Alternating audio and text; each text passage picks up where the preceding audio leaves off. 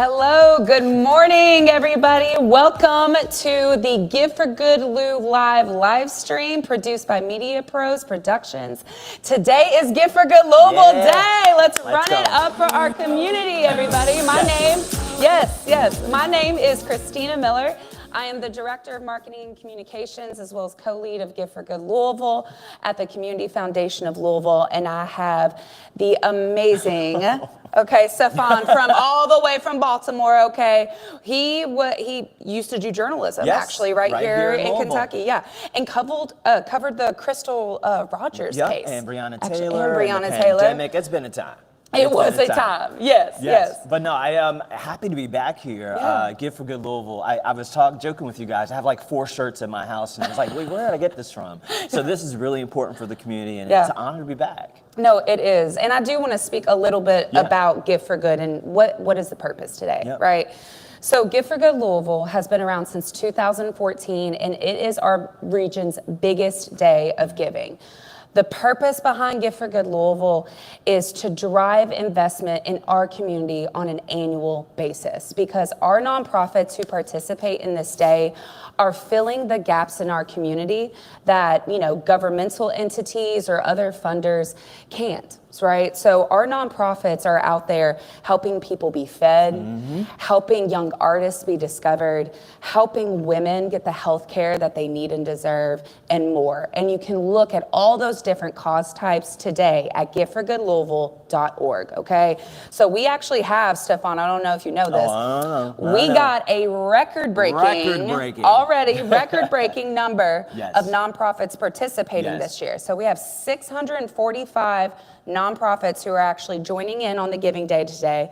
And if you're like, oh my gosh, that's so many nonprofits, I don't even know where to start, guess what? We got you. So if you go to giveforgoodlouisville.org and under the For Supporters tab, you'll see, search by cause. So if you're passionate about immigrant services, housing, whatever, you can kind of look at through all the different cause types that we have, click on a cause type, and then you'll find all kinds of nonprofits that you can support today. The other biggie too is that we definitely want people to support your favorite nonprofits, but also discover new ones, right? Again, through the causes that you love. And there's only a minimum of $5 that you can donate. You're just a regular guy or gal. $5, I know times are hard, but these community, our community here in Louisville, I know that they need the support. So many of you say over 600. So there's so many different ways to give back, because I always say you can't complain about the problems unless you're actually pouring into the solutions. Facts. And here we go. Facts. Okay. And guys, look, you may think too, my $5, oh, what's that really going to do, right? That's a drop in the bucket. But what is beautiful about Give for Good Louisville is it shows the power behind the people, right?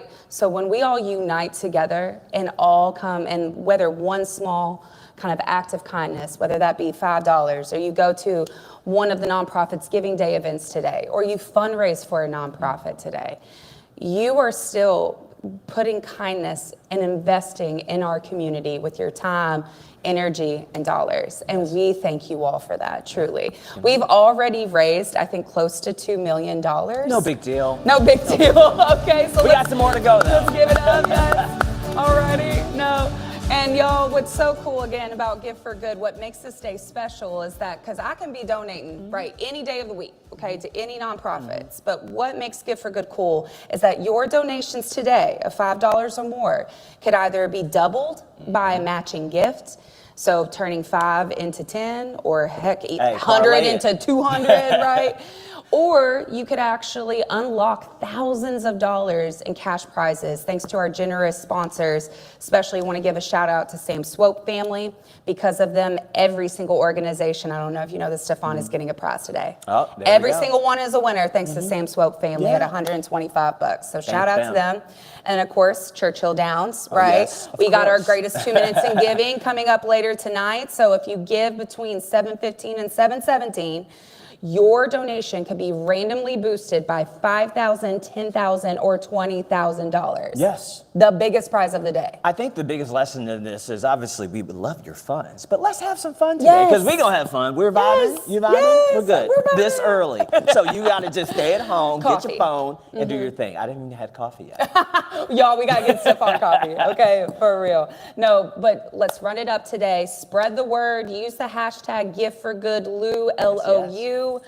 Just spread some love today, okay? Spread some joy. Yes. And donate at giveforgoodlouisville.org. Our next, we're about to get into some amazing nonprofit spotlights and talk to some really cool folks who are doing great work in our community.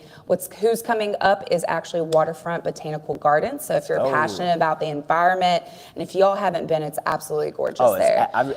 Funny enough, I remember I actually lived not far from the Botanical Gardens where there was nothing there. And I saw it when it was built, so I'm very excited to talk with them. So we now have them here. Yeah. You ready to talk to them? Oh, yeah. Let's do it. Yeah, Good morning. Let's do it. Good morning, Lori.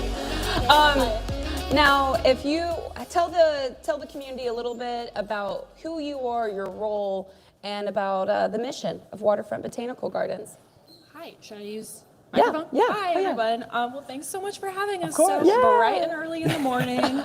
We are so thrilled to be here kicking off Good for Good with you. Yes, we're happy that you guys are here. Thank you. I'm Laura Pitkin. I'm the Manager of Philanthropy at the Gardens. Cool. I'm Lori Scott. I'm the Director of Philanthropy at the Gardens. So Awesome. we work together every day very closely.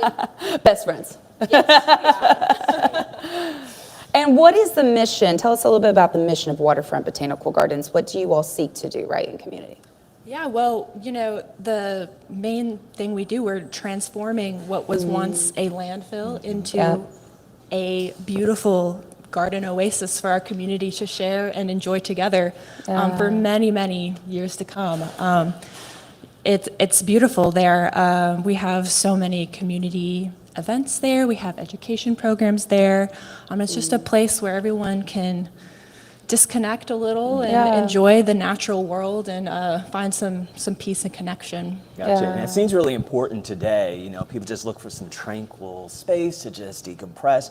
I always think that you guys have a really cool location because, if you're just driving around, you might not know what's up above that hill. Right. Talk to me about, I know you guys opened in 2019. The first phase is done, beautiful. You guys are actually going to phase 2 of things. Tell us a bit more about what you guys have planned. Yeah, well, phase 2 construction is starting soon, thanks to the generous donations of our community. See, donations are important, guys. We're able, yes, we're starting to grow. So the next phase of the project includes the bonsai garden, the bonsai house. We've got this tree alley. So everyone will get to walk over to this Beargrass Creek overlook as well. Oh, cool. Nice. So talk a little bit, because we have, I believe, is that a bonsai tree? Yes. I don't know if y'all can see it on the live stream, but we brought with us one of our over 40 bonsai in our collection. Okay. So this little guy here, he's a Japanese black pine. He was established in 1984. Just celebrated his 40th birthday. Hey, Crazy. shout out to the big Happy birthday, buddy. You're beautiful. You look stunning. Yeah. Well, bonsai, they really symbolize strength and resilience and longevity, which is, in turning this garden from a landfill into this beautiful space. I think the bonsais really symbolize that well. And we have so many of these beautiful trees, and we cannot wait for everybody to get to see them soon. So, yeah. And, caring for bonsais actually is even almost like ritualistic in of itself, right? Can you talk a little bit about the care that goes into maintaining these beautiful trees? Yes. Well, I was a little afraid to care for the tree, so I actually picked it up like 10 minutes before this so that I didn't have to take care of the tree. It takes very high maintenance, constant daily watering. We have a whole staff of people who are just dedicated to taking care of the bonsai trees. I actually kind of find it ironic in the way you're talking about taking care of the bonsai tree and what it takes to pour into that, because I'm just thinking like, well, I need that. And so obviously people can show up and I want you guys to just talk about what folks in our community, some people may have never been to you guys' facility, what they can get out of it. You know, we're talking about trying to keep our stress levels low and just decompress. I just find that linkage so ironic. Tell us more about that. Yeah, well, I think any gardener out there knows, you know, you find so much peace from your garden, but your garden takes a lot of work. So I think there's that constant balance there, which is what makes people love gardens so much, you know? And I think everyone is, with this crazy world right now, we're all just trying to find some connection back to nature, which, you know, we're able to do at the gardens every day. It's so beautiful. You all should come up. We're just 2 minutes down the road from here. No, So. I used to live in Clifton for a really long time. So speaking to Stefan, watching that transformation, I mean, it really was really cool for those of us who lived in that area to see, okay, finally, like we're turning this into a green space that our community can actually enjoy and be able to, again, come out, relax, maybe host your wedding there. I mean, the architect, I'm an architecture head, so like I love like how the buildings, how everything you all have set up. It is definitely a vibe. So let's talk about what the donations today through Gift for Good Louisville, what are your goals for today? And again, though we know the impact of those donations will go to helping phase 2, right, of your all's plan. So. Yeah, well, not only we're hoping to raise $20,000 today. We're going to. We're not hoping. We're going to to manifest that today. Okay.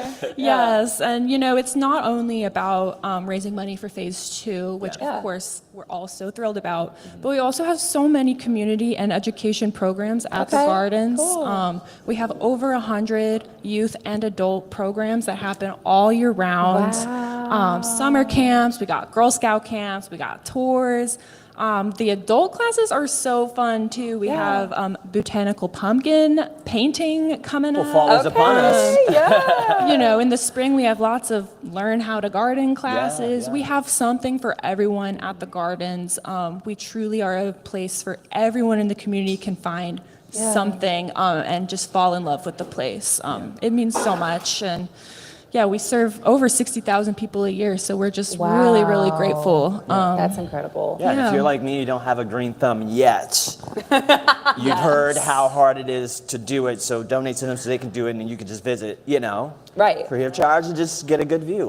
Where can folks find more information about you guys? And obviously, we want your donations. We're going to keep plugging that. They need $20,000. Where can they find you guys on social or websites and whatnot? Yeah, well, we have our website, waterfrontgardens.org, where you can find all the information about our classes and our construction and the Phase 2A, and everything's on there.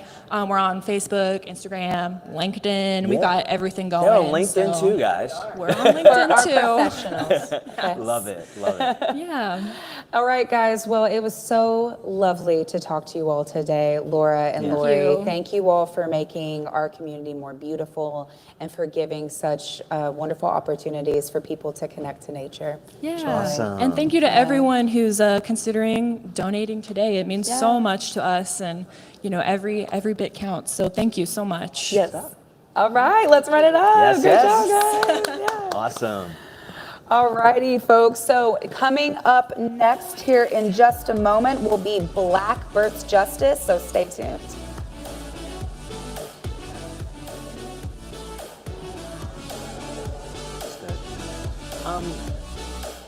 What's up, ladies? Mika?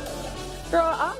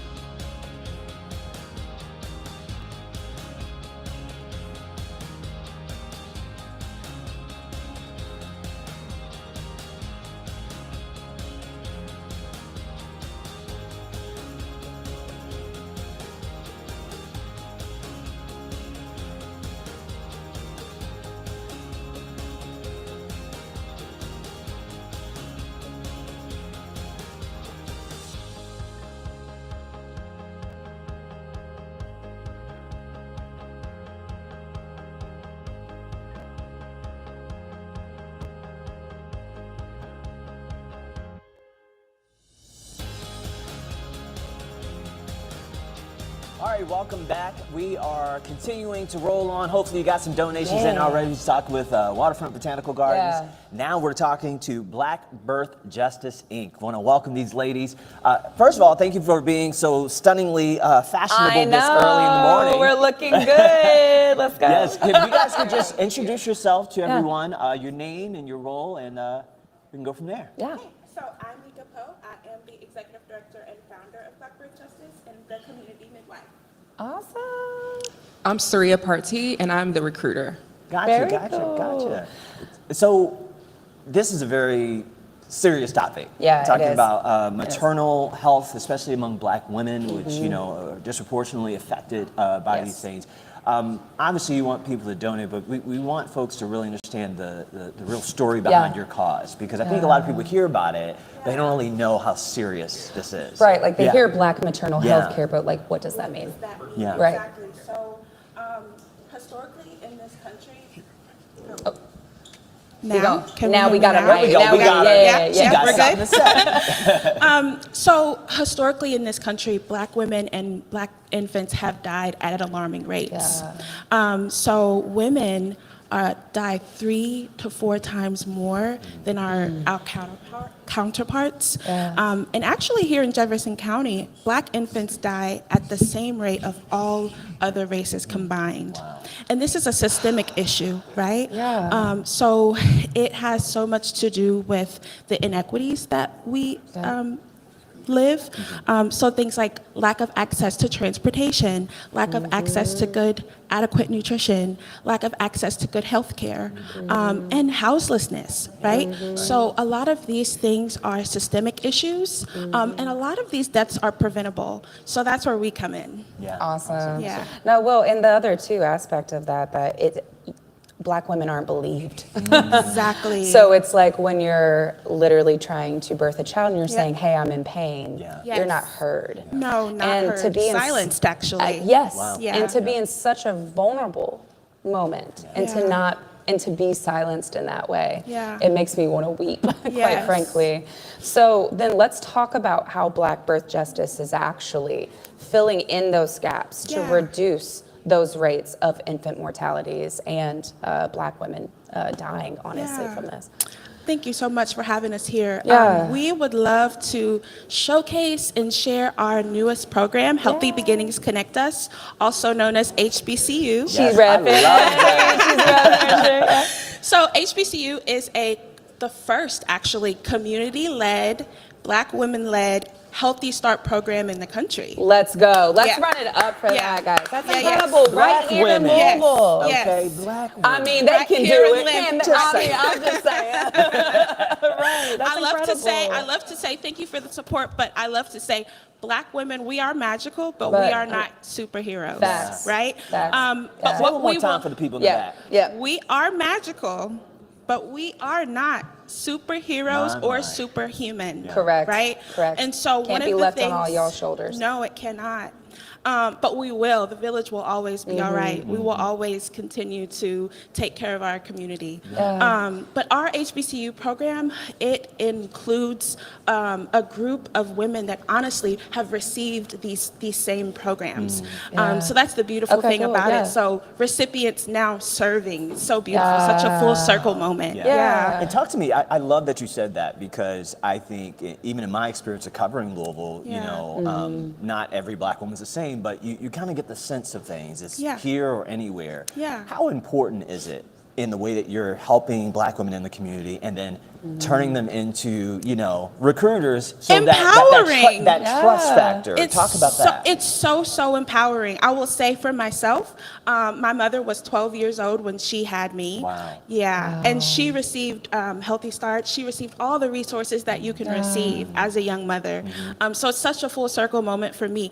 So many, our project director at Healthy Beginnings Connect Us, she received Healthy Start funding with most of her children, and now she is the head of our program.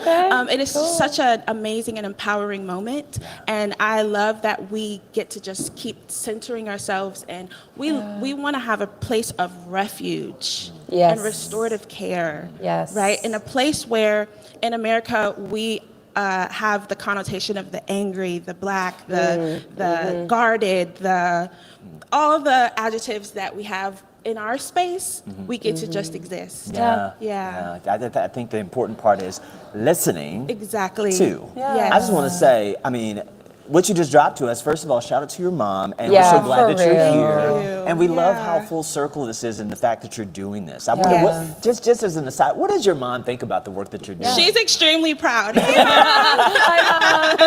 She's extremely proud, It's like the stars have definitely aligned in that moment. But I really want Saria to speak a little bit more about our Healthy Start program. Yeah, please. So with our program, it's basically a holistic approach to how we tackle maternal health. Okay. So we have a lot of different programs. So sometimes when I'm at like the tabling events, like someone will come up to the table and be like, oh no, I don't have a baby, but there's something for everyone there. We have a preconception program that's about like sex education, healthy relationships, things like that. But also we have a fatherhood program as well. So with our fatherhood program, we help the fathers. So with that, it's like, that it's basically a support group. We've been having some meetups with the dads. They can bring their kids. We always feed the kids. And it's a good bonding thing too. But also with the mothers, we give the mothers and the fathers like free diapers, wipes, pack and play, strollers. And then also within our program, and then also within our program, there's a holistic approach to it. So they have a nurse, they have a caseworker, they have a health advocate that can come visit them. And doulas. Yeah, we have doulas. We have a doula and doulo training coming up in November. Okay. So if anybody you're want to be interested doula? in being a doula, we also have male-centered doulas, which we call doulos. So if you are a male and you're interested in supporting people during birth and postpartum, absolutely come and join. I just learned something today. I didn't know as a man I could help. Are you interested? Come join. All right. Still trying to get over my first child, but my wife, she's a NICU nurse. She works in the delivery. So all that you're saying is so important. Can you just tell folks where they can find more information? Because we could sit here and talk to you all day. Yeah, you guys have, it's a heavy topic, but it's like, it's a reality. It's reality. And it is reality, So we can be found at www.blackbirthjustice.com and our socials. So we're on Facebook at Black Birth Justice, and also our program page, Healthy Beginnings Connect Us. On Instagram, we're at Black_Justice_. Right? Y'all will find them. Put it in Google. You'll find Black Justice. Justice and HBCU. We're on there. But I do want to say, they just have $25 donation. That's all we Go got. right now. Go We need right y'all now to and run it donate up, to please. Black Birth Justice. Run it Okay, up. let's run it up for these women, because by supporting these women, you are going to be supporting not only other mothers and children, but also fathers. Yes. Because it So does important. take a village. We need community, The whole y'all. family, the we whole can't family do this unit. by ourselves. And things are That's right. complicated with families. So, Yes. the way you guys are talking about this, it sounds non-judgmental and that you're just trying to help. And Yes. really appreciate the work that y'all are doing. Thank you so Thank much for you, guys. having us Thank on. you. Thank you. We're so Thank honored. Keep up the great work. Yes. All right, make sure y'all donate Yep. to them. donate. And others. Good. Thank you, guys. Thank Appreciate you. it. Thank you. Yep. All right, so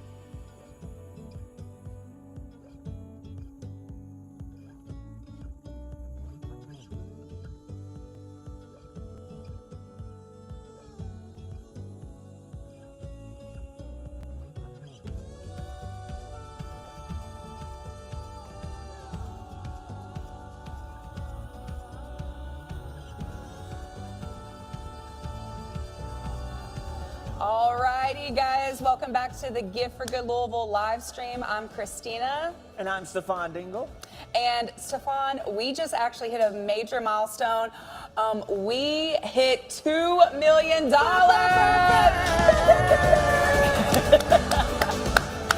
going, y'all. We're just getting started. We got 2 million here at 8:25. I know. I think we can break some records. We are going to break some records today. No pressure. So keep those donations coming in.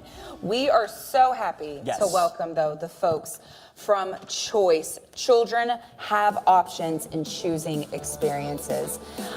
Folks, take a minute, introduce yourself, all right, to our viewers here at home, and tell us a little bit about Choice. Okay, good morning, and I am so glad to be here. We all are. Yes. My name is Liz Sy Shannon, and I'm the CEO and Executive Director of Choice Okay, Incorporated. Miss Liz. Choice has been around for 38 years. We're going into our 38th year. We were founded in 1987. Wow. And so please don't date me because I've been with the organization since its conception. Yeah. Okay. And we thank you. And we thank you, yes. Choice is early intervention and prevention program, nonprofit. We provide services for young people ages 8 to 19 years old. We have been a partner with Jefferson County Public School System for 38 years. Wow. Our program has been there. We feature one of the programs that we deal with the most is our Dare to Dream Sports Leadership and Mentoring Program, which is 31 years old. Wow. It started at Fern Creek High School in 1994. Okay. And these are athletes, these are athletes with potential for leadership. Yeah. And so these young men mentor 4th and 5th graders at our different schools. Right now, we're at Fern Creek High School, we're at Waterson Elementary, Iroquois High School, and Dixie Elementary. Cool. And our hope is to go to Roosevelt Perry Elementary School too. That's why we need the donation. Yes. Oh, yeah. Because that is one thing that we need to help our young people. Give me just a minute so I can read our mission. Oh my gosh, yes, Miss Liz. I don't want to miss nothing. Oh, well, Ms. Liz, while you looking that up, we're going to let your guests introduce yeah. themselves. Because look, Ms. Liz, ready. We need the money. Let me tell you why. Right, okay. Miss Liz, don't play. All right, Well, while Ms. Liz is looking for that, please do introduce yourselves. Yeah. So my name is Josh McFarland. I'm the board chair for Choice. Awesome. And I was at Fern Creek High School 31 years ago. Okay. When Choice She said started. don't age her now. So I'm aging myself. Nice to meet you, John.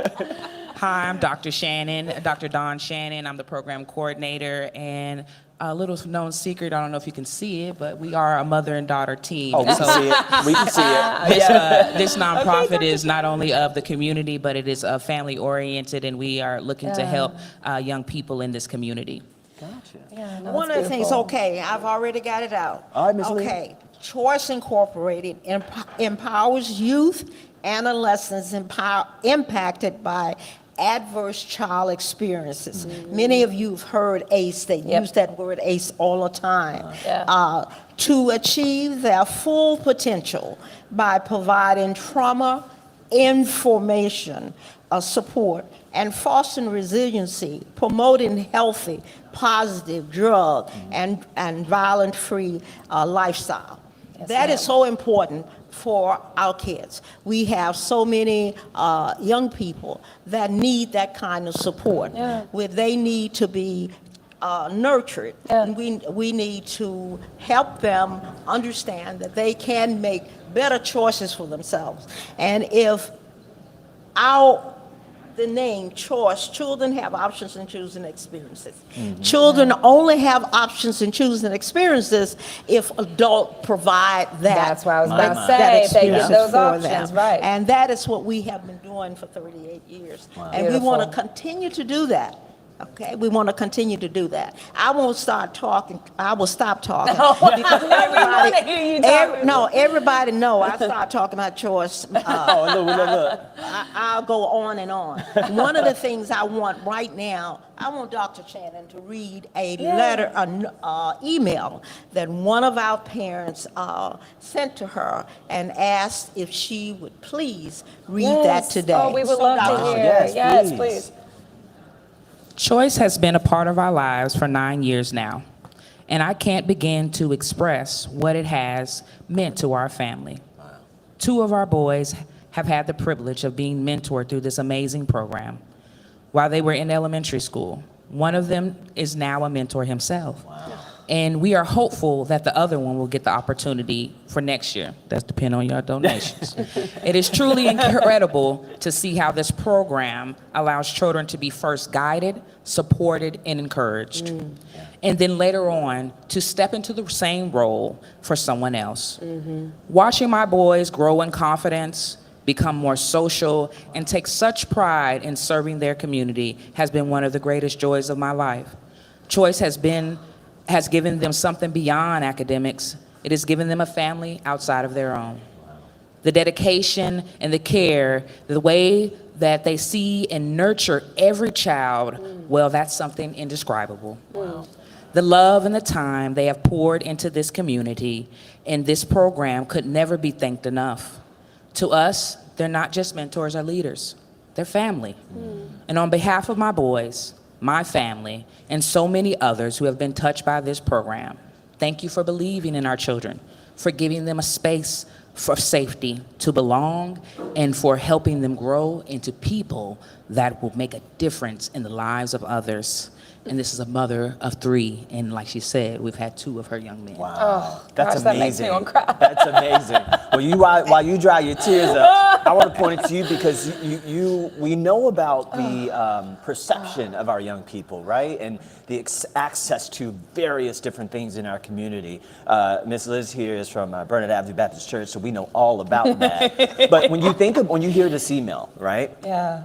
And you think about the fact that you were in school when she was starting this thing out. How important is this program for our young people when you get a sense of what's going on in our city today? Yeah. It's watching the young men and women impact the other young men and women that they work with. It's watching that impact of those high school students and those middle school students or elementary school students, watching the relationships that they build with each other, and watching those elementary school students want to grow and become mentors for someone else, and then watching them build that into their life as adults.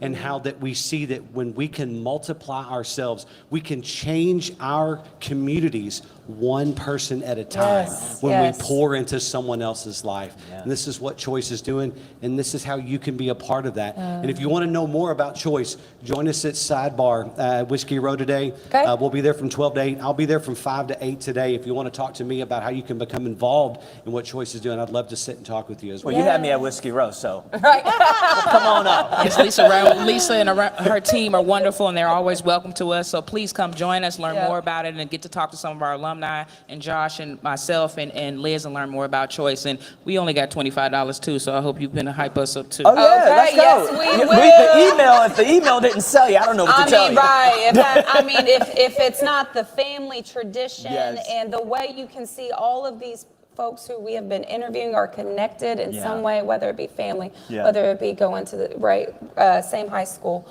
Y'all, I just wanted to mention about the prevention aspect. When we make connections like this and we build meaningful relationships, that is how we make our communities stronger and healthier for it. And I just want to say thank you for doing that for the past 30 years. Again, it'll make me emotional, but it is our honor. It is our honor and privilege to walk alongside our families. We go to the courthouse. We go to the Pray House. We are wherever our families need us to be, and that is what Choice is about. We are about creating a healthy dynamic in family. You may not have been born into that, but you can create that, and you can use the tools that we impart on our young people to create a community that is about love, that is about acceptance, and that is about transformational change. We just give a shout out to Miss Liz, because her daughter, clearly she ain't had no choice but to be in the choice. Okay, and now she's here choicing. So there you go. I got a point. I got you got a point. No, hey guys, she's been a part of it since she was 9 months old when I first started. There you go. Please donate. Yes. Okay. They show up for community every day. Please show up for Choice today. Go donate. Okay, go donate $50, $25, whatever you got. $5. Anything you can do. Anything you can do. You can go to giveforgoodlouisville.org right now and donate to Choice. All right. Thank you guys so much. Thank you guys so much. Appreciate it. So nice to meet y'all.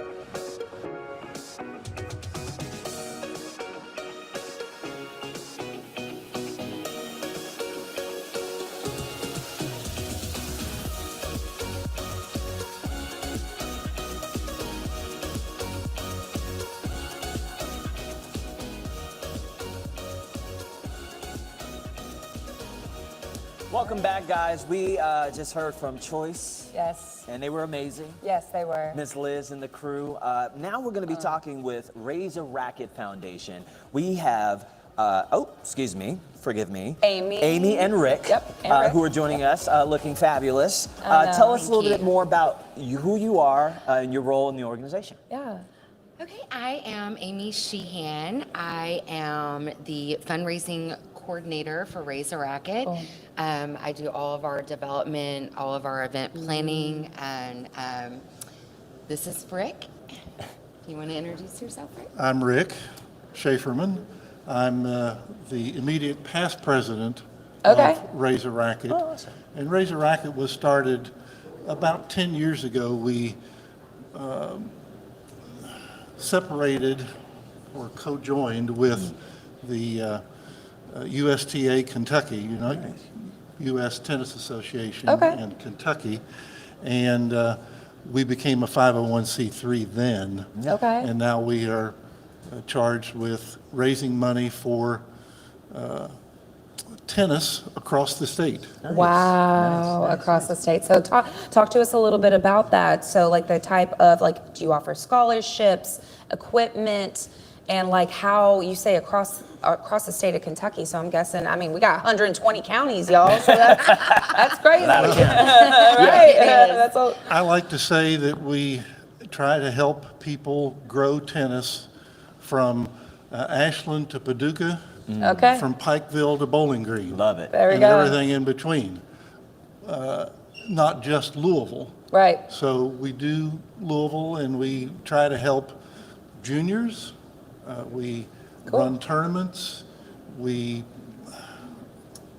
Rick, not to mention, we also help with the facilities. Yeah. So we have did other projects such as replacing benches, awnings, the repavement of the tennis courts. What we found within a lot of these communities, they don't have the funding to actually keep up with their tennis court for their kids or for the community, just to be able to go out there and play. Yeah. Right, and you can't really play if you're like gonna trip over, you know, like a crack in the, you cannot. So, and I think one of our main missions is just to make a difference in kids and adults' life that love the game of tennis, like we do. It's such a healthy sport. Yeah. I'm a big Serena Williams fan, over here. So I enjoy watching. Yes. Well, it's a sport for life. Yeah.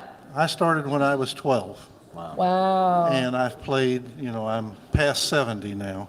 Hey, No way. Well, Okay, Rick. So you're gonna hit some balls for us right now on the live stream? I think that's the Al Borland answer.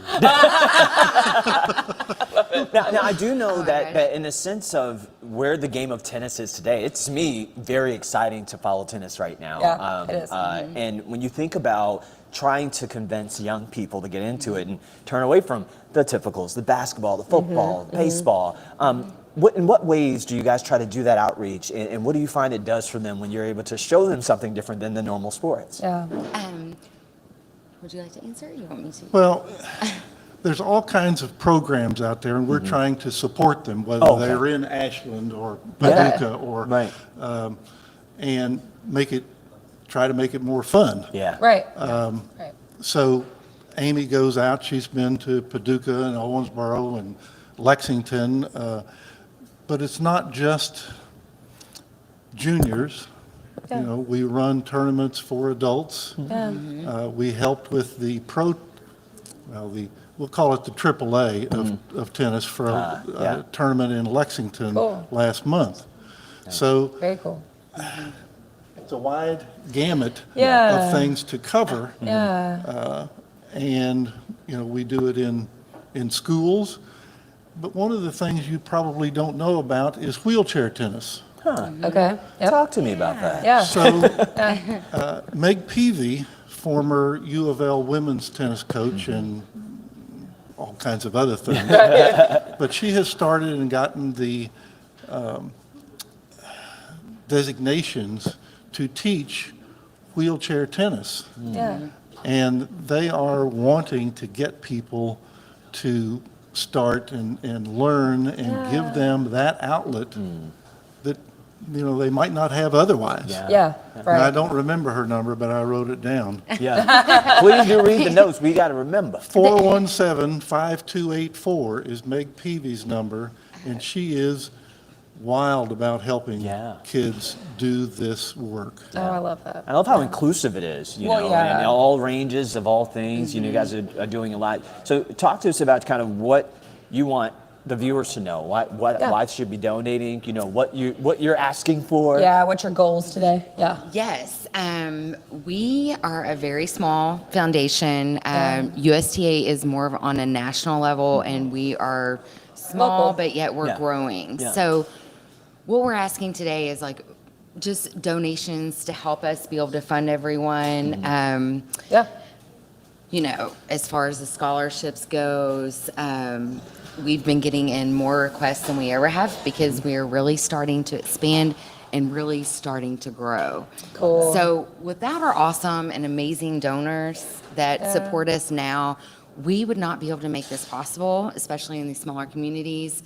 And we are just growing at such a fast speed, more than what we ever anticipated. So without the generous donors, without the generous sponsors that we have right now, we would not be able to do what we're doing today. And we have some pretty amazing, remarkable stories. And I think in hopes in return of this, who knows, maybe one of the kids that we sponsor one day might go on to be a pro. You never know, and they might come back to us and say, I remember that really small organization that helped fund me through travel and through my programming and helped me get there. So I think that's what we're trying to do here. Just keep building. Tennis is something, a lot of people come to me and they're like, oh, I never played. And I'm like, that's okay. That's okay that you've never played this sport. We offer a lot of free clinics to someone who would like to just go out. We could even give you a racket and the ball and teach you how to play. And it's so much fun. I always said that I wanted tennis to be social. my retirement sport, but I don't know how my knees will be set up at that point. You could start So I guess I'll come over now. to you guys and we can just get it going. If Rick can do it, you can do it. Did you know that Rick is a Hall of Famer? He's a Hall of Famer. Famer. You did not. Oh my He's being very humble about it. It's He is okay. being very It's humble fine. about it. No, I love that. Rick. I'm also a retired financial advisor, and if it's okay, I'd like to give a little tip to those people out there that are 73 or older and have to take a required minimum distribution from their IRA. Yes, and they can do that too at the Community Foundation. We can help them with that, Rick. That's right, okay. I love this cross-promotion. But they have to have their advisor or whoever handles the money send it directly to Raise a Racket or the Community Give for Good. They don't get a deduction for making that contribution, but they don't have to pay taxes on it. Right. Okay. Right. And that can be more important than the deduction. Yeah. And it's easy to do. Yeah. So that's my tip of the day. Love that. I love it. So you're getting Rick. some tennis advice and financial advice? Yes. Rick's your guy. He's a Hall of Okay, Famer. seriously. And to that point, truly, the Community Foundation of Louisville, that's one of the reasons kind of why we exist, is also to help. We work very closely with a lot of professional advisors to be able to help folks do more with their philanthropy than they ever thought possible and get those, tax breaks as well. So thank you guys so much. Raise a Awesome. Racket. It was so wonderful to have you guys on the live stream today. Guys, make sure you go right now to giveforgoodlouisville.org. Give $5, $10, $20, whatever you got to Raise a Racket, especially when their services are so expanding the entire state, okay? But yet also what I loved about it is that you listen to the local needs. You don't go into a community and say, this is what you need. You say, what do you need from us? And you provide that. If that is something that just sits with your soul, go right now and donate to Raise a Racket, okay? All right. Thank you. Yeah, Thank you. Thank you. guys.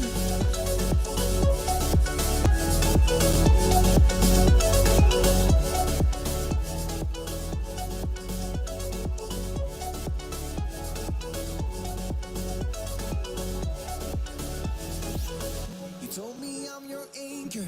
I told you you're my bone. Through the wind and fire, we tried. Hold on. All the doors together a story that we never told. So for your sake and for my own, you said just keep holding on. If you're about to break, I'll always be your captain. From our failures we have grown. You said just keep holding on. If you're about to break, I'll always be your captain. Be your captain. I'll always be your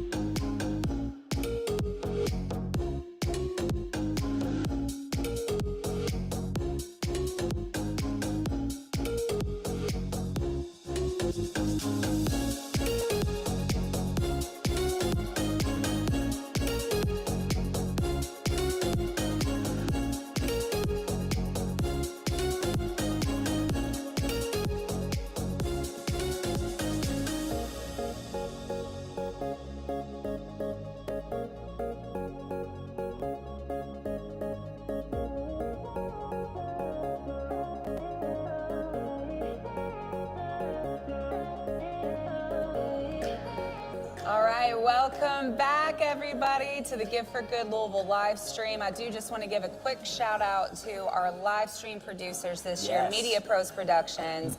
Y'all, I mean, this is incredible, okay? It's a real They're studio. the media pros. I know, they are the media pros. So shout out to our team, appreciate you guys. Today is the 12th annual Gift for Good Louisville. We are with the Ronald McDonald House of Kentuckiana. We are so happy to have you guys on the lab today. Happy to be here, thank you. Yes, so tell us a little bit about yourself, your role, and your mission. Yeah, my name's Danny. I'm the special events manager at our Ronald McDonald House, so I do a lot of the fundraising. I was about to say, she does the fun stuff. Fundraising shit. I get to do a lot of the fundraising for us, yeah, but we exist as a space for families who are traveling to Louisville for their child's medical care. So we provide a comforting space, a support for families who are traveling from really far away and need to focus on their child's health. We make sure that they can really focus on their child's health. They have nothing else to worry about. We take care of their meals, where they're going to sleep, anything like that. We take care of that free of charge to families. There's absolutely zero cost to any of the families that stay with us. We have 56 guest rooms and we're often full. So it's a pretty large undertaking that we have, but we're happy to support families. Now unpack it for me, for folks like people here around McDonald House, and I don't even think McDonald's, but the services you provide, you say it's free of charge, it's always full. Talk to me just, take me to the mindset of families that are coming in. I mean, their kid or whoever is going through whatever illness, how much of a burden the weight of just the finances, the food, and how you guys help alleviate that. Yeah, so, imagine, I think a lot of people can relate to the idea of maybe sleeping in a chair inside of a hospital room and how super comfy and exciting that is, especially when your loved one is ill.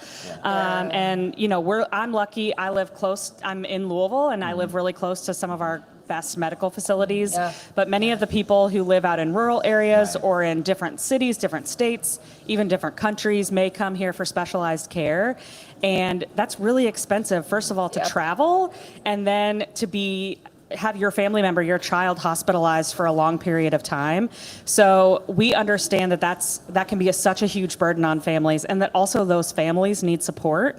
So we say, bring your whole family, bring your siblings, bring your grandma, bring whoever is in your community to help you heal your child better. We focus on that community of support for families. And so those other things that you don't really think about when someone's in the hospital, like where am I going to have dinner tonight? Or, how am I going to do my laundry? I only brought one bag of clothes.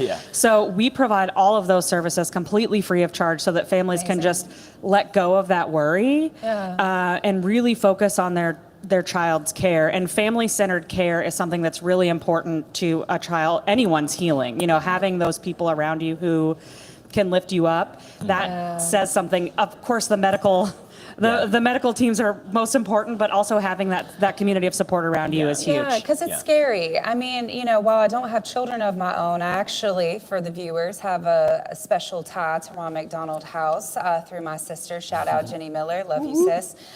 He used to work for them a little over a decade ago, and so my family would go and volunteer and cook for the families and meet the kids and talk to everybody. And it is scary when your child is, it'll make me emotional. When your child is sick and there's nothing you can do. And so to be able to have a place where you can at least come and breathe and have and be fed and have other families who are going through similar things and know that you're not alone is like so important. It's huge. It really is. So tell us a little bit too, today's Gift for Good Louisville. You all have participated in this day for quite a few years now. Yes. What are your goals for today, and what are some examples of how donations will impact your work? Yeah, so our focus for today, our sort of theme is sleep well, eat well, be well. Let's go. So of course, we're providing comfortable beds for families when they stay with us so that they can get a good night's rest so they can focus on the healing of their child. Eat well, we have, as you said, you come and make meals for families. We have a wonderful chef-led program that we have with our chef Omar, but also other groups that can come prepare. Shout out Chef Omar.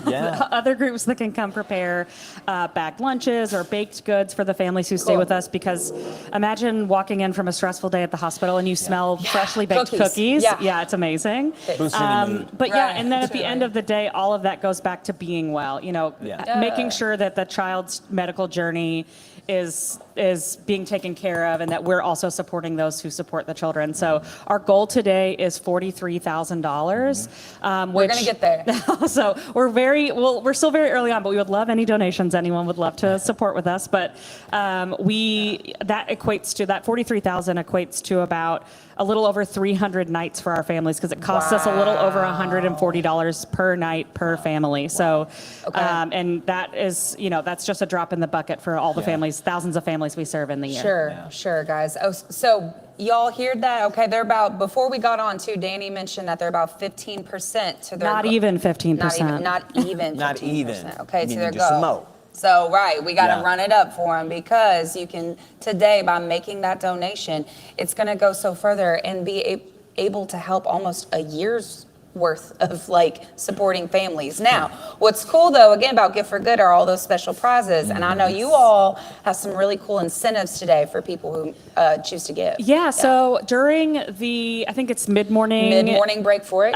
From starting at 10 until noon, we have a matching gift from a very wonderful donor, Jane Emke and her husband Bert. Jane's mom was one of our very first volunteers at our Ronald McDonald House. Shout out to Jane's mom. She's a legacy volunteer with us. She's been around forever, since the very beginning of our Ronald McDonald House, and so we wouldn't be able to do this without our volunteers. So we're hoping that lots of people give during that time for helping us with potential prize dollars, but also your donations will be matched during that time period, thanks to Jane Emke and her family. So guys, not only if you give to Ronald McDonald House between 10 and noon, could you help them unlock $1,000, right, for getting the most online donors, but then your donation is going to be matched dollar for dollar, okay? I mean, I love that. I donate 10, it turns into 20. Listen, That's magical. you can donate, or you can think about it like a hotel stay. Just give a 3-night stay over to them, $149 a night. I'm just saying it might be okay. And you can volunteer. I think that people need to know that as well. Yes, you know what absolutely. I mean? Just beyond the dollars, you need the dollars, but to just show up. It means a lot to the families. So how can people get connected with you guys, not only during Gift for Good, but after? During Gift for Good, please visit our Gift for Good page to give, to donate. Our website is rmhck.org. We take volunteers. We have tons of volunteer opportunities, cooking opportunities as well. And if you ever need services, if you're ever traveling here and need support for your family, please give us a call. Yep, awesome. They're here, guys. They're here for you all, okay? Awesome. So go to giveforgoodlouisville.org right now, okay? And donate to Ronald McDonald Charities of Kentucky. And thank you, guys. Thank you, Danny. Appreciate it. Appreciate you.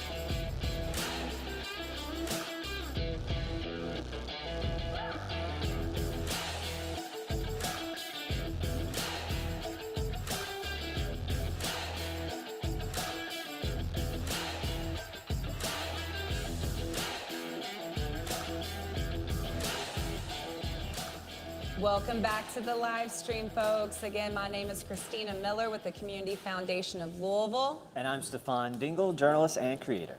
Yes, and today on the live, we have Russell Place of Promise. What is really unique about this organization is actually they have a long history with the Community Foundation of Louisville. They used to be one of our fiscally sponsored organizations, meaning that as an organization is developing and working on getting their nonprofit and corporation status, that we sponsor them, so that the government, the IRS, they're kind of under our umbrella for a while, but they are now on their own and free flying. And Teresa over here will be talking about that in a little bit. But first, I want to shoot it off to Gabe. Gabe, introduce yourself, your role in the mission of Russell Place of Promise. Yes, thank you.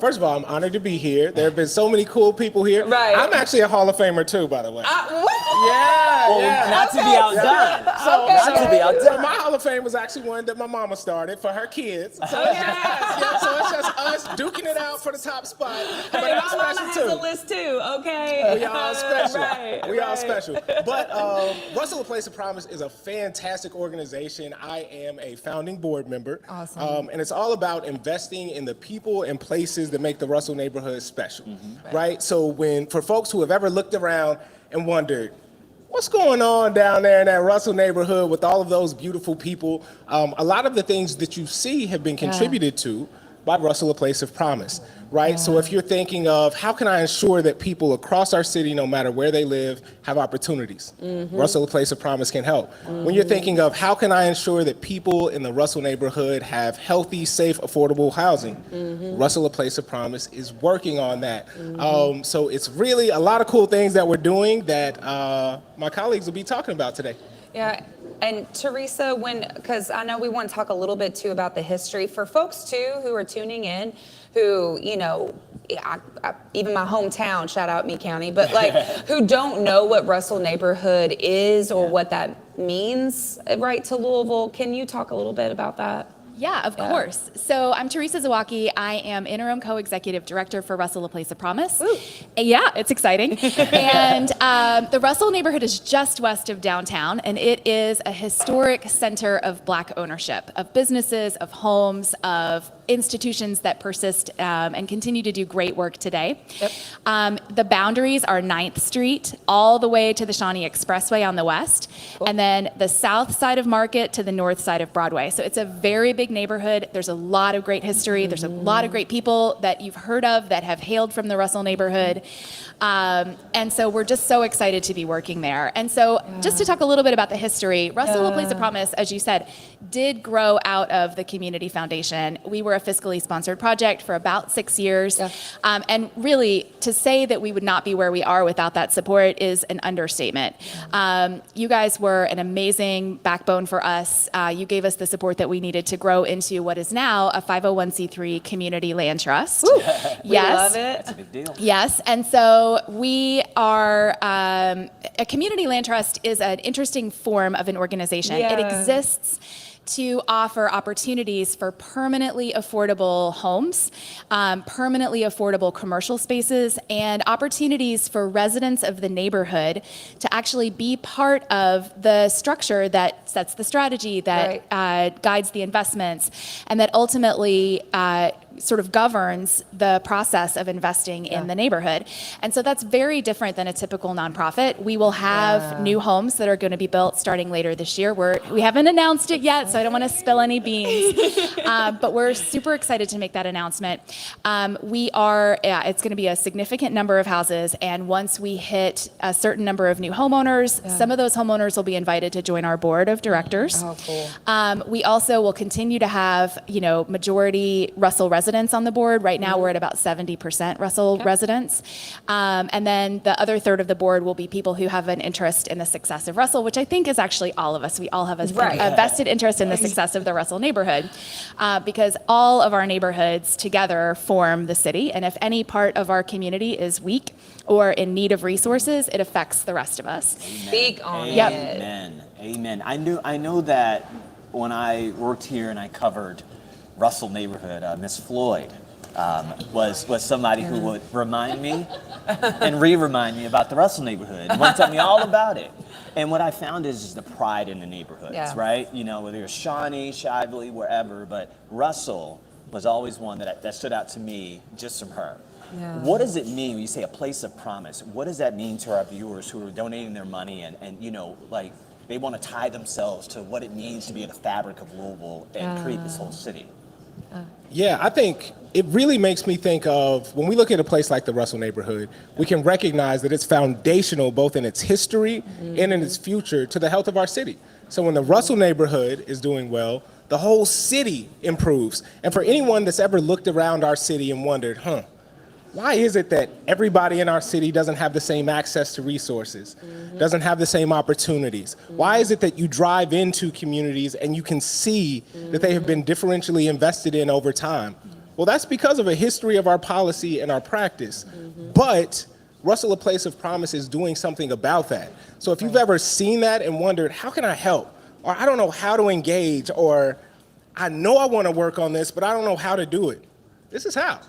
This is how. So giving to Russell, a place of promise, you can be sure that you are supporting community members. and I would dare say promising a better future as well. I see what you did there. You good. That's why you're up here. Okay. That's why. Now I wanna hear from. Please remind me of your name again. So my name is Kobe Bentley. I'm Kobe. the Assistant Director of Place at Russell Place of Awesome. Promise. And what we are asking for donations for today is a home repair program. Okay. We have actually benefited at least 10% as a homeowner, I get that. of the homeowners in the Russell neighborhood. A lot of the residents in the homeowners in our neighborhood are elderly. So we want to make sure that as we are building and investing in the neighborhood, that we don't leave them behind. We want to make sure that we can help them when it comes to their interior and exterior repairs and making sure they have everything that they need so that they can age in place. Yeah. I love how inclusive it is too. You know, you talk about trying to help those homeowners. Remember, this was an issue, just people trying to keep their homes and build and invest in that. But I love what you said about getting the certain number of people on the board to be Russell natives. Talk to me about the importance of that when you consider the promise that you're making, right? And also just the direction of the city. Yeah, so I'm so glad you brought up Jackie Floyd. Yes, shout out to love Miss her. Jackie. I Love don't know if you're Yeah, watching. Miss Jackie. I don't know if someone will tell you that I just said that we love you. But again, Miss Jackie's been with us in like physical presence or in spirit since the very beginning. And she says a lot of things about the Russell neighborhood, but she really helped us develop a phrase that I wish I was wearing my homecoming shirt from last year, but it says it on there. It's our voice, our choice, our community. Wow. Yes. And it is so central to the work that we do with Russell A Place of Promise that we are always touching back to residents who have spent their money, have spent their time, have spent their talent and their energy in the Russell neighborhood. Because it's one thing to come in and say, well, I see the data, I see the pattern on the ground, I understand as an outsider what that neighborhood needs. And it's a totally different thing to go and talk to residents, to say, how do you live your life? How do you experience the neighborhood? What do you think Black wealth means? What do you think it means to live in a place of promise?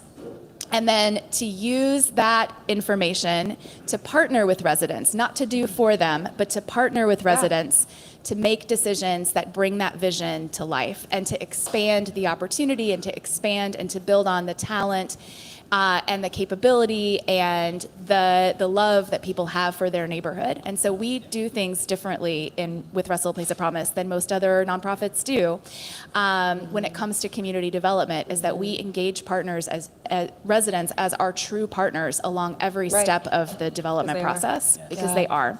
Truly. Love this. No, I do too. Yeah. Well, shout out to Miss Jackie Floyd again, and just have it on the record. We said we love you. Okay, so don't be coming for our next. But no, she's great. She I think is a great representation of the neighborhood and the work of Russell Place of Promise. That's how I knew about it all the time. So thank you guys so much for coming here and putting this out there. Just before we go though, what's your goal? What's your mission for today for people to donate?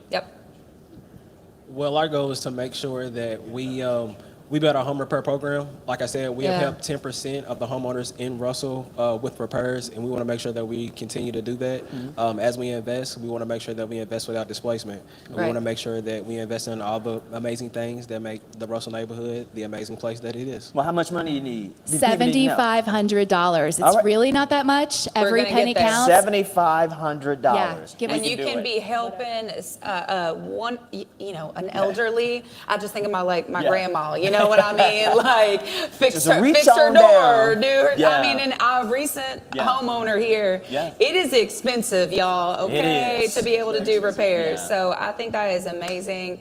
That is what your donations at giftforgoodlouisville.org today to the Russell Place of Promise, y'all, will drive up this support. And again, not just support the Russell neighborhood, but like you said, that then bleeds out into other communities, okay? So today is about the community, so let's show up for community, all right? Go to giftforgoodlouisville.org and make sure you donate to Russell Place of Promise. Thank you guys so much. Thank you. Yes, appreciate you. I know one day we'll come back around. The future is now.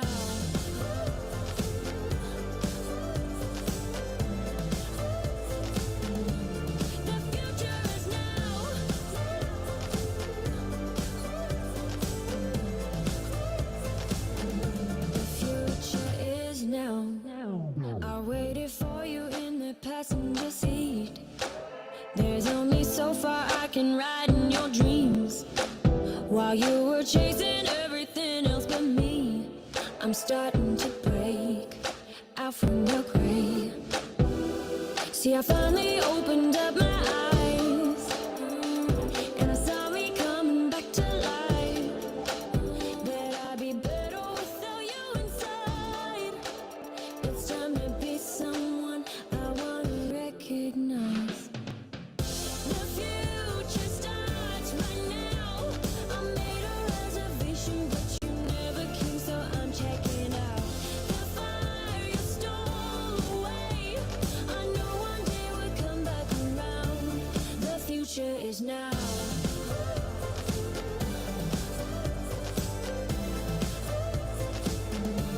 The future is now.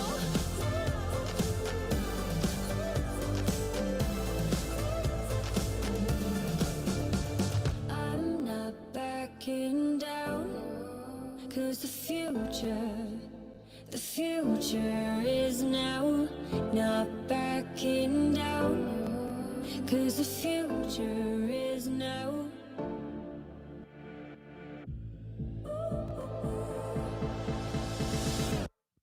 The future starts right now. I made a reservation, but you never came, so I'm checking out. The fire you stole away, I know one day we'll come back around. The future is now.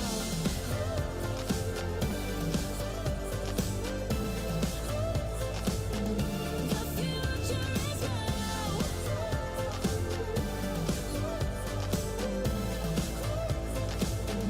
The future is now.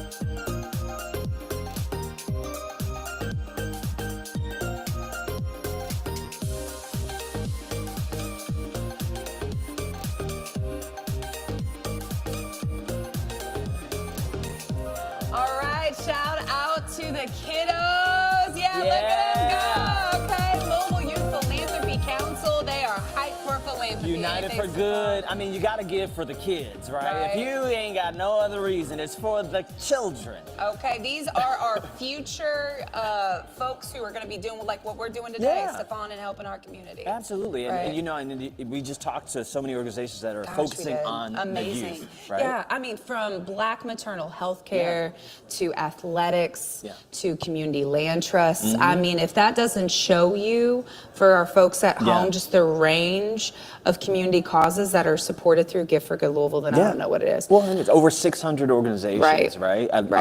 A large number of them focus on the youth, and you know, that here's a solution to a problem that may be out there, or guidance, or whatever the case may be. So you see these young people, $5 is the minimum. I know you can do more than that. Right. And a part of this day, Stefan, right, is that we could not do it without the help of our community partners.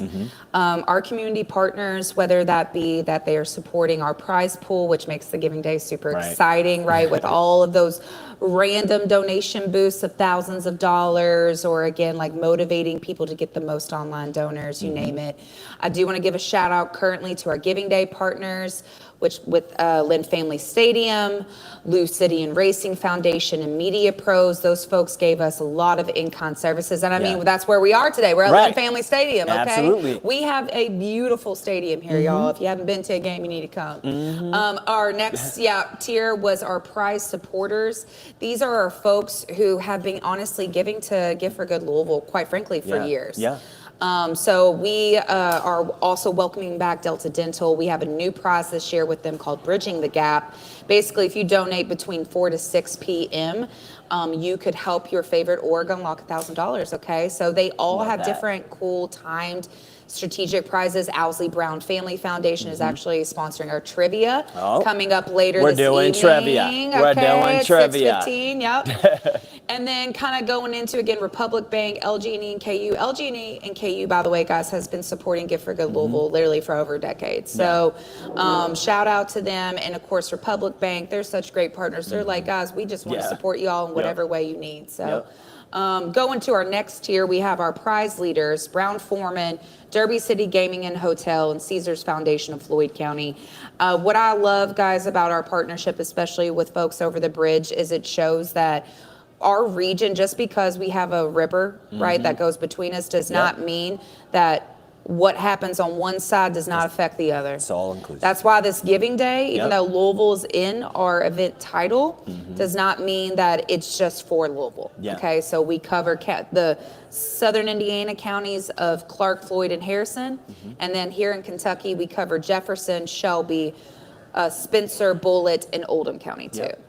And then our getting to our biggest prize leaders and partners of the day, of course, is Churchill Downs. You can see that they are sponsoring a number of prizes, but the biggest prize of the day is our greatest 2 minutes in giving. So if you I know, right? Greatest 2 minutes in giving. Shout out to Kathy at Churchill Downs. That was our brainchild a few years ago. But just like the Kentucky Derby is the greatest 2 minutes in sports, we have the greatest 2 minutes in giving with the Community Foundation's Gift for Good Louisville. So if you donate today between 7:15 and 7:17, Stefan, your donation, okay, could be $5, could be $100, could be potentially boosted by $5,000, $10,000, or $20,000. Gotta rack it up. It's our most transformative prize, quite frankly, of the day. Gotcha. So, and then again, our biggest kind of supporter and longtime supporter, Patty and Brad Swope, giving a shout out to them personally, is the Sam Swope family. I mentioned earlier on the live stream, because of them, every single of the 645 nonprofits that are participating today get a prize because of them, through the Swope Legacy Prize. And then they also sponsor our grand prizes. So for our organizations who get the most donations, first, second, third place, you name it. And then, of course, I want to, give a shout out, obviously, to our workshop partners. The training that we give to our organizations, those are skills and knowledge that they can take long beyond the Giving Day. And then last but not least, I got to give a shout out to all of our media partners for all the great storytelling that they are doing with not just the Community Foundation of Louisville in our biggest initiative, Gift for Good, but also all the incredible nonprofit spotlights. I mean, a lot of these nonprofits you may have never heard of before, right? So thank you all for telling those stories. Shout out to WLKY, my former station. Oh, yeah. Yep. Great people there. Yep. Shout out to Andrea Stallman. And then, guys, when it comes to, I do want to say, as the host of the Giving Day with the Community Foundation of Louisville, we are a financial institution with a social mission. Our goal is not only, right, to provide folks like you all watching with services and products that can help you do more with your philanthropy than you ever thought possible, and also keep it all organized in one space and everything, but then also to help inspire the rest of our community through initiatives like Gift for Good, the Vote Awards. We got Demo Day coming up in October. Check that out so you can see local startups that we're supporting.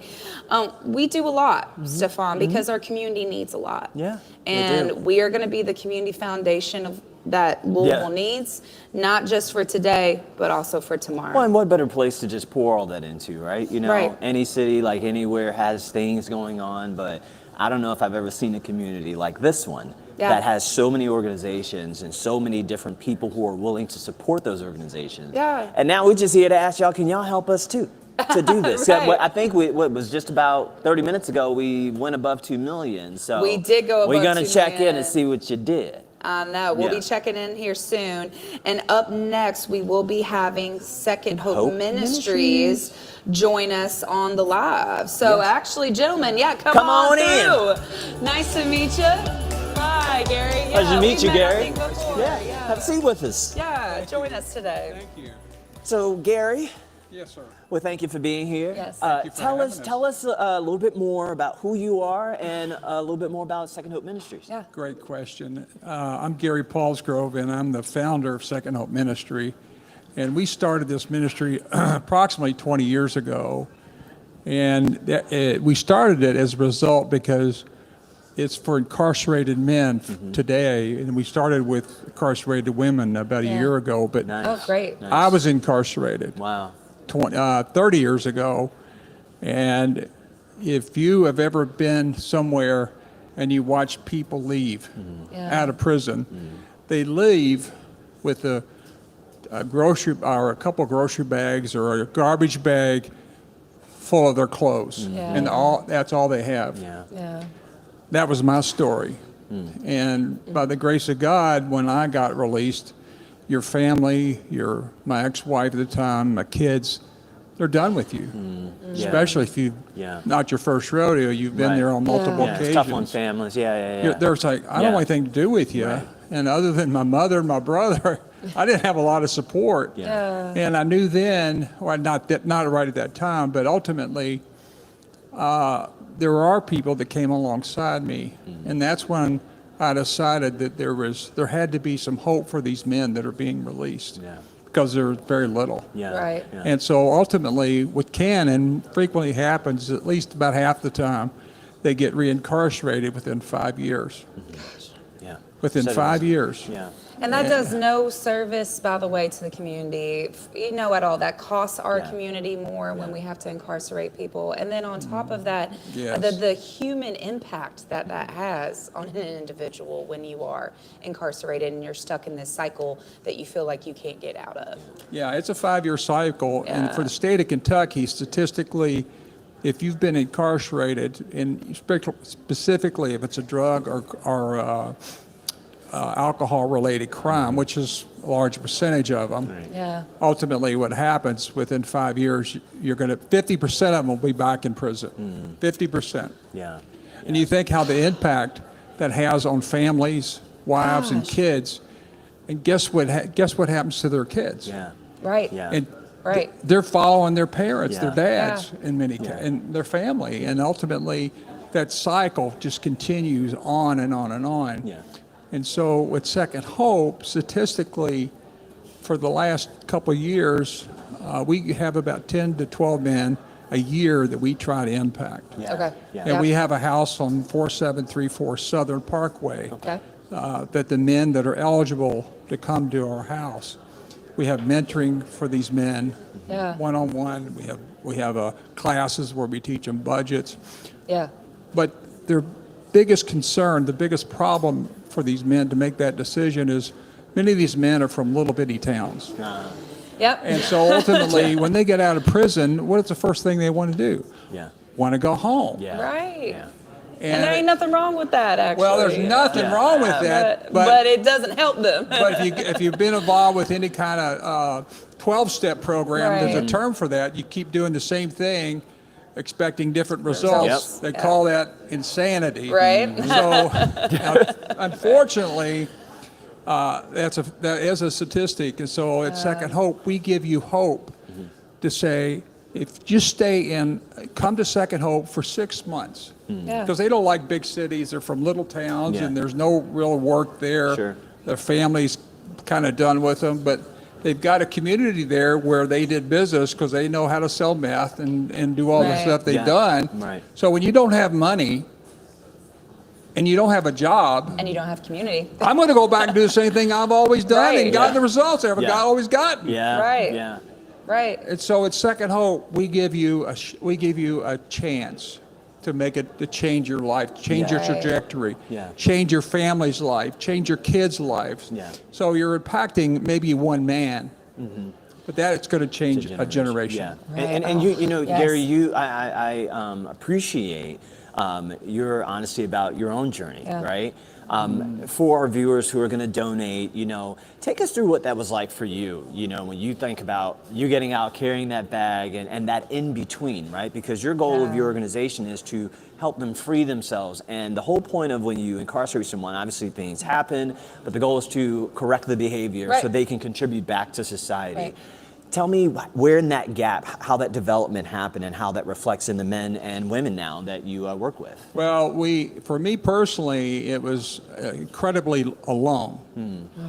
And you're hopeless. Yeah. And to really be frank, there's no long-term solution to that hole in your heart without Jesus Christ. Oh, yeah. And ultimately, I came to know him in a significant way and began to not fill the hole in my heart, but at least be able to deal with it. I mean, there's always a hole in all of our hearts. Right. Yeah. And so, faith is healing. but I began to not be alone in that situation anymore. And then ultimately, my kids started having something to do with me. And then ultimately, 25 years ago, I remarried successfully. Congrats. So, and my wife helped me to starting to grow again. And of course, my kids came back. And so that really changed. So my hope is that we could do this for other men. And then about a year ago, we started going into the women's prison and ultimately ministering to them. And we have the classes that we're doing with them. Same as in the men's place. We're going to Dismas Charities and at Dearson Center in those places, if you're familiar with those places. And so now our hope is that at some point, what we've done for the men for the last probably 10 years, we'd like to do this for the women. So we'd like to open a women's transition house because they're underserved. In this community in Louisville, Kentucky, there are no women's. There's an Oxford house or two, but that's it. But there's not really what we do, and we lock arms with you and say, "Come on, we're going to walk alongside you. We're going to help you get a job. We've got companies that will hire guys." And so we want to do that. So that's ultimately what we're going to end up in the next year. Our hope is. Yeah, and your donations, guys, to Second Hope Ministries today can help them expand their services and not only continue to impact, of course, the men that they're serving, but then also hopefully more women as well. There's Gary, I'm a Star Wars fan. So Princess Leia, and I'm not going to do it justice, but she has a wonderful quote about hope, is that basically hope is knowing that even though it's dark, that the sun is going to rise the next day. Amen. And so I think it's a beautiful ministry that you have to give hope. And that is, quite frankly, what Gift for Good Louisville, at the core of it today, is hope. Yes. It's showing that, again, when we all gather and rally around each other, that we can invest into our souls and our community in ways that will impact it for generations, okay? So, Gary, before we wrap up today, how can people get connected with you guys, especially if they're seeking services or have family members who may be getting out soon and need support? Well, we have a website. It's 2ND, as in secondhope.org. You can go there. There's some phone numbers on there. We have an executive director named Nick Graham. He runs our day-to-day operations. I'm just the founder. I used to be in his position, but he does a lot better job than I ever did. And so you can contact Nick, and we'll get you in the right place. And if you want to donate, you can go to our website, or you can go to the Gift for Good site. Yep, giftforgoodlouisville.org. But we would today. love for you to come alongside, because we know some people can't do what we do, but you have a checkbook. Right. And so you can write us a check, you can send us cash, you can call us on the phone, you can volunteer with us and be a mentor with us. Nice. And lots of different areas. And what's your fundraising goal? Yeah. We'd like to raise it $10,000. Let's go. Let's do it. We can do it. We're going to raise $10,000, okay? Awesome. We will. Second Hope Ministries. I love the meaning behind it. Thank you so much for sharing your journey. And it's a compliment to what you're doing for others. Gary, thank you so much. Yes. Appreciate it. Thank you so much, Gary. Yeah. All righty. Awesome. Take care. Thank you. Thanks, Gary. With every star, we are born again. Open your heart, spend less time in your head.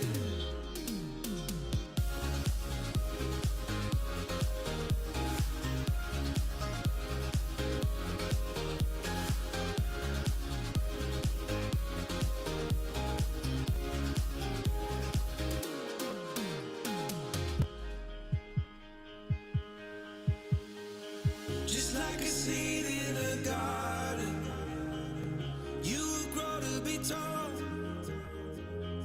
staring out over miles of land without it, but wanting to build up walls. Lift me up in your branches, we can watch the sunrise. Just a couple of bruised up souls that believe that it was worth one more try. With every star, we are born again. Open your heart and spend less time in your head. With every star, we are born again. Open your heart and spend less time in your head.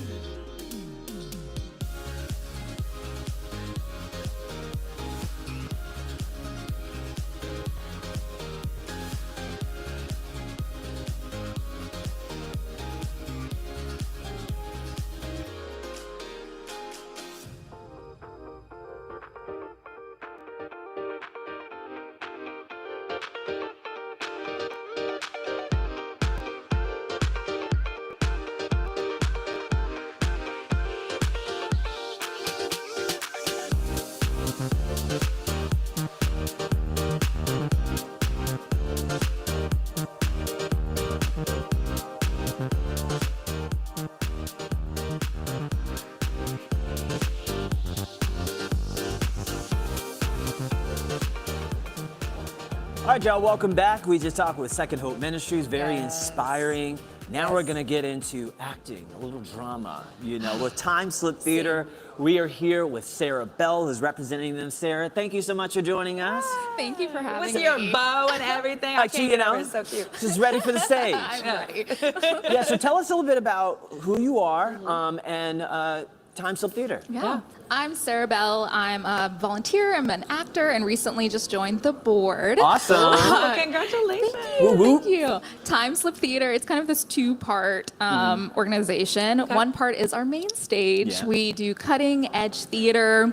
We just finished Who Invited Them, which was a film that they contacted to turn into a play. Wow. It was amazing.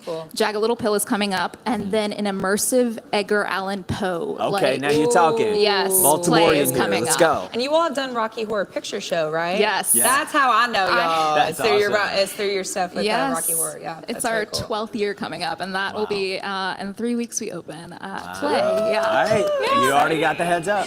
And then our second part, I think, is my favorite part. Okay. It's our children's programming. I don't teach them, but Miranda and Remy are amazing teachers.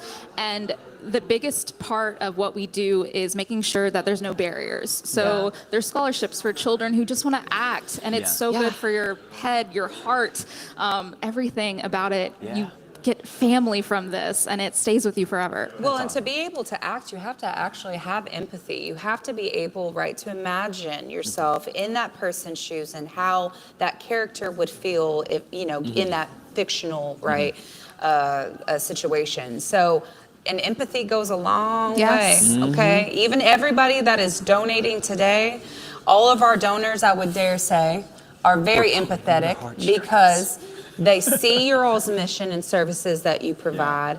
They believe in it to the point that they are willing to invest their hard-earned dollars right into your mission and services, which is beautiful. So quick shout out, right, to everybody who's already donated today. Make sure too that you give a donation to Time Slip Theater.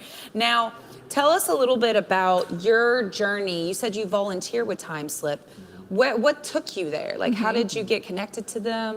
You know, why have you stayed? Yes. 10 years ago, I auditioned for Rocky Horror with Remy Sesk, who's the artistic director. And Which character? He plays Rocky. No, but I'm saying which I played Columbia. Okay, let's go. Yes.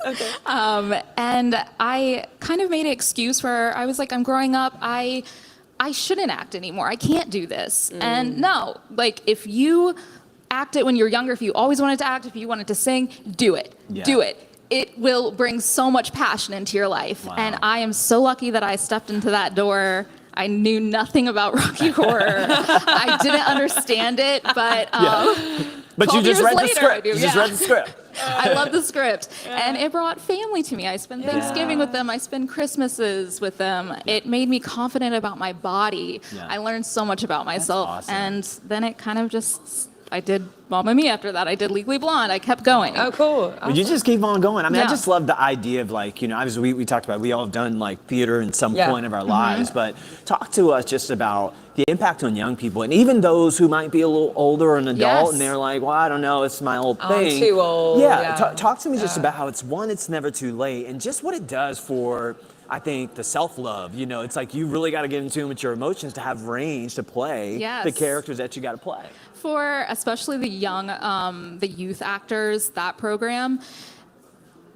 there are so many children in that program that get so much confidence, and seeing them year after year, I cry at every performance, and I think people think I have a child in the program because It's okay, I'm a crier too. I know. I get it.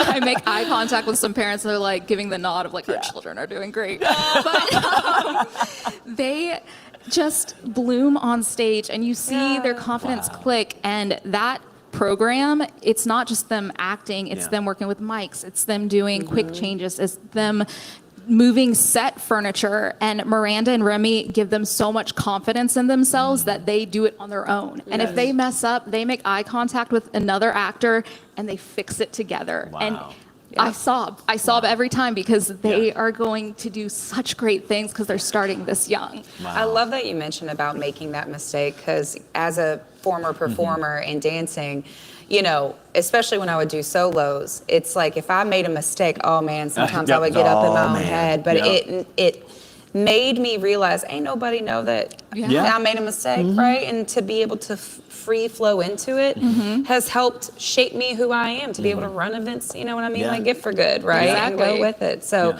it has long-term ramifications having those kind of performance and theatrical experiences. Now, this isn't your all's first time participating in Gift for Good, right? You all participated before. Tell us a little bit about your goals today and how donations to you all at giftforgoodlouisville.org will help your programs and services. Yeah, we are hoping for $10,000 today. Woo! That goes Let's do into it. it goes into our main stage, but also to the scholarships for children. directly into that. And what do those scholarships cover, by the way? That covers it. If you want to reach out, Time Slip Theater, spelled R-E, and contact Miranda and Theata. Contact Remy and Miranda if there are any barriers. They will make sure there are none, because there should be none. Yeah, no, I love that. You know, we're talking about just kind of, it's like we talk with all these organizations and young people and wherever they are in the spectrum of life. But when I hear this, and as a dad, I just think about like the development of a child to have empathy, right? To have confidence. You said they just locked eyes, they can fix it, problem solving, critical thinking. And just being dramatic. It's okay to be dramatic. It's okay. And even if you want to cry, you know, you can do it on cue. That's what we're gonna blame that on. But when you think about that, you have such energy and joy when you're expressing it. You know, it makes me want to go for the class, but I'm not a child. But you know, talk to that parent that may be out there, right? Who maybe worrying about cost or I don't know if I'll have time. Like, just talk about how supportive they are of the young people to make this an easier, you know, supportive thing for their kid on behalf of the parent. Yeah, exactly. That is. I want you two to do theater now. Because we're just so dramatic. Too good. Hey, maybe I'll try out for Rocky Horror, you know, 1 year. He's watching Rocky, Remy.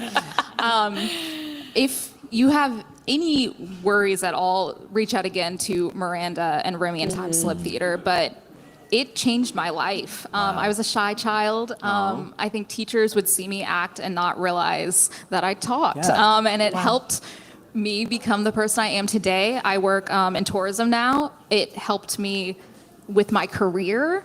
Amazing. I'm very empathetic. Cry constantly. It's healthy. It's healthy. It is healthy. It is okay. Let Take it my go. time, the girlfriend's watching. All right. They always say it's not a party till Chrissy cries. So but it is. It is. It gives you a family no matter where you move to, no matter if you're at college, you can go to your local community theater and you will find home. That's awesome. That's I awesome. love that. Sarah, right? Now, tell the people at home. Oh, actually, Sarah, you get to celebrate a big announcement because we need to cue up the sound. The sound effects. We just hit 2.5 million. Let's go! Yes. There it is. Hey. All right, y'all. Be sure to go to giveforgoodlouisville.org today and support Time Slip Theater. If people want to get a hold of you guys after Gift for Good Louisville, their contact information is on their profile page. Check it out. Go donate $5 or more today to Time Slip Theater. Thank you so much, Sarah. Stay dramatic. Stay dramatic, queen. We love it.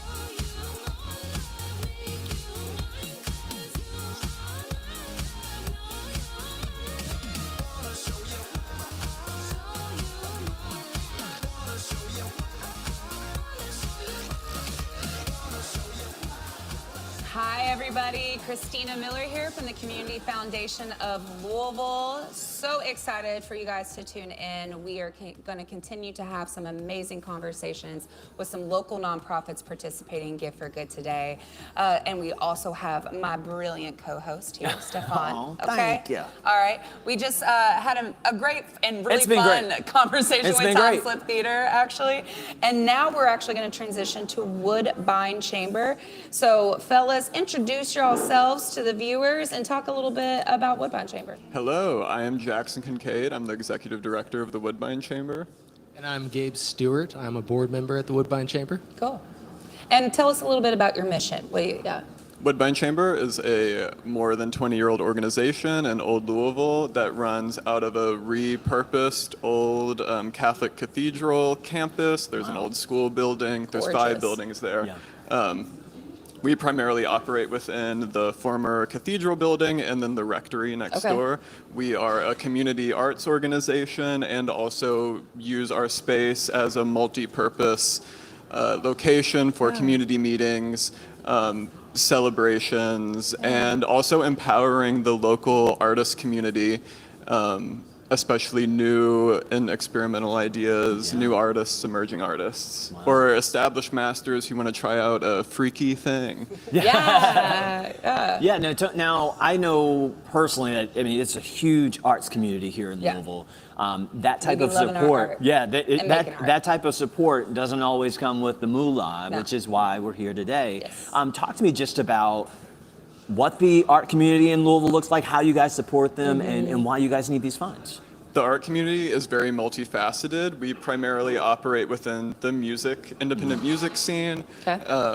We also are growing our programs in ways we can support people. For example, we have an artist residency program. We've been doing that for about 4 years. Last year was our most formalized version of it with an open call and a programming committee that nominated the artists. And then again, we just went through the cycle again and we're about to announce our new artists, and that's really exciting. Stay tuned, And so we work in all these different modalities, and we love when different modalities come together, and we think there's not a lot of spaces for that. We support many different forms. I just love the word he said, modality. I mean, is that not what gonna an lie, artist the way you say? speak is like Just keep talking. Just keep talking. He's like, thank you. And you will actually have an example right here, right, of your art. Do you want to talk a little bit about that? Yeah, so after Gift for Good, our fundraising will continue with our big inaugural benefit, October 3rd and 4th. Quilted Sounds will be a 2-day festival supporting tons of different artists. The second day is entirely curated by one of our resident artists, Jason Lamoureux. Cool. That's very cool. And what I love too about this particular piece, guys, is that so when you are doing the prints, every color that you see on that poster is actually like layered on top of each other. Patrick Masterson, thank you. There you go. Yeah, thank you, Patrick. Okay, now is this your all's? Tell me, this is not your first time participating in Gift for Good. Have you all participated before?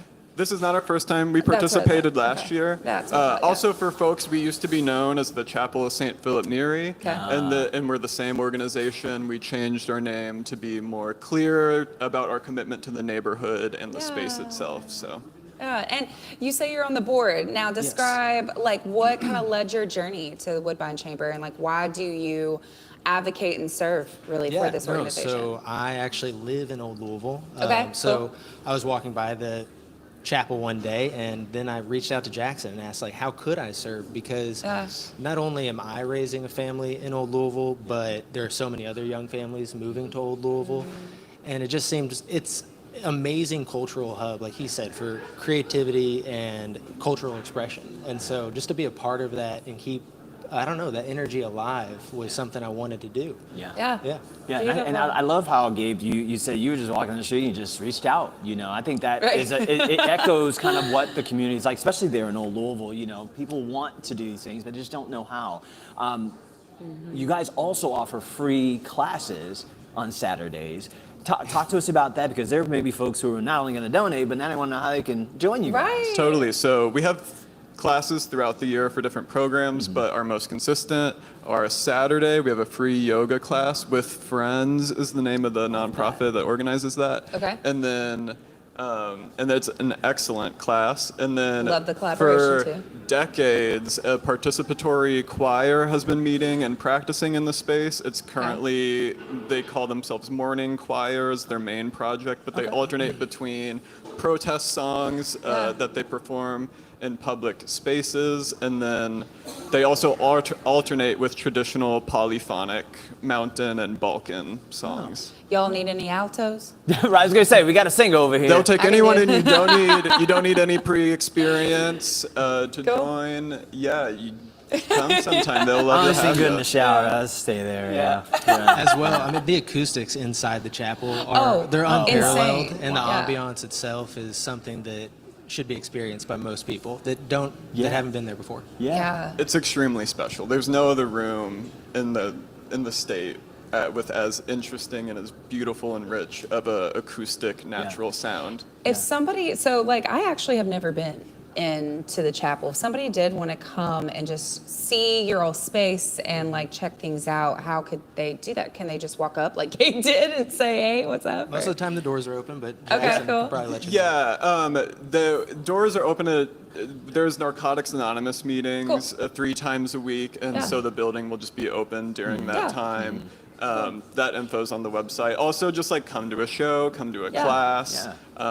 I would prefer people experience, but we're trying to offer not just the building itself. Right, of course. Oh, yeah, obviously. It's October 3rd and 4th. People that's your opportunity to come on out Yes. and see the building.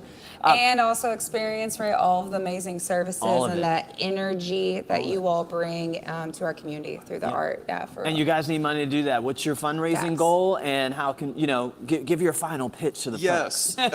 Our goal this year is $7,500. With that amount of money, we could double the amount of programs we offer, in addition to growing online resources we have on our website. Helping fund our artist residency program. Just that amount would double the amount we could do this year. $7,500. So let's double that. So let's double that. And then help them out so they can quadruple that. Facts. So do like the if thing. you, I mean, if people gave to Woodbine Chamber during the Grace 2 Minutes in Giving, I mean, if you all even got that $5,000, $10,000, or $20,000, like that would be. It would be game changer. Game changer. Okay, so follow those prizes. See when you can strategically potentially get Woodbine Chamber to unlock thousands of dollars. Okay, and donate to them today, guys. Of $5 or more at giveforgoodlouisville.org, fellas. If anybody after Gift for Good wants to connect with you all, how should they get connected? You can go first. We have a contact form on our website. Is the best way to get in touch with us. I would go there. All right, Okay, Jackson cool. and That's Gabe. the best way. Appreciate you guys. Keep that hair good, my man. Thank you. You got it. Thank you. All right, we'll be right back with the next crew. Thank you guys. Appreciate it. guys.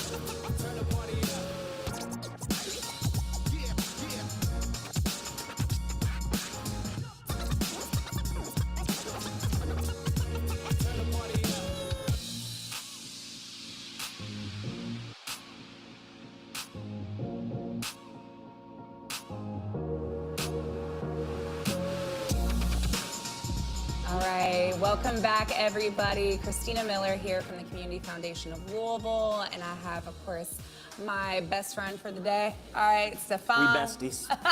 We be besties already. And for our nonprofit spotlight, we are actually featuring Asia Institute Crane House. Joel and I have known each other for, a minute now, especially within our work together, supporting queer rights here in our community. So super excited to have you on, friend. Kelsey, love to have you on too, girl. Introduce yourselves to the viewers who may not have had the pleasure of meeting Joel before, and tell us a little bit about what you do, and then of course, your mission and services at the Asia Institute. Yeah, thank you, Kristen. My name is Joel Buno, and I am the Executive Director of the Asia Institute Crane House. And our mission is to promote Asian culture and heritage through arts, education, and outreach. And just like your previous guest, we are located in beautiful Old Louisville on 3rd Street.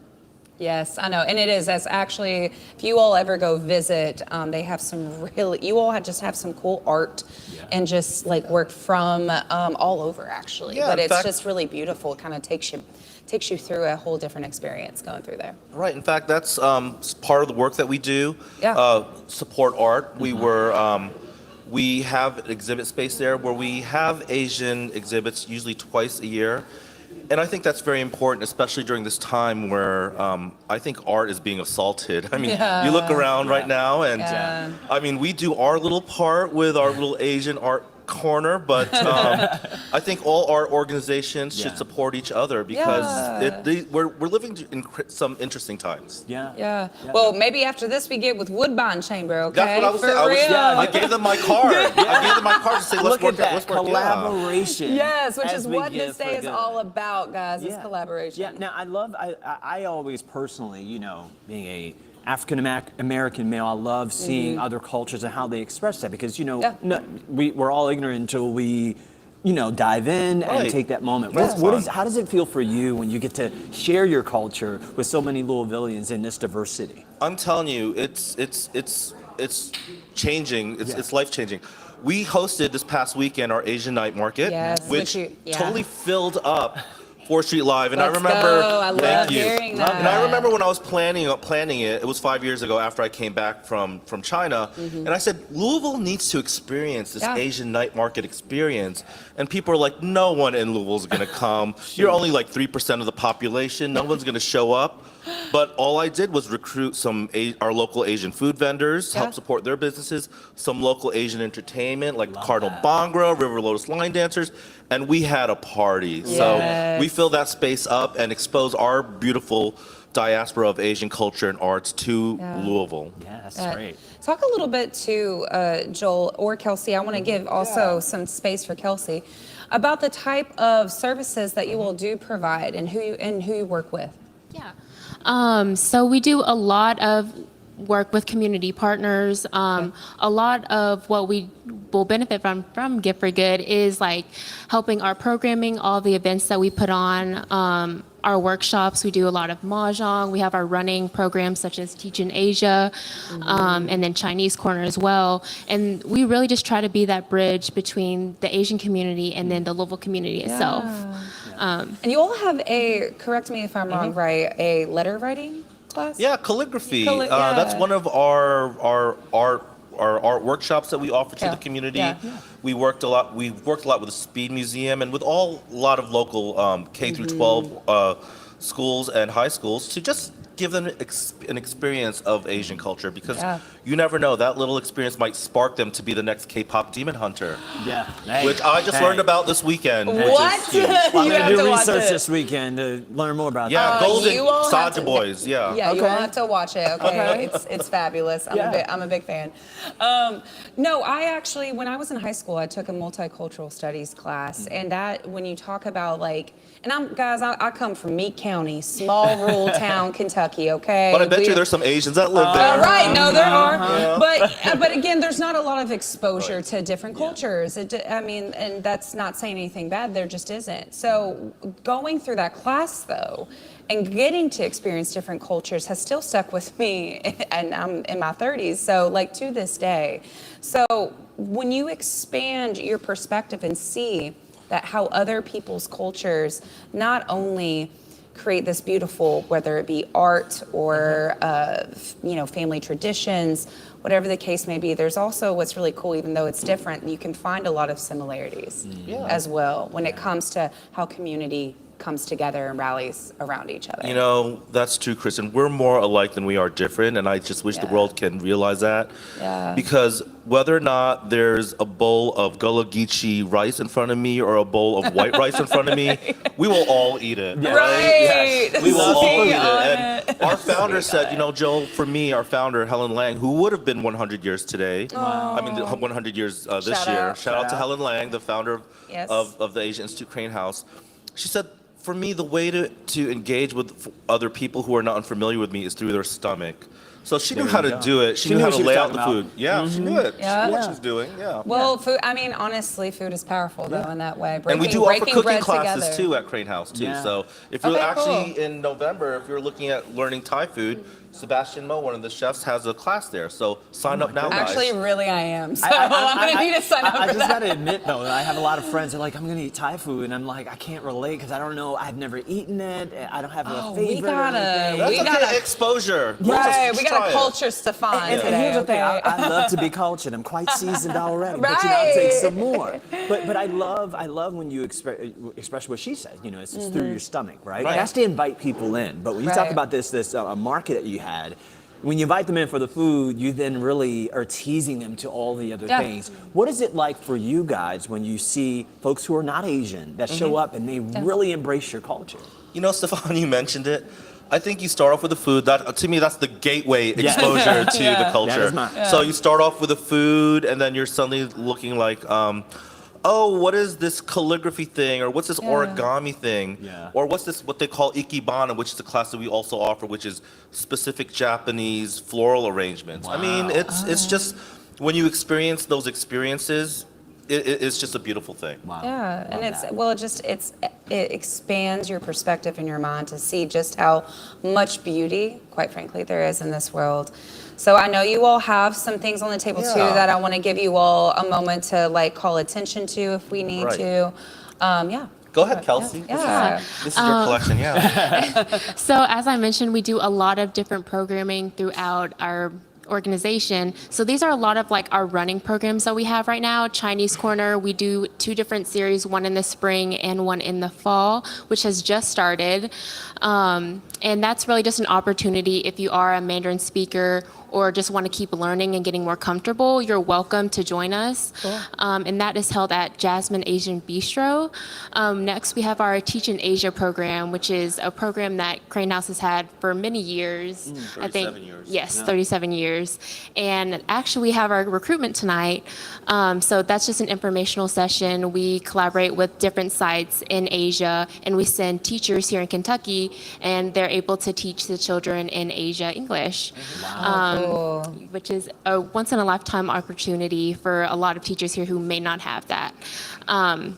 And next, we just have our Mahjong workshops, which is a series that we've kind of established now. A lot of people have grown interested in learning Mahjong, and so we listen to everybody's requests, and now we have that to offer as well. I love Mahjong. Awesome. Yeah, like I said, we're not that different from everyone. Food and gambling, you know, that's Kentucky. Yeah, I mean that's Kentucky for sure. And one thing I also want to say is that we also work with varying degrees of Asianness. Yes, it's hard for me to say because, when you're dealing with someone who is just coming from the country, a first generation Asian or second generation Asian, where you're trying to help them maintain the culture, or an adoptee, we have the avenues to help with all of that. Oh, and I love that too. I've actually, a former colleague of mine was an adoptee. She's from Korea originally. So that shout out Katie. I don't know if you're watching. Annyeonghaseyo, Katie. Hey, but watching her reconnect to her culture has been honestly really beautiful. So there's something to be said about that as well. I, guys, love it. Love having the Asia Institute Crane House on the live stream today. Make sure you can donate to them right now at giveforgoodlouisville.org. Go support these amazing programs and then come to them as well. So if you're a teacher and you're interested in maybe doing some travel, and switching it up, They have an orientation and recruitment tonight at 6 p.m. Wow. Go donate today. Thank you, Joel. Thank you, Stefan. Yeah, Thank you, thank you, Kristen. Joel.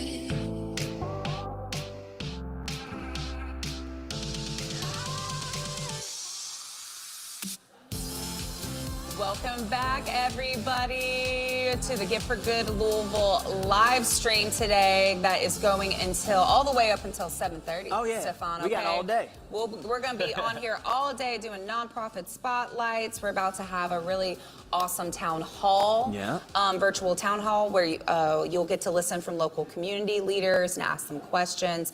But first, we have the lovely privilege of interviewing Melissa from Zoom Group. Melissa, tell us a little bit about your role and what you do at Zoom Group. So I am the president and CEO of Zoom Group. Girl boss, we love it. Honestly, it's just a real pleasure. I'm very blessed to actually be in that position because the individuals that work and conduct the supports that we do, they're phenomenal people. But getting back to who we are and what we do, we provide an array of supports for individuals with disabilities. And the age can range anywhere from, our youngest client right now, I believe, team member is 3, and they go to beyond retirement. So we the whole lifespan. The whole lifespan, and that's part of what we want to make sure that we do. We want to come in and be a full array of support for that individual, whatever point they start working with us in their life. But we're very blessed to do that. We're getting ready to have our 40th anniversry. Nice, congratulations. Yes, a lot of people. We've had iterations. We started out with families in the mid '80s that were looking for opportunity for their youth that were graduating from high school to have an opportunity for careers. So we started in that array of services, and then many people in our community formerly know us as Louisville Diversified Services. Wow. And now we have been officially renamed in 2013 as Zoom Group. And Zoom Group itself is like a house of brands because every program that we have, people know probably by their program. Gotcha. Yes. So we provide adult day training. We have LifeWorks, which is community integrated. I know LifeWorks, yeah. Okay, and then we have a flagship that a lot of our community knows about, and that's called Studio Works. Yep. Oh, yeah. So from there, we have evolved. We have federal contracts. What people don't realize is that we provide vocational training while providing veterans at both the Lexington and the Louisville hospitals laundry services. So we do all of the laundry and provide the gowns, the scrubs, everything for the patients. We also have integration with UPS and other logistics companies. And for a lot of people, they don't realize that Zoom is there. We're kind of behind the scenes. Yeah. And that's the beauty of it, because we're fully integrated, but at the same time, we're doing vocational training and providing that employment. And then additionally, we have another program that is actually supported employment. So for any of us in our community, if we have individuals that we need positions for, we help to support them in that. So we do a lot. We have residential, we have transportation. I mean, we are literally Melissa, the whole gamut. gambit. Yeah, literally. Yes. Now, Melissa, I love that you say you feel so blessed to be in this position, Very. right? You know, running any organization, it's a task, but you got to love it. Talk to us why you love it. What you talked about the services, all that, but what is the real purpose behind your passion in it? You know, sometimes you just realize you're really not that quick. So about 10 years ago, Zoom was looking for leadership, and I was actually called in as a consultant. And I had previous work in nonprofit leadership and so on and so forth. And so I took the opportunity to be the consultant and lead the financial arena while they were looking for their leadership. And at the end of the day, I fell in love with the mission, and I fell in love with the people. And like I said, I'm really slow sometimes, but I have a 25-year-old son who has a visual impairment. And I had been walking in the shoes as a parent. And it hadn't come to my mind that I have walked this journey. So now I have stepped in from a parent to a professional in this space, and I feel like I can really understand and relate to what other families are experiencing or looking for. And then just most recently, my grandson, who's now 2, was diagnosed with autism. So this for me is a family, lifelong professional commitment to helping families such as mine and others find those services and those supports that they so desperately are seeking for, and connecting them. Right, and here's the thing, just because you have a disability or an impairment does not mean that you can't still live a very full life and do things that also we all do every day. My grandmother was diagnosed with polio back in the 50s, so I grew up with my grandmother being in a wheelchair, or she had her arm stents too for a minute, like to get around. And it was never abnormal to me, because she still did everything, and she still was, her own person and all of that. And so I also have a very special place in my heart for groups like Zoom Group, because of the work that you all do to just to help everyday life. And like I said, the whole lifespan, Stefan, that's that's an amazing array of services that you all provide. Yeah, the empathy, I think, is so important, right? Because, I mean, look at your journey. You're thinking, I've already walked this. Now I can understand those other parents who have children that are going through these things. So when you think about kind of where you guys are going, right, what you guys need from our lovely viewers today, tell us about what your fundraising goal is and how that money will help you guys. I'm going to keep it pretty simple. So today we thought this is an excellent opportunity to really launch our 40th anniversary journey. And we're going to culminate it with a fundraiser basically exactly a year from now, September 19th, Saturday, September 19th. Book it in the calendar. Of 2026 at the Olmsted. We will be hosting our event. But just to keep it simple, 40. 40 with any amount of zeros you want to add. Yep. Love it. $4, let's go. Let's go. I know they don't hit the $5 criteria, but we'll take 14, whatever. But the idea is just have a 4 and make it a 40 and celebrate it. And the biggest thing is just check us out, learn who we are. We had the pandemic really kind of threw some confusion in the place, because we're not a virtual meeting place. We're real people, real lives, with real purpose. And to your point, we are there every day. We want to be there and support that journey, because disabilities are what how do I say this? Everyone should have that opportunity to live to their fullest, and that's what we're here to support, and not to see that person as a disabled individual. They are a person, they have their lives, and it's meaningful, and we want to create meaning and purpose for them and to support them in what their goals are. Yes, and if you viewers watching at home have a passion for helping folks who have impairments or disabled, or if you yourself have an impairment or are disabled or neurospicy, as we like to say. Right, exactly. Support the Zoom group today, okay? Give a donation with one of them fours in, okay, to celebrate their 40th, all right, at giveforgoodlouisville.org. Thank you so much, Melissa. Thank you very much. For coming on today and sharing your story. Keep up the great work. Yeah, keep up the great work. All right. Thank you. Thank you, guys.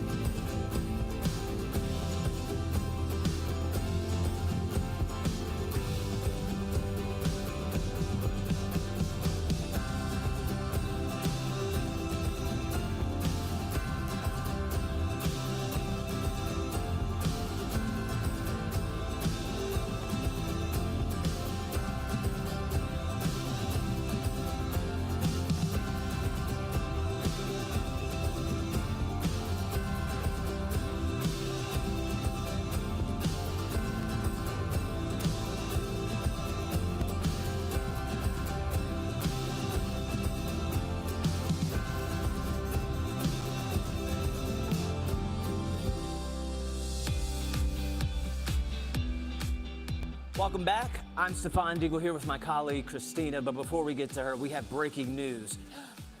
Breaking news, an update. The fundraising goal has now hit over 3 million. We are at 3.1 million! Let's go! Should we floss this? Okay, I can't do that. I'm gonna sit back down. But 3.17 million, and we need to keep it going, and we got a nice group coming in. Come on, keep it high, keep it high, keep it high. Keep it high. Let's go. And what better team of folks to have sitting down than the Louisville Youth Philanthropy Council? Yes, guys, so nice to have you all on the live stream today, for real. Your energy has been awesome. We love it. Tell us about Louisville Youth Philanthropy Council, what your all's mission is. Tell us a little bit who you are and then what y'all do, okay? I can go first. Yeah. My name is Bennett Chandler. I am a senior at Fern Creek High School. This is my third year in the program. Fern Creek? Oh, yeah. We have Fern Creek in the building this morning. Hey.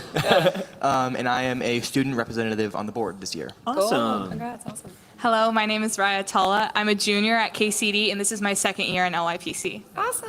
Hello, my name is Essence Smith. I'm a senior at Fern Creek High School. This is my third year in LIPC, and I'm a part of our new program called the Cohort. Awesome, guys. That's so cool. We actually at the Community Foundation of Louisville work closely with the Louisville Youth Philanthropy Council because that's our whole point, right? You all are the next generation coming up, all right, to do good things like Give for Good, right? Yep. I hope one of these days y'all be leading this day, okay, for real. So now tell us about what the purpose of the Louisville Youth Philanthropy Council is and like what you all do in community. It's an incubator for the next generation to create leaders and philanthropists when we grow up. Yeah. Awesome. So what kind of stuff do you all do, like program-wise?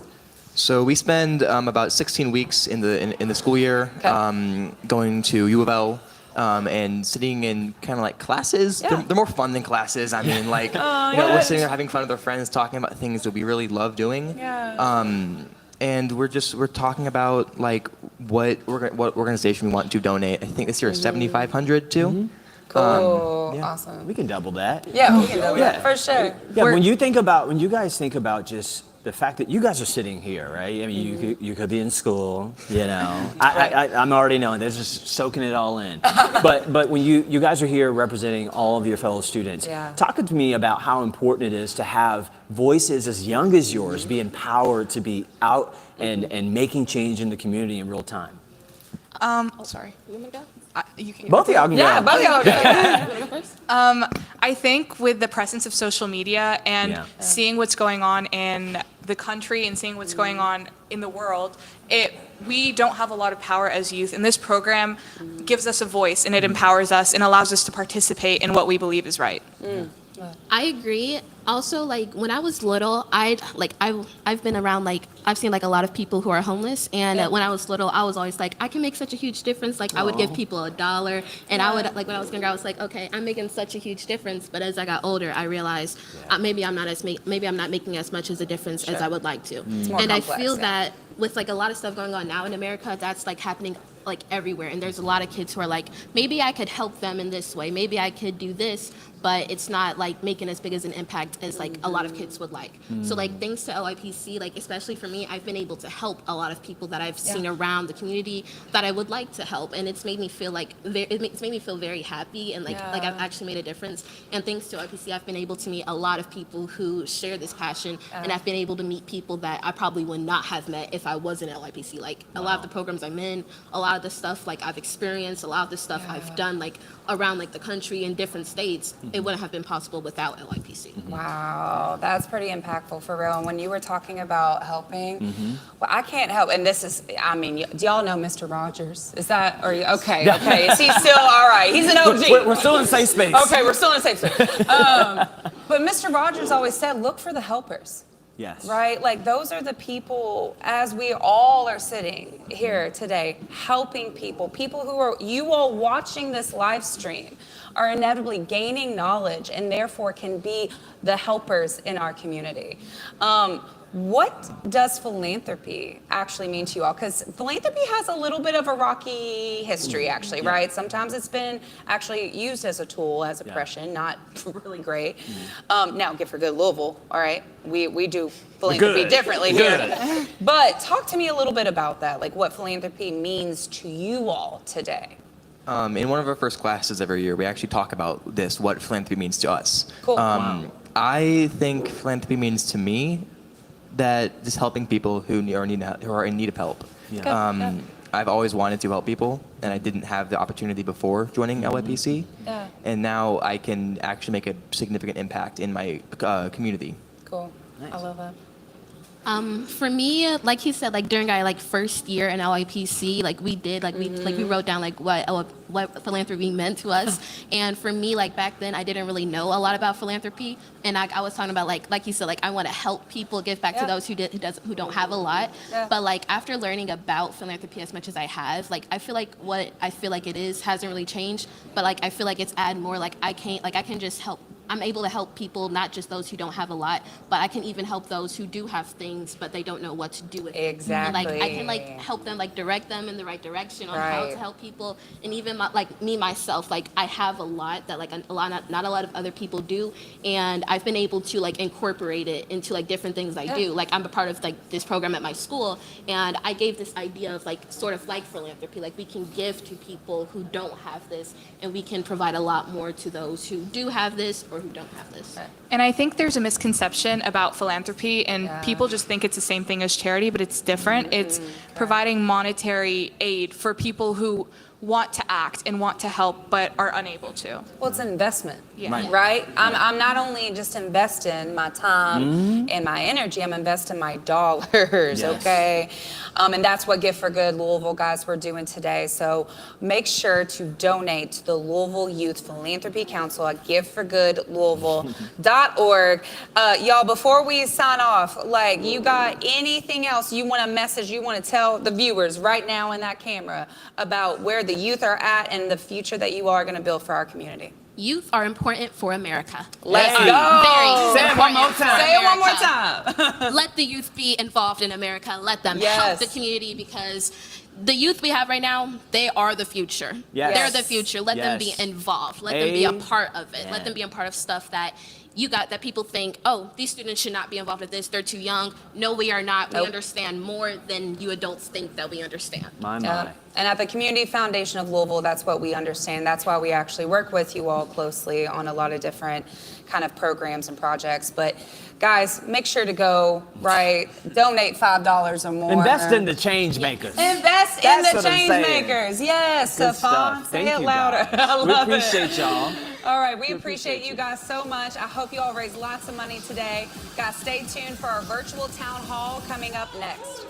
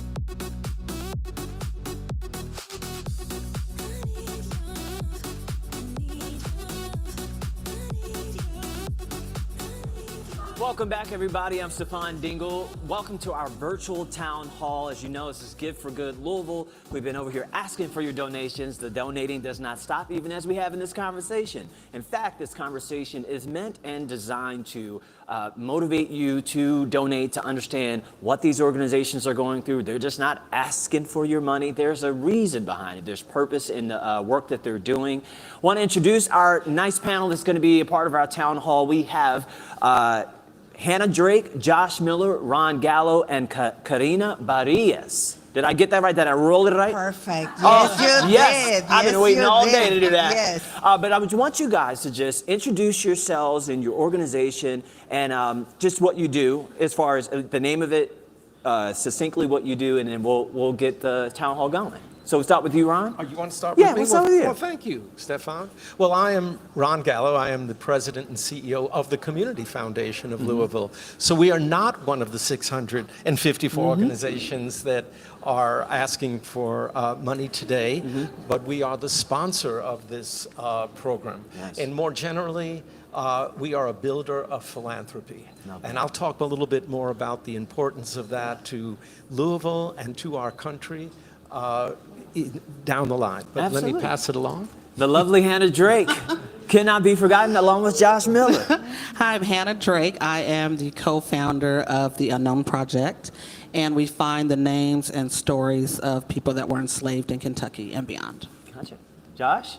I'm Josh Miller. I'm the co-founder along with Hannah Drake of Unknown Project, and today we are specifically raising funds to add 2 new public art installations as part of Unknown Project to the Ohio River, to the banks of the Ohio River as a sacred site where people can honor and remember those stories. Awesome. Barillas? And buenos dias, Stefan. What a great opportunity to be with people that I admire and love. Ron Gallo, Hannah Drake, Josh. Oh my gosh. And you, I follow you. All Thank you. platforms. You told me that, and I just am grateful that I've not been forgotten. Oh my gosh.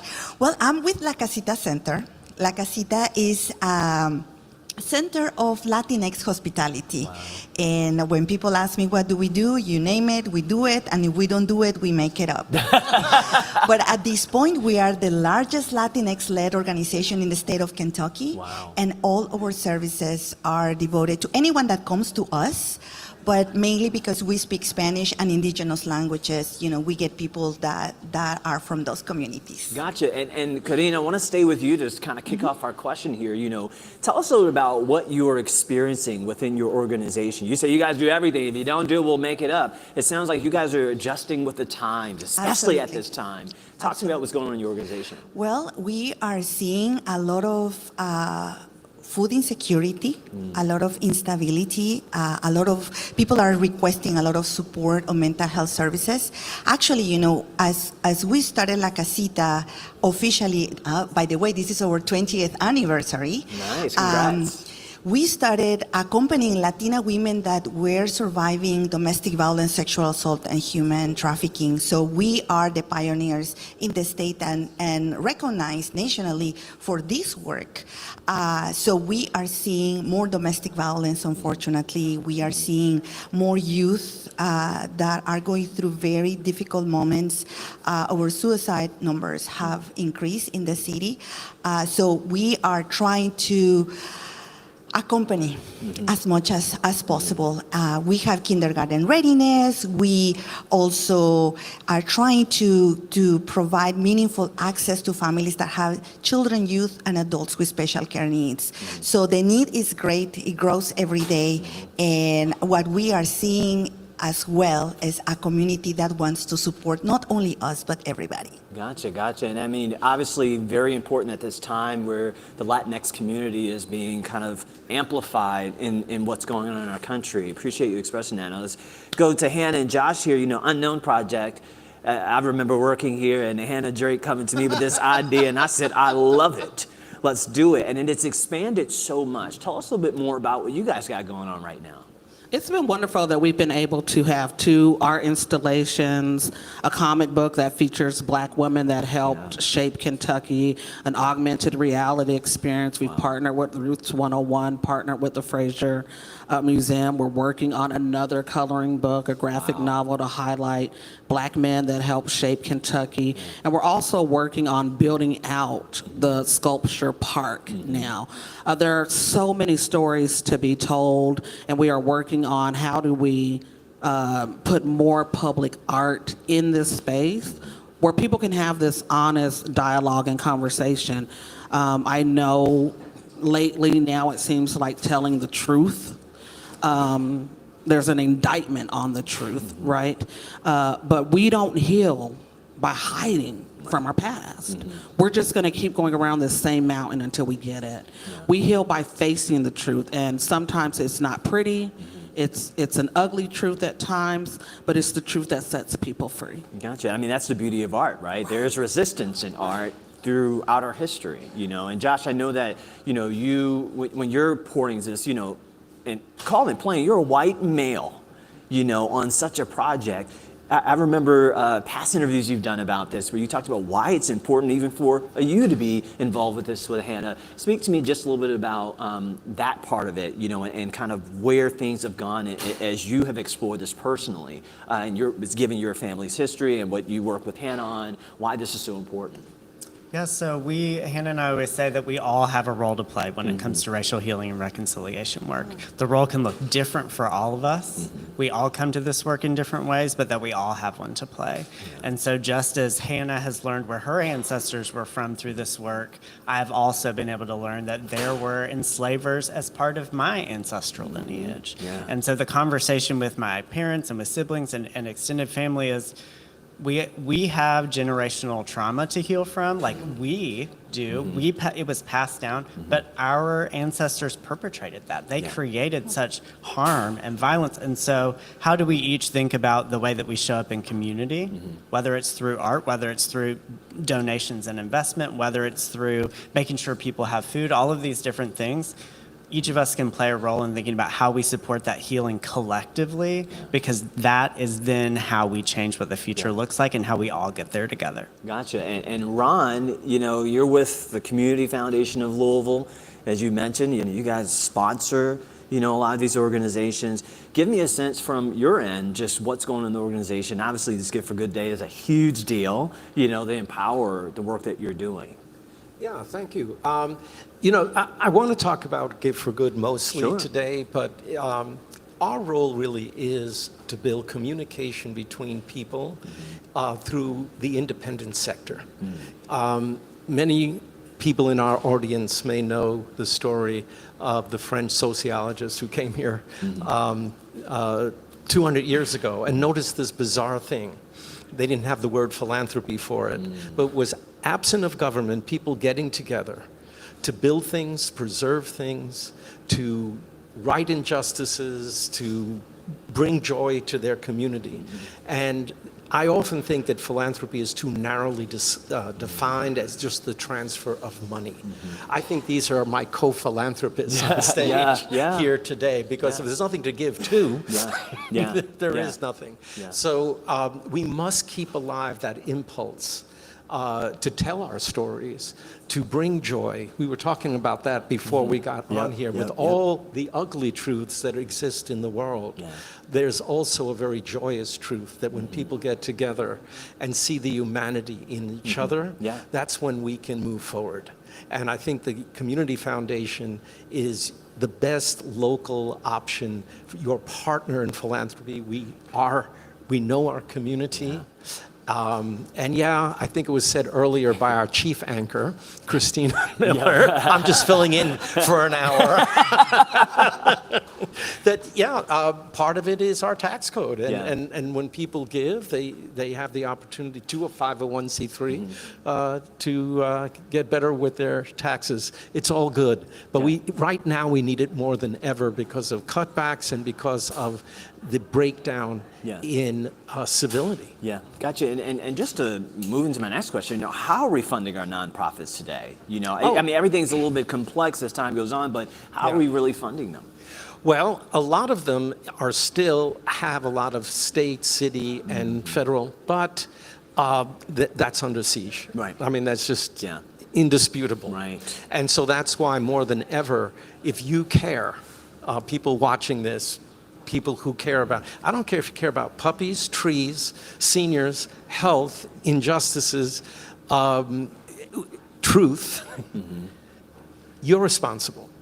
And it doesn't matter whether you give $5 today or $5,000. Hey, $5 million, why not? Hey, right? hey, There are people who if can you do got that.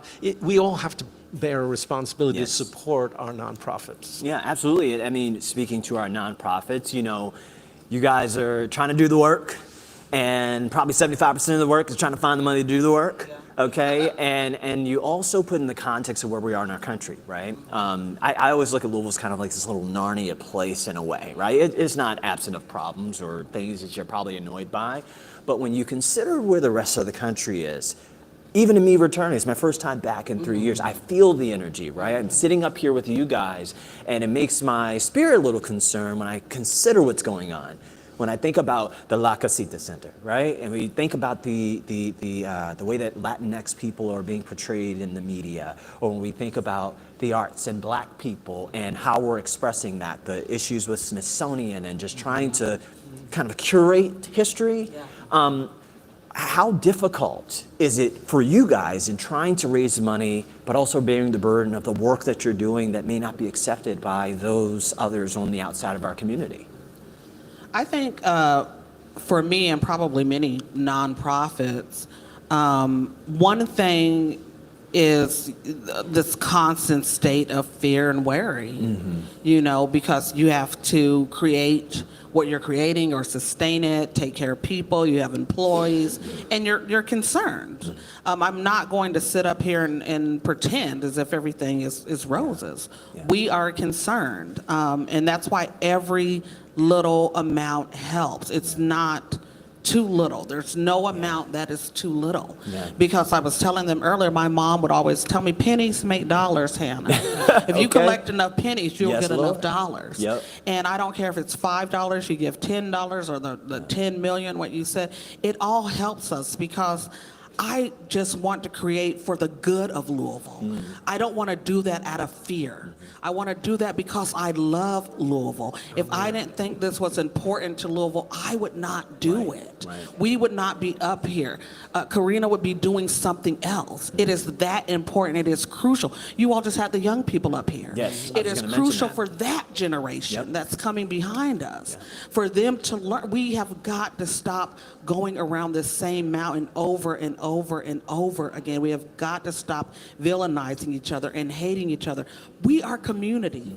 Louisville is community. Today is a day that you can be a part of community. And like you said, in any area, puppies, trees, however you want to give, give to that organization.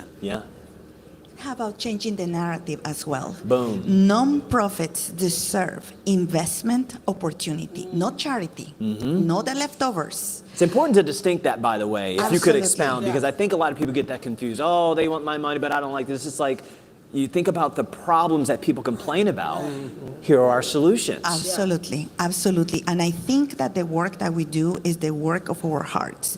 I believe that no one in in the nonprofit industry is doing this just out of luxury, but because we believe in the causes that we are working on. So changing the narrative on how we are giving and thinking that we are sharing. And when we share, like if we look at it in the sense of energy, when I share, I receive more. Maybe not financial, but I'm going to receive something greater, because if one person in our community thrives, everybody thrives. The other piece that I think is absolutely very important is that we understand that Give for Good is not about competition. We are not competing. We are not chasing the dollars. What we're doing is saying we create an abundance for everybody. not for one or the other, for everybody. And when we as a community believe that and say, okay, I'm gonna share to this nonprofit because I believe in what they're doing, instead of saying, oh, that's better than the other one, comparing, you don't know the struggle of every day. So changing the narrative, investment, opportunity, resources, and supporting where we can. Gotcha. And you think about, my next question could be, well, why is it important to give? Y'all have told me 1,000,001 reasons of why it's important to give. But I think the better curated question for what we're talking about, you mentioned it, Hannah, those young people that were sitting up here, all I'm saying is the future seems bright. My young sister that was on the end, she was moving the mic, but you can tell that they are so passionate about it. They said, we're not too young. You think we don't understand it. You've always been a champion of that, especially when you think about what we've come out of in 2020. What I believe is this city's biggest moment in its history, right? And I think what it has born is a new generation of resistant rebels that are understanding the nuance and the complexities of, grassroots galvanization. But the thing that gets me with today is collaboration, right? So Ron, you can sit here and, you're a part of the Community Foundation of Louisville, but as Karina just said, it's not a competition. We're not saying, hey, if you raise this, we'll win. It's like, no, it's over 600 organizations that, hey, we're giving you all the options. Talk to me why that's important to show that sense of unity and collaboration, even though their work may be different. Well, I'd go back to a theme that Karina has mentioned, which is, and I'll just put a fine point on it. There is no future for Louisville that is divisive. Yep. And a lot of people don't know that I think it's 1 out of 7 Louisvillians were not born in this country. Wow. They are Louisvillians.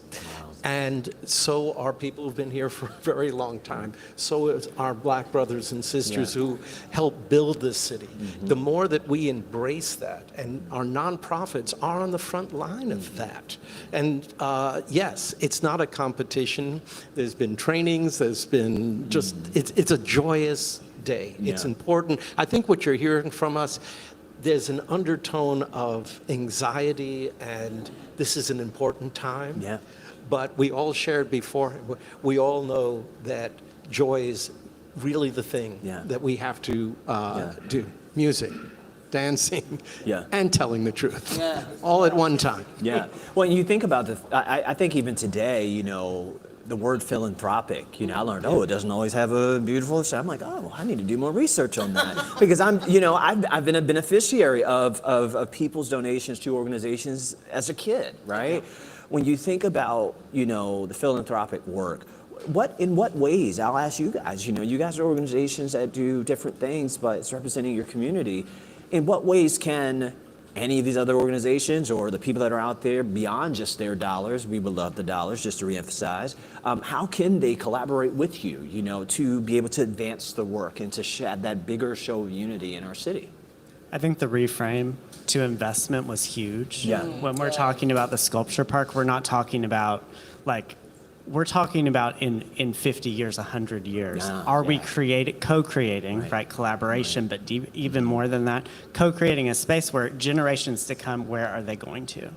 That only happens with investment. Yeah. So beyond individual donations, what we're seeing with the National Endowment for the Arts, the National Endowment for the Humanities, the stripping away of those funds are what seed funded our first grant for Unknown Project. When people said, this is too ambitious, we don't understand, the NEA invested. That is what gave us a piece to build from. And so the advocacy piece about the federal infrastructure that's needed, I think that is huge. But what we have seen from a co-creation perspective, when community actively brings their ideas and their imagination to creating the places, the programs, the participation, the joy, that transforms who feels like they belong there. Yeah. So when we see organizations just self-organizing an event down at the site, that's a success to us. Yeah. That makes the investment worth it because we all see it as ours and a place where we can be. Absolutely. And Karina? I also want to emphasize the legacy. What is our legacy? What are we carrying on? I know you're not going to believe this, but, I'm an elder in my community. I'm I'm just 55, but as an elder, what am I sharing with younger generations? How are we opening the doors in a different way? Because 25 years ago, when we were starting La Casita, it was so difficult for people to understand the need and also to see beyond my accent and see beyond how I look. So I think that the legacy that we're doing right now as a community, by us being here together and saying and telling the truth of things, is that how we are working towards legacy and the collective. Because there is so much power in the collective. When we stop attacking each other, criticizing each other, and looking for the wrong thing, but we look at, at the values. I mean, as a Latina Louisvillian, I'm so proud that 31 years ago, I came here and I have been able to work for my community, my Louisville, with all my heart. So that legacy of being so proud of who we are, not because we are focused on the scarcity, but because we are focused on everybody deserving that abundance. Gotcha. Amen. We can clap on that. Because here's the thing, you talk about legacy, and it's a perfect segue to kind of what I'm thinking. I'm just taking it in, right? I've lived in here in Louisville. I know exactly what it's about. And I find it that right now, even as opposed to 8 years ago when I first got here, it has grown in a way that in some instances was forced to do so, right? And we think about 2020. I personally don't like going back there a lot, but I think it's a very important teacher of a lesson. When you think about legacy, think about where we are right now as a country. Think about we're trying to build funds, right? We can't rely on the federal funds. We may not be able to rely on the state funds. I think it presents a unique opportunity of how you guys are getting that funding and building the roots and doing the collaboration. But Karina, you talked about 50 years from now. That's what this work right here, right now is doing. How do you navigate that when the noise is so loud, when the divides are dividing, okay, but the work still has to be done? How do you navigate that in this space to ensure that in 50 years from now, the sculpture's there and people are able to learn about their history or name, or to, just to normalize having a Spanish accent, right? And not be like, oh, you're not from here. Whatever crazy things we might hear today. How do you navigate that space in the nonprofit sector to do the important work you want to do when the noise is so loud right now? We focus on what's important, on people's humanity. People deserve to be treated as humans with dignity. So being focused on where we go every day with congruency, with consistency, and being and growing with our values and sharing. The dream of my heart is to be able to mentor younger immigrant or first generation leaders that are creating their nonprofits or that are starting a ministry or a community center. So in that way, they don't have to go through all the things that I went through. So when we share and collectively we believe, and when we join hands, when we are pro-immigrant, pro-black, pro-LGBTQ, pro-veteran, pro-unhoused, when we say all of us or none of us, I think that's where we are focused on where we are going. Can I say one more thing on this? Because one of the other narratives we need to change is about what is philanthropy and who does it. There is not a village. Be preaching on a Thursday. But really, everyone does philanthropy. There's not a village in Africa, there's not an enclave in Puerto Rico that doesn't do philanthropy. If I say, let's help this family, we're doing philanthropy. I'll help you build a home. So it always rankles me when we say we have to teach these people philanthropy. It's really about redefining it. And through that inclusive lens, we will lay the legacies. And yes, the Community Foundation is all about legacies that are being built, that have been built and will continue to be. All right. Well, Ron, Hannah, Josh, Karina, thank you guys so much. And let's keep the conversation going. Obviously, this is just a microcosm of time, but you can help us continue the narrative by donating online, giveforgoodlouisville.org. We'll be right back after this, and we're going to keep these organizations running. Thank you, guys. Thank you.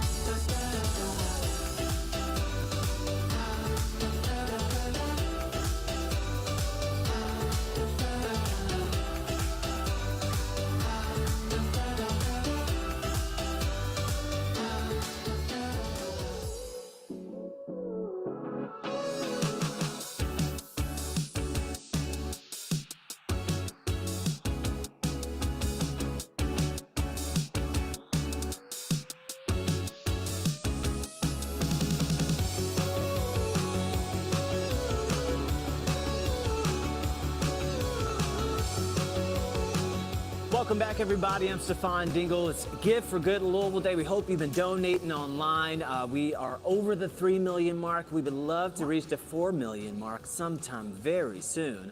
But we want to continue talking with our many organizations that have been coming through today. Now we're going to be talking to the Louisville Free Public Library. We're here with the wonderful Ms. Barbara Sexton-Smith. It's good to see you again. Oh my gosh, Stefan, did you come all the way from Baltimore? I did. Okay. Because I just love Louisville so much. Yes. And of course I love you, and I love you all and all the organizations, because it's so much work going on here. Tell us a little bit, well, introduce yourself to the world. Okay. Along with your partner here, and tell people about what the organization is doing. Okay, so I'm Barbara Sexton-Smith. I am currently the interim executive director at the Louisville Free Public Library, and since I spent so many years working in the arts, I like to call myself the leading lady at the library these days. Woo. However, the real leading lady is my friend right here. I'm gonna let you introduce yourself, okay? Well, my name is Chandra Gordon, and I'm the executive director of the Library Foundation, and I have the privilege of having a job in which I get to support our public libraries and the work that Barbara is doing. Mm-hmm. Gotcha. And so right now, I mean, libraries are very important. The books, the access to books and all those things are super important. Talk to me about what it is within Louisville Free Public Library that our viewers, those who are donating, why should they be pouring into your organization? All right, so we need everybody to pour into the libraries here in Louisville, Kentucky in a number of ways. Mm-hmm. We need you, one, open up those checkbooks, that's right, get out those credit cards, send money any which way you can to the Library Foundation. That's the first thing we want and need you to do. But maybe equally and more importantly, we want everybody to pour in by driving in, by coming through the doorway at the Louisville Library. You all, we have 18 locations. Mm-hmm. There is a library within a short distance of every person that lives in Jefferson County. And it was really interesting when I started working at the library, Stefan. Yeah. Everybody was saying to me, do people really go to the library? Oh my goodness. Yeah. I asked Chandra one day, I said, how many people do you think came to the library last month? And she said, I'll tell you exactly how many. It was something like 131,000 people. Oh, just a small number. In 1 month? Yeah. And in the last year, I mean, almost 3 million people. I mean, it's crazy. Yeah. Y'all come to the library, come to any one of them. Gotcha. And Chandra, the part of your role is really the fundraising and all this. Tell us, those who will be donating, like what this money will be used for. Okay. Well, the Library Foundation was created because we know how important and essential our libraries are to our community. When we talk about challenges that we face, childhood literacy, reading at grade level, college readiness, workforce development, all of those things, the library holds a key to access information that will move us through those challenges, really move the needle on those for the city. And our libraries are located throughout our city. We have 3 regional libraries in our main library that ensures that there is a major resource library within 5 miles of 90% of our population, which is so important, especially today when people are really counting the dollars and the pennies and all of that. They need those resources. They need to be able to have access to computers, to books, to those types. You cannot function in today's world unless you have access to information and technology. And our libraries provide that. But that's a huge job. And so my job is to enhance the funding for our libraries and to ask all of you to do the same. Because with our private dollars and the public dollars that our city provides, we can create a system that is beneficial for everyone, no matter your age. I mean, seriously, people come in with their babies, you know, and they go to children's story time, they learn how to read as a family. And then we have folks that are homebound. And our bookmobiles and our librarians do outreach to them. We have people starting businesses that want to know how to create a job plan. And you can come to the library and learn all of these things. Our nonprofits, by the way, can come to the library and get access to our foundation directory for free, which would be quite expensive if every nonprofit had to do that on their own. And these are all the things that gifts to the Library Foundation make happen. Gotcha, that's awesome. And don't forget about summer reading. And we have a special guest. Yes, this I'm is here Gorp. too. Gorp, how are you? I'm doing great. I'm having such a good day today. How are you guys? Wait a minute, Gorp, how did you get here? Oh, when the library calls, I come a running. Listen. Well, Gorp, I know you're trying to get all the kiddos to come out, maybe That's even right. the adults. You know, I know you're friends with everybody. I am friend to all. You're absolutely right. And I just love the library so much and the Give for Good campaign. Well, Gorp, can you tell the folks like why they need to be giving money? Oh, well, because of all those wonderful programs that they talked about. And I'm a big part of one. I do the summer reading programming, and all the kids love it. And whenever you give, things like that happen. I'm here for the fun. Wow. The libraries are so fun when you come to visit. I'm there to say hi to all the kids. We love when you say hi. Gorp, can I tell everybody that you still live at the library? I do. They Rent let me free. stay there. Rent free. Okay. So Gorp is with us all the time at the library. that's and right. Gorp was such a superhero during the summer reading this year. Oh, thanks, Barbara. Yeah, I love you. You're so nice. Oh, nice. Okay. I want one too. So, now, We can just do a high five for me. Okay, Can we do a high five? Thank you. Thank you. now, one thing that Gorp was able to accomplish this summer, all across the United States, summer reading is a real thing in libraries. And That's right. Louisville, Kentucky, because of Gorp, is one of the leading cities in the entire country, and the number of kiddos that sign up for summer reading.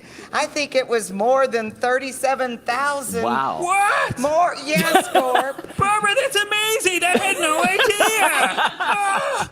Those numbers are incredible. Yeah, and then, right before that, Gorp gets a little jealous, Chandra. What? Yes. Gorp gets jealous. I'm sorry. Well, Gorp, the reason Gorp turns yellow is because I think Gorp wanted to be a bumblebee in the beginning of time because the spelling bee got all the attention. Oh, they did. They did. That silly spelling bee. You got this thing that the Library Foundation sponsors every year called the Scripps National Spelling Bee. Yeah. That's right. Okay.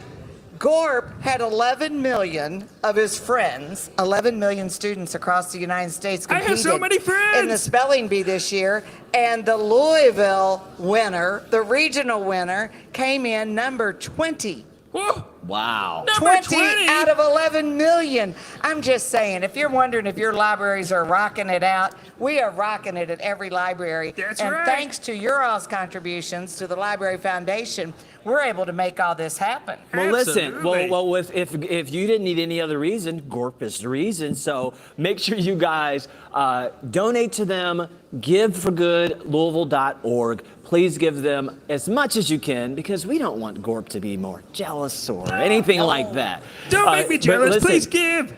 Gorp, Barbara, Chandra, thank you so much, and we'll have our next group coming up next. Thank you, All Gorp. right. Thank you all. Bye-bye.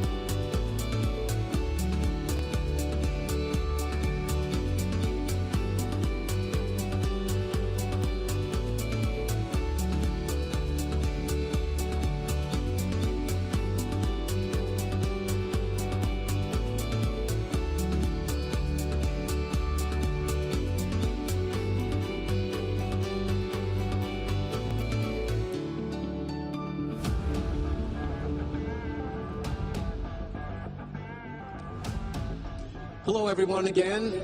This is Ron Gallo again. And we are here, of course, for the greatest day of giving in our region, and on a per capita basis, one of the best in the country. Philanthropy is so important right now, but so is collaboration with government. And I am proud to say that we have today here with us, he's made time for us, our mayor. And I just want to hand it over to you, and you talk about our collaboration with the nonprofit sector. Thank you, sir. Well, thank you so much, Ron, and thank you so much for what Community Foundation of Louisville does every day of the year. Of course, on Give for Good Day, it's probably the most impactful day when it comes to the donations that are given to Community Foundation and lots of other impactful, important nonprofit organizations in our community. But all of these groups, yours and so many others, do their great work every day with these funds that are donated today. And our city would not be where it is without the important work of our nonprofit partners. We are working incredibly hard every day to make our community safer, stronger, healthier, more vibrant, to give more people opportunities for success, to improve education, and the list goes on. All of that is happening right now. Yet we know we have so much more work to do. We have to do it faster. We have to do it in closer collaboration with our nonprofit partners and others, and that's how we're going to make even more progress than we have. When you just look at any issue that we're dealing with in our community, so much work is going on by our nonprofit partners. We are lucky that in Louisville we have so many strong nonprofit organizations, large organizations that have been around for an incredibly long period of time, and other new organizations that have popped up recently because we have people in our community who care, who are social entrepreneurs, and who want to give back to their community. And so today is a wonderful reflection of our city's generosity and our city's commitment to do good. The fact that we're here not even at lunchtime and we've already raised nearly $4 million is just one small sign of the generosity of our community.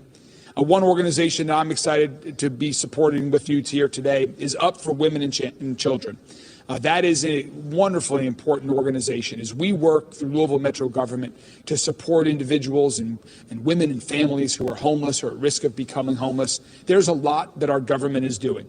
And I'm pleased that we've made great progress in getting more families off the street, into homes, providing them with the services and support they and their kids need. But we can't do it alone. And that's where organizations like UP come in to help women who are in need, who have had a challenge in their life and could use a little support, some shelter, some services to help them and their kids find a new path on life. They are doing amazing work. They're expanding their services to help more women and families. And I'm proud to support them through Louisville Metro government today, through Community Foundation, Give for Good. And they are just one reflection of the hundreds of organizations out there that are doing this important work. So we're going to keep making our city safer. We're going to keep supporting individuals who are at risk of being homeless with services and shelter. We're going to keep building more affordable housing. We're going to keep making our city healthy. We're going to keep expanding the library, as you just heard, and making that a better place. We're going to keep improving our parks. We're going to keep creating good-paying career path jobs. All of that is because of the support from our nonprofit partners. So I encourage everyone across the city to be generous today, just as you are every other day. And to those organizations that are recipients of these funds, thank you. Thank you for what you do every day to keep our city moving forward in a new direction. Ron, thank you to you, your organization, your entire team, your board, for what you all do at the Community Foundation of Louisville. I know we have some great partnerships that we're working on now, and I'm really excited about the future collaboration.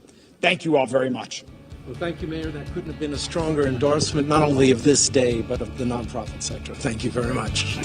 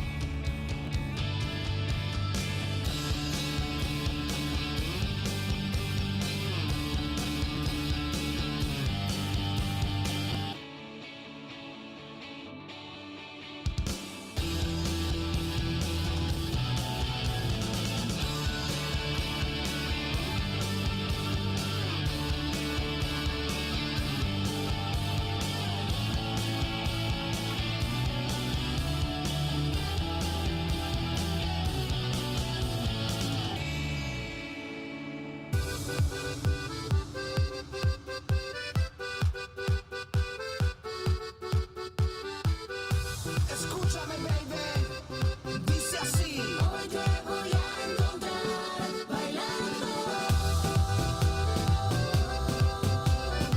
Hoy te voy a encontrar bailando.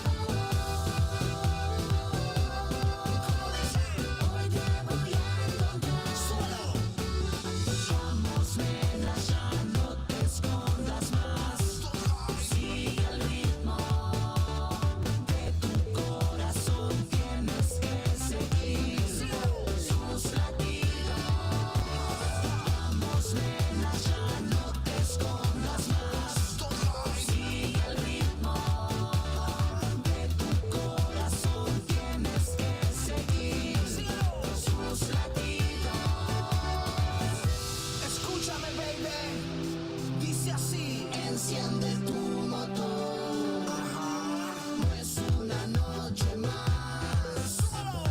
Hoy te voy a encontrar bailando. Hoy te voy a encontrar bailando. Hoy te voy a encontrar solo. Vamos, nena, ya no te escondas más. Sigue el ritmo de tu corazón. Tienes que seguir sus latidos. Escúchame, baby, dice así. Enciende tu motor. No es una noche más. Hoy te voy a encontrar bailando. ¿Cómo dice? Hoy te voy a encontrar bailando. Hoy te voy a encontrar solo bailando. Hoy te voy a encontrar bailando. Escúchame, baby, dice así. Bailando.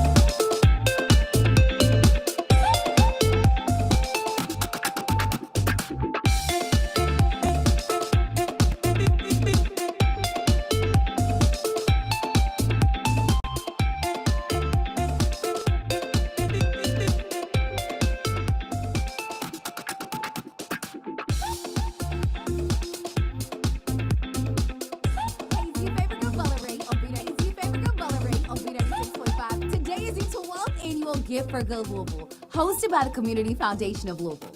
Since 2014, communities across Kentucky and Southern Indiana have raised more than $70 million for local organizations. And today is your day to be a part of the Gift for Good movement.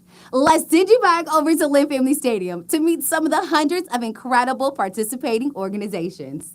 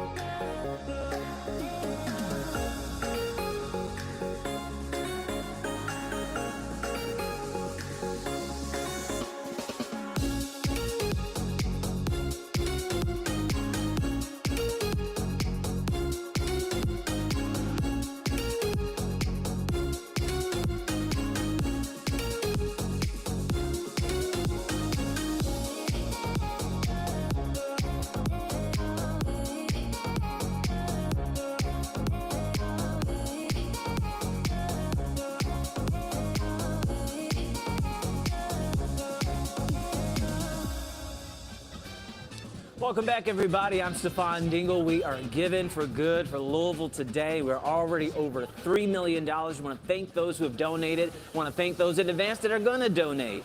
We want to welcome back in, as we come back in, we want to make sure we introduce our other co-hosts. Mr. Harrison Kirby, you want to tell the folks about who you are? Yeah, my name's Harrison Kirby. I'm the Executive Director of the Center for Data and Policy at the Community Foundation. This is my third Give for Good, and I'm excited to have a conversation with our guests today. Awesome, awesome. And speaking of our guests, we are here with the Center for Interfaith Relations. First of all, thank you for being here. Secondly, if you could just go down the line, introduce yourself, and then tell us a little bit about your organization. Absolutely. My name is Sarah Kelly, and I'm the Director of Communications for the Center.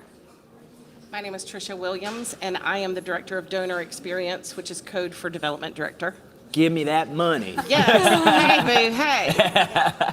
Did you get any sleep last night? No.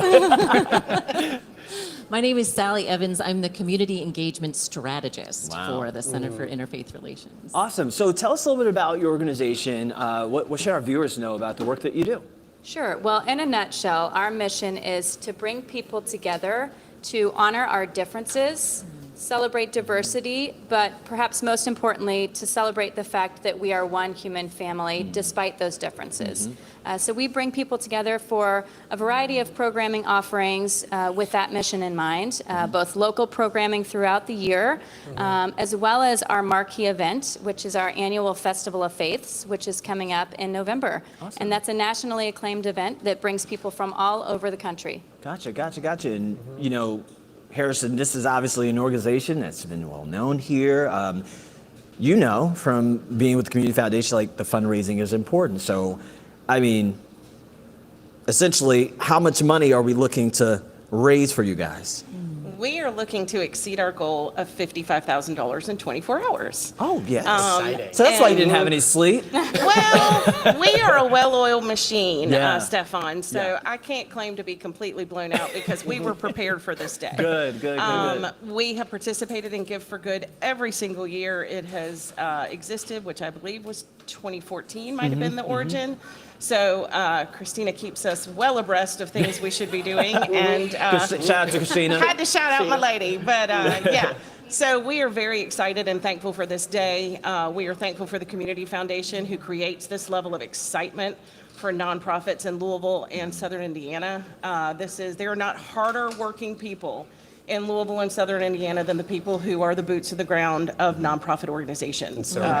We are the spaces that are creating the community that our citizens want to live in. And so today is the day now is the time. Now is the time. To stand up for didn't the wanna forget. organizations who are doing the work that you believe in, who are helping create the community you want to live in.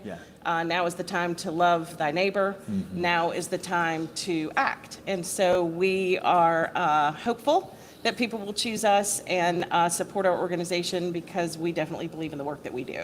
Gotcha. And I think about what you guys' mission is about bridging those gaps, fostering those compassionate communities. Talk to me a little bit about why that is so important right now in this time. I want to mention that a lot of people think about our Festival of Faiths or what we're doing, and they think about, maybe folks that are in their 30s, 40s, 50s. One of the things that when folks donate today that they invest in is allowing young people, high school students, college students, but each year at our festival we have hundreds of high school students who are able to attend because of generous donors. And what that allows you all is so often when we get feedback from them, this is the first time. This is the first time they've ever experienced an interfaith dialogue and really come into contact with experiencing the joy of honoring differences rather than an us-them mindset. And as we know, that shapes how you see the world for years to come. It shapes how you give for years to come. It shapes how you vote for years to come. So when people invest, they're investing in our young people in our city that then are able to attend things like the Festival of Faiths. And a lot of folks come, of course, who are beyond high school level, but that is one of the many ways that we put these dollars to work. Yes, those field trips for students to attend are free. So we work with a lot of area high schools. Oh, sorry. Hello. Hi. I'm on TV. No, we work with a lot of area high schools, private and public, who attend, and underwriting donations for the festival allow those tickets to be free, allow this field trip to be free, allow if they need lunches, allow if they need buses. Allow this experience for them. Donations to our organization also allow our ticket prices to stay low, which they've been $25 a session for as long as I've worked there, which is 7 years, and I think, and well beyond. And so donations really are for nonprofits. We are not making any money. We are putting it into the work that we do. And so we steward those dollars very thriftily. Love that. And I was just going to say, to the point of why now, the Festival of Faiths and our mission in general is so important because we are living in such a polarizing and divisive time, and people are really hungering for connection when they are feeling so isolated and so hopeless. And so we like to provide opportunities throughout the year and at the festival for all ages, for people of all different backgrounds and views to come together, to listen, and to hopefully find some common ground to make improvements to strengthen our communities. Yeah, no, I love that. And I think the theme that I've seen throughout the day so far is I will go back to the young people who were sitting right here where you guys are. That motivated me. That to me, I think, speaks to what you're pouring into trying to foster these future generations to have more compassionate hearts, to be able to do this. Talk to me just as we wrap here, this big night you got, right? What's your pitch to the community? Obviously, we want them to donate because the time is now. Now is the time. Excuse me. Now is the time. In case you forgot. But with that time being now, how do you reach out to that younger community, right? Where there is divisiveness, but I was motivated by these young people because they seem to be echoing exactly what your organization is about. Right. Well, I will say, in addition to the festival, like I said, we have community conversations throughout the year, one of which Harrison was involved with last year about youth violence in our community. And we brought young people into the room to hear from them and to listen and to try and problem solve together. And so we are not just inviting young people to come listen at a festival. We actually want to hear from young people. And you all can help do that by getting more young people involved with our organization. And donating that money.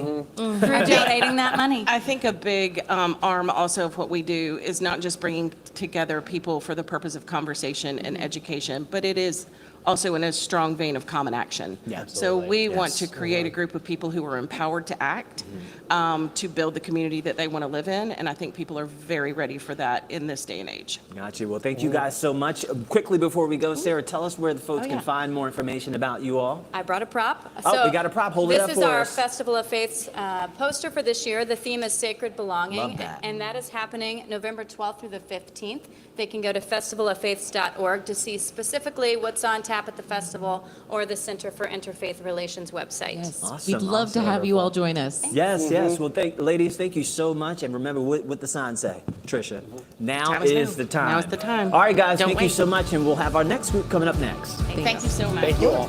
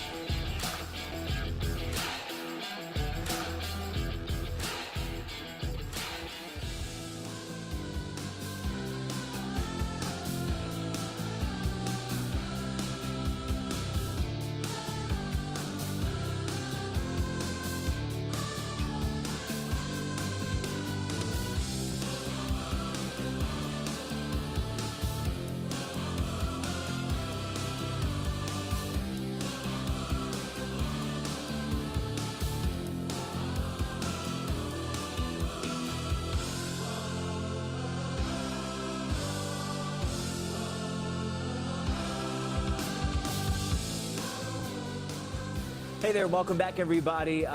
We are now going to be talking with another organization. This is the Young Nonprofit Foundation. And again, here joined by my partner and co-host here, Harrison.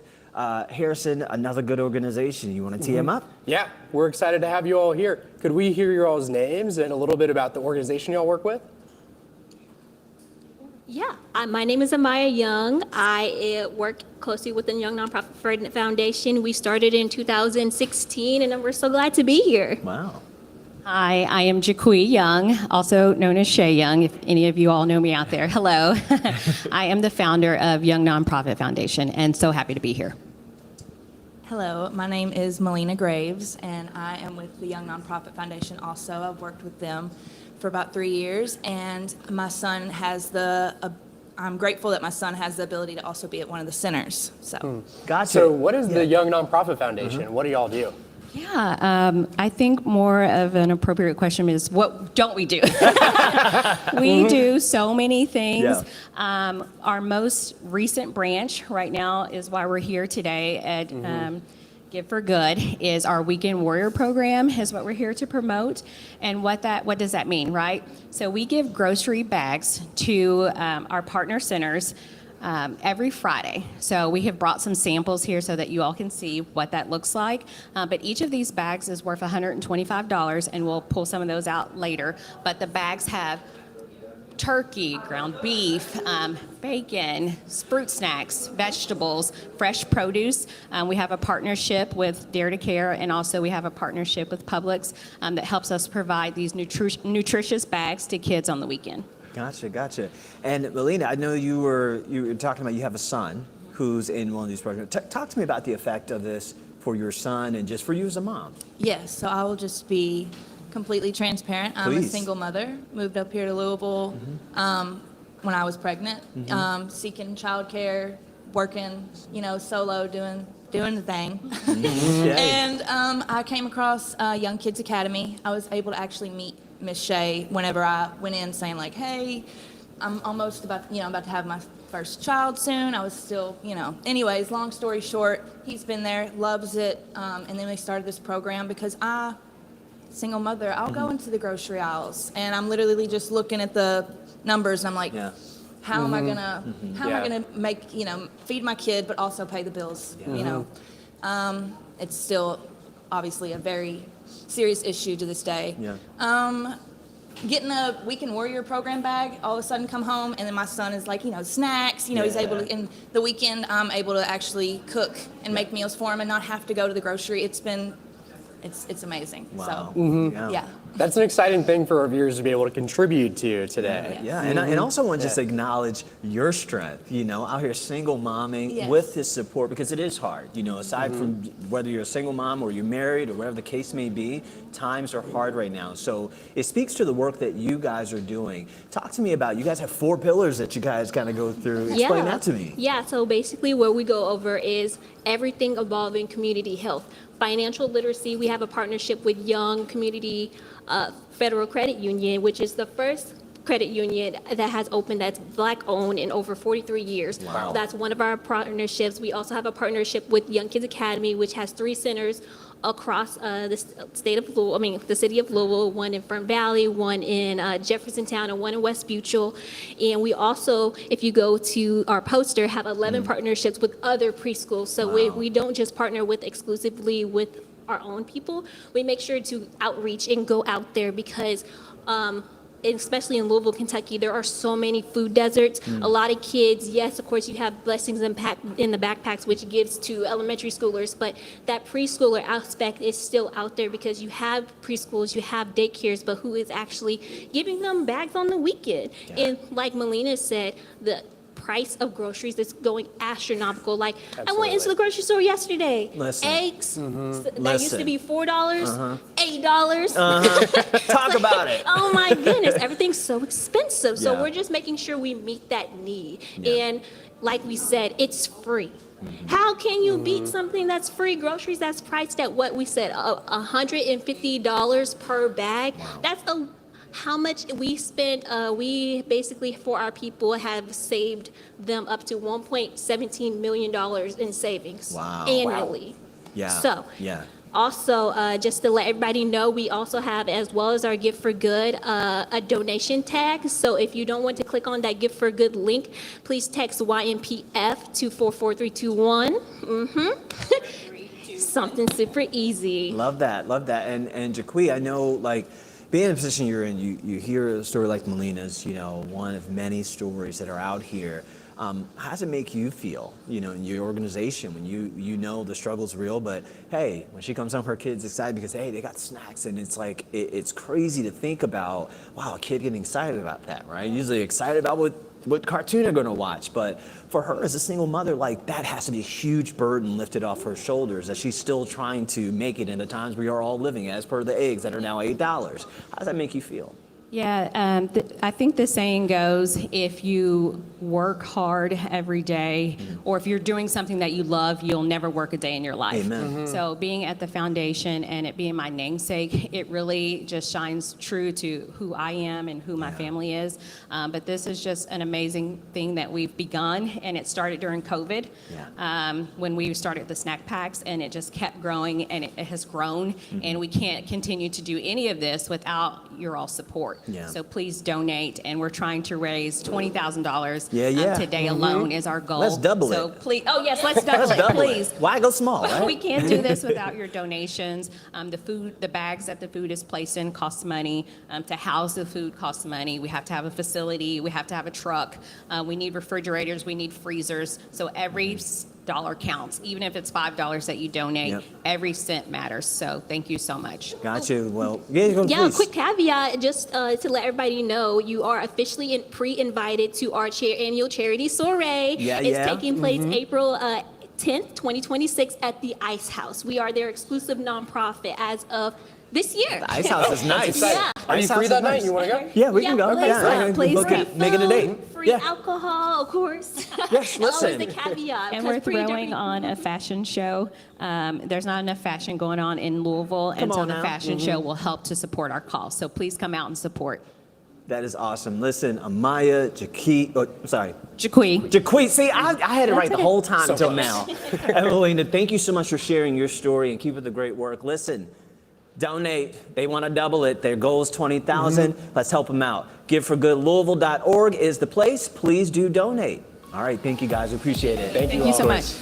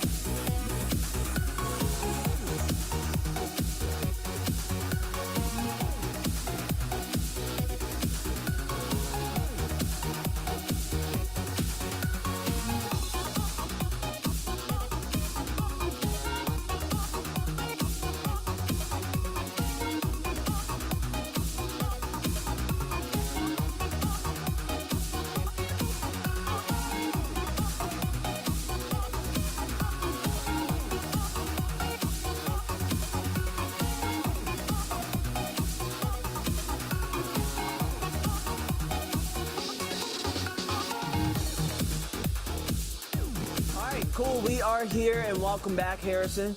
Last group were great. Yeah, they were really good. Great. Good to be here with you, Stefan. Yeah, it's good to be here with you. Who do we have next? Now we have Amina and Musa with More Than a Smile. Welcome you all. Yes, thank you for being here. Tell us, first of all, I'm just impressed just from the first few lines of what you do. I don't want to take your thunder, but a grassroots refugee and immigrant-led nonprofit. Yes. Impressive. Tell us more about the work you do. So our work, we focus on 3 core areas. The first area is mentoring. A lot of our youth, when they resettle, there's not much mentoring going on for them. People that look like them and people that relate to their backgrounds is what they're looking for, and oftentimes it's not always available. Our second area is women's engagement. So we provide sister circles for women who otherwise would be cooped up in the house and not really going out into the community, and we want the community to welcome them outside. And our last area is community engagement. A lot of times our communities tend to stick to themselves because that's who they know. However, we want them to share their culture. We want them to share their heritage, language, and just be amongst our Louisville community. So that's the 3 core areas that we focus on and we want to promote. Gotcha. And so, Musa, talk to me just a bit about what it is that you're empowering minority communities to kind of, overcome, if you will. I know it's systemic barriers, but what does that look like for the folks that you're serving? So for me as a community engagement director, what we focus on is, so we do a lot of sports and through music and stuff. So 2017, me and 2 of my other brothers, we started a soccer tournament, which is we figured that sports, especially soccer, is international sports, and that's something that we, usually do, something they'll be known for. Creates good camaraderie, yeah. Exactly, and the other thing, when we figure out that sports is not the only way, some of us came here, we into music, and then some of us, especially the younger kids who was born here, got into basketball. So we started hosting this sports event. Then we included, music, like kind of almost festival thing, concert for the, especially people that sing music in so many languages, so many Bantu language, Mai. So we just do music festival, basketball tournament, and a soccer tournament, and that's how we get everybody involved with it. We started with adults, then now we're in the youth. We have young age as low as youth 10 now, 10 years old playing, and so and soon we hoping that we start a women's section where we get everybody involved. Gotcha. And when you think about the folks you're serving, where are they coming from? Like, where predominantly? Predominantly Eastern Africa, mostly around Kenya, Somalia, that area. So it's mainly Eastern Africa. Gotcha. But it's pretty diverse now. Now we just have the whole Africa, and especially it's pretty open right now. Gotcha. Now, Amina. Musa just mentioned that they're gonna work on one for women. More Than a Smile. I would like to think that's coming soon. Yes. Yeah. Just tell me more about your efforts into that and just building that self-sufficiency and understanding what they may be, their experience may be as they get here. Yes. So I've been a longtime advocate for women, and women, especially immigrant women, tend to be put in a box, and I've opened the box, and now we want to come out the box. With the annual cup, it's been going on for 10 years next year. This is the 10-year anniversary, and I want that to be the year that women are actually on the field. We're no longer cheerleaders. We're no longer serving from the sides as vendors. We're now going to be with cleats and on the field. Preach. And our 10-year commitment to next year, we are raising funds to make that happen. For Give for Good, we are raising funds to make sure women are no longer serving from the sidelines. I love that. And what's your number goal? So we are trying to reach $10,000. That is our commitment for our women's program. However, we are doing the fundraising throughout the year. Today is not the only day and won't be the last day. We'll come asking for funds, but we do want to make sure that we raise at least $10,000 so we have not just older women or younger women. We want to make sure our U10 are also involved as well. Gotcha. Well, 10,000, we want to double it. I know you were a praying woman, so we're just going to make it happen. And if I could just interrupt for a second, we just hit $4 million. Yeah! We just hit $4 million. Let's go. All right, we're calming back down into podcast mode. So I love that you said that.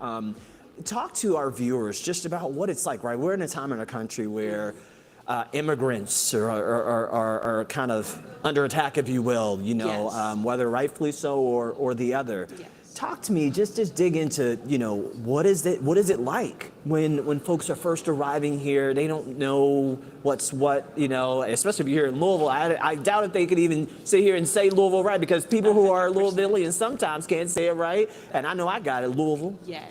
Or Louisville, or whatever the case may be. But what's that experience like for them? I know it's not all daunting, but Yes. just take us into that lens. As the oldest child of immigrants, Yeah. I was sort of a guinea pig, per se. I was the one navigating my family through offices. I was the one signing my own permission slips. I know many immigrant Yeah. kids can relate. However, sometimes it's not always told. The story is not always out there. And for us, it's important that our families aren't going back into the house. So that's why we host our events outside at William Harrison Park. We are out there Saturdays and Sundays. If we have to knock on doors, we knock on doors. If we know that community is scared because of what's going on, we've made it clear that we're going to continue to be outside and we're going to continue to host our events because we don't want to be silenced, and that shouldn't be an option to be silenced. We're a part of the community as much as anyone else, and for us, just growing up as that individual, I think I've learned, you know, if you don't talk, if you don't say anything, then you'll continue to stay in that box. And I want to make sure that my community, anyone and everyone who can relate to my story, that they understand the importance of our voices. Awesome. That's Wow. what Give for Good is for, is connecting donors to people like you who have taken the initiative to work on those issues. Thank you. Amina, Musa, God bless you. Thank you. And it more than a smile. Where can they find you? So you can find us at William Harrison Park. You can also find us at, that's our email, but www.morethanasmilefoundation.org. We're also available at our 7th Street location. It is open to all communities. However, a majority of our communities that visit are Somali Bantu. Wow. Amina, Musa, thank you so much for joining us. More than a smile. Good luck to you, okay? Thank you. And Best remember, of we luck. just hit 4 million. We'll be right back with more folks. Thanks, brother.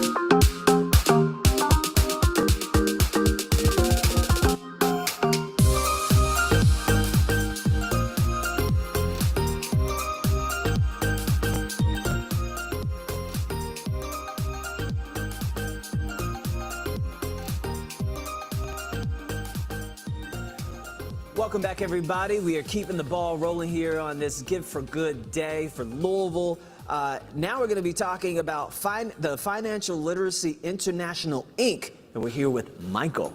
Welcome, Michael. Yeah, introduce yourself, my friend. Hey, thanks a lot. First of all, I want to say thank you to the Louisville Foundation for providing a space for nonprofits, because I think that's very important. Yes. Right. Absolutely. Yes. So, like you said, my name is Mike Wade.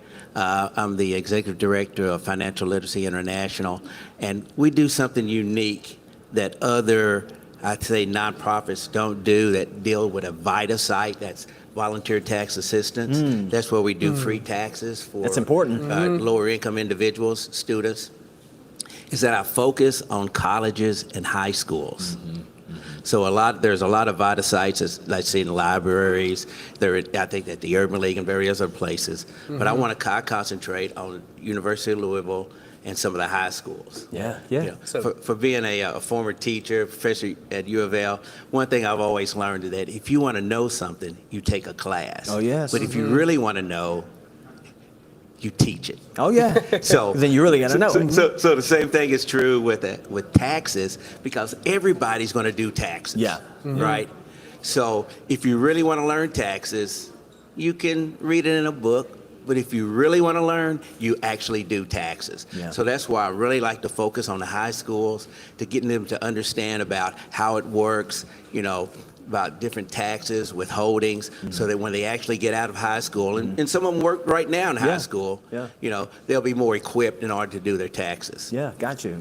I was going to say, I remember being in college, and everybody wants their refund check. Right. And you either go through terrible tax or those things, but there was some things I probably got wrong. Right. Why is that so important to arm our young people, high schoolers, college, with this knowledge about taxes? Well, one thing about taxes, and I always say, because I'm a CPA, if you wait till tax time to think about taxes, it's already too late. Okay. It's already about tax. I've always been late. All right. Okay. It's about tax planning. Yeah. So if you change the mindset, so it's not really a physical act, of the taxes. Yeah. What we want to change is the mindset of young individuals about taxes.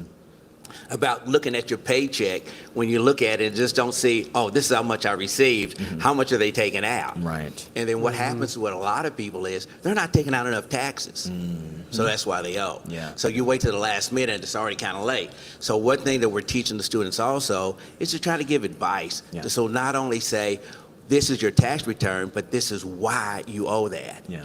Yeah. And I think that's so important to understand the why, Yeah. not just the what. Gotcha. And when I sit here and I think about the work that you're doing, some people might say, oh, it's just taxes, but clearly you've proven why it's important. Yeah. What's your financial goal today for folks to donate? Okay, my goal today is, I say it's low, it's only $5,000. Oh. That $5,000 is actually going to give, and the goal is to give at least $1,000 scholarship to several of the students who participate in the VITA program. And also to, because I'm a CPA and I think certifications is very important, we're going to actually fund them receiving, they call it an EA, enrolled in agent. So we want to not only fund them with their regular education, but also fund them for some additional certifications so that they can be more specialized. Gotcha. So it's just nothing but opportunity. That's all I can see. Love that. I'm excited about it. As you should be. Yeah. Well, folks, you can go to giveforgoodlouisville.org, find the Financial Literacy International Inc. Mike Wade, thank you so much, man. Hey, I appreciate it. I'm loving to hear from you. Yes. Hey, we still got plenty of time too. Awesome. Thank you, Great, Mike. Appreciate thanks. it, man. All right. Thanks, Michael.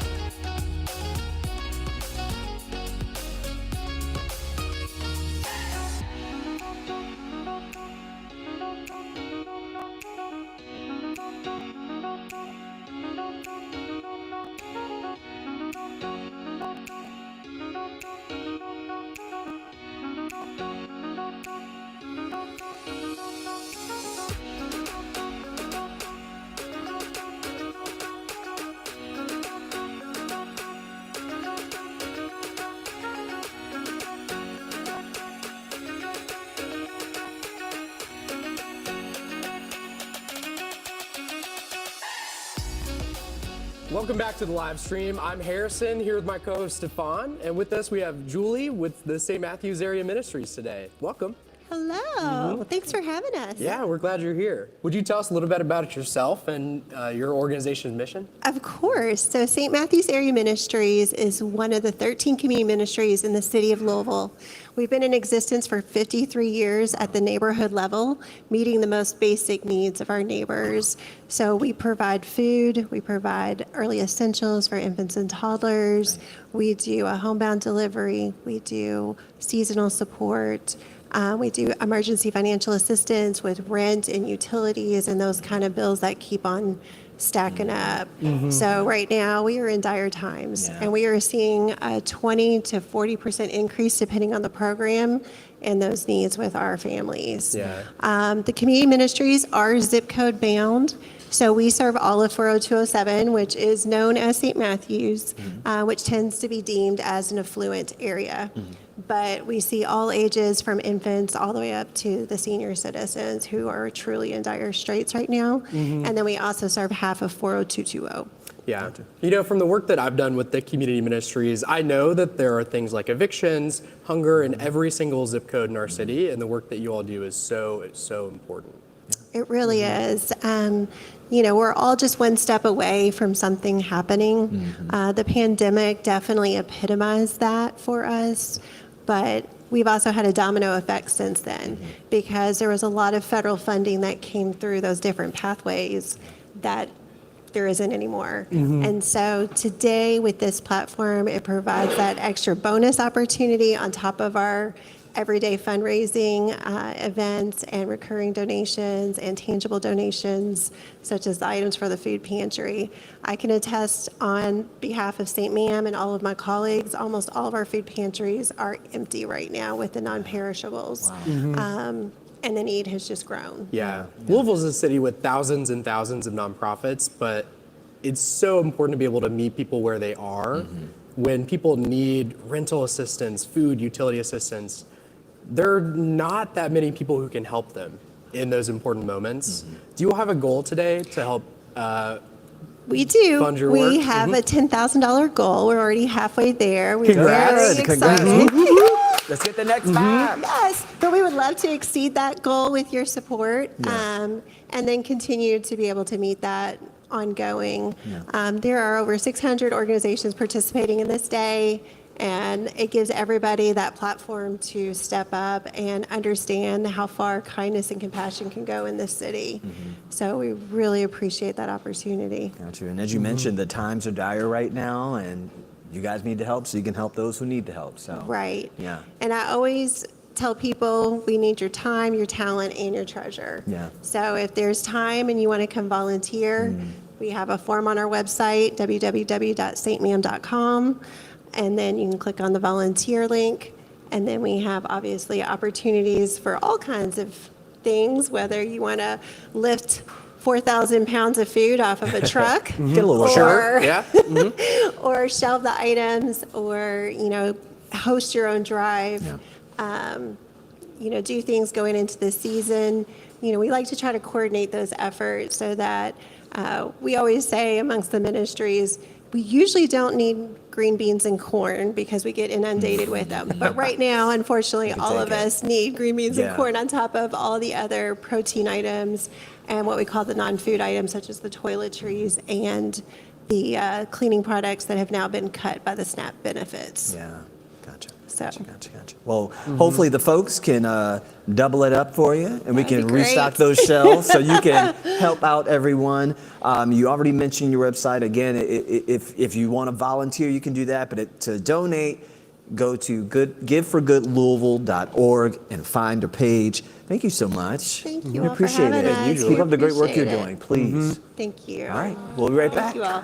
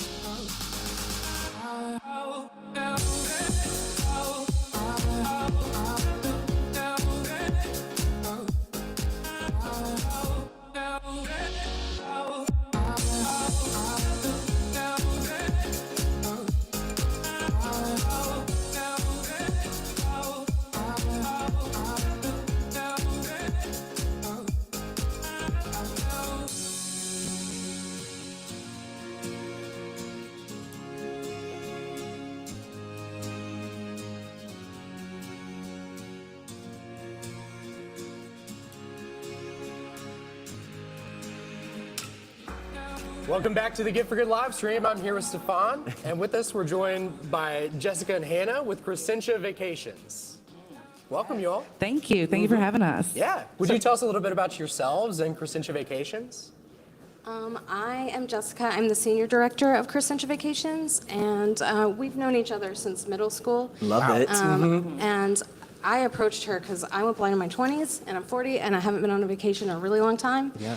And I said, how can I go on a vacation? I live on disability. I live below the poverty line. And how do I do it safely as a woman? Absolutely. Yeah. So she came up with, We went looking, and nobody really gives people money or opportunities to go for just rest or to just vacation somewhere. So we looked, didn't find it, and figured maybe we should start that. Wow. Yeah. What does that look like in your all's work? So primarily so far, because we're all small dollar funded, come on, Gift for Good. Come on now. We have launched one program, which is our Leisure Micro Grants program. So we give folks up to $550 to do something that brings them joy, gives them rest, relaxation, helps support a vacation they have already planned. It's usually for folks who have an idea, they have the wherewithal to make it happen, but they just don't have the finances or the resources to do it. Yeah. Now, and why is that so important right now, right? We think about, folks who are struggling, and there may be some out there that say, well, you're struggling, you can't go on a vacation. But to my sister's point here, it's like, we all deserve that rest and recuperation because it is stressful out here. Absolutely. Talk about just why that's so important. we actually looked up studies when we first started and delved into, there's not just mental health benefits, there are physical health benefits. And we want to, eventually be part of a study that takes people on vacation regularly that don't get to go. Wow. Because there were, huge benefits to your health in both ways. So.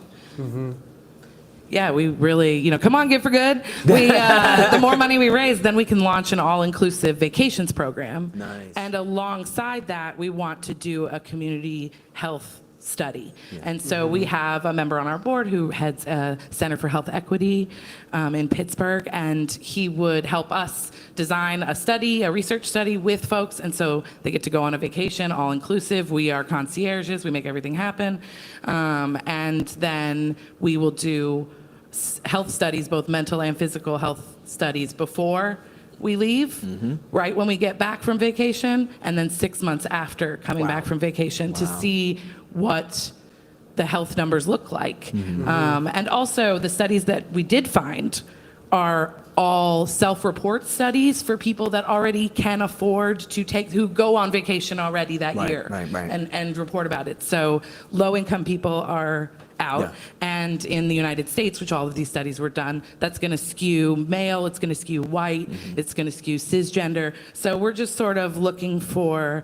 That just leaves a large portion of people out. Absolutely. Exactly. We need health numbers, we need study numbers, we need data, hard data, so that grant funders and public health orgs will start funding more leisure for people because it actually prolongs our lives, makes our lives better, improves our health.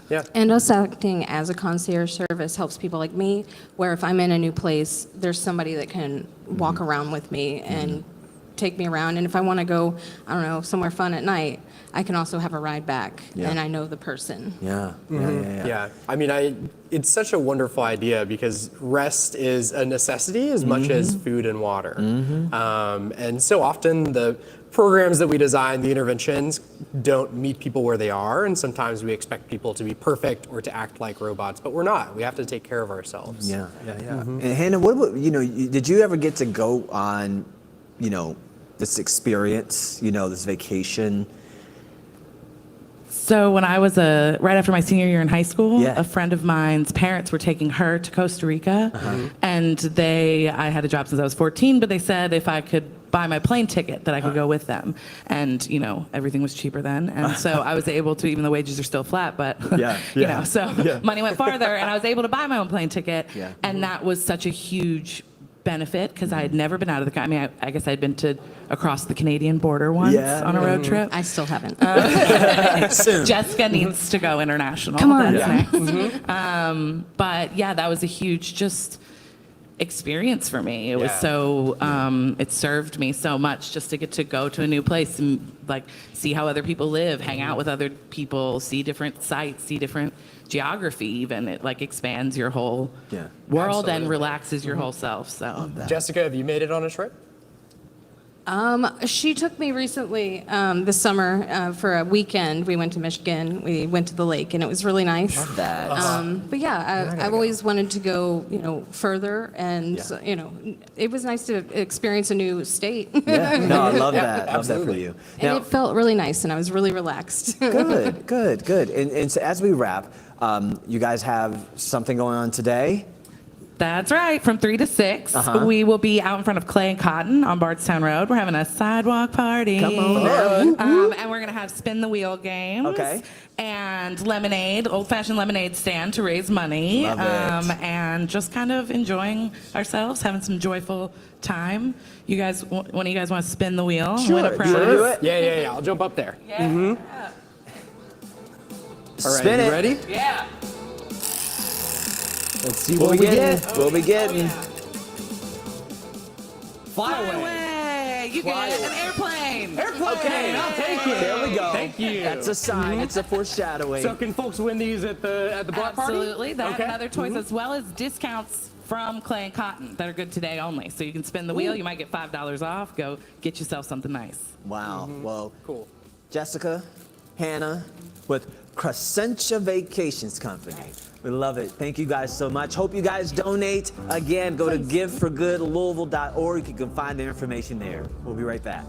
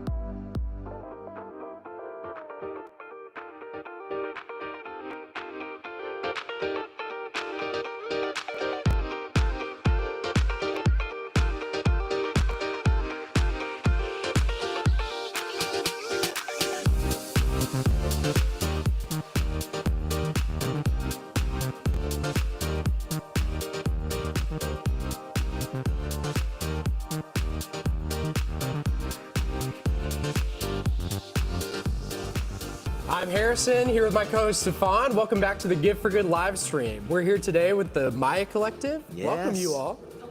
Collection. So sorry, Maya Make Collection. sure we get that right.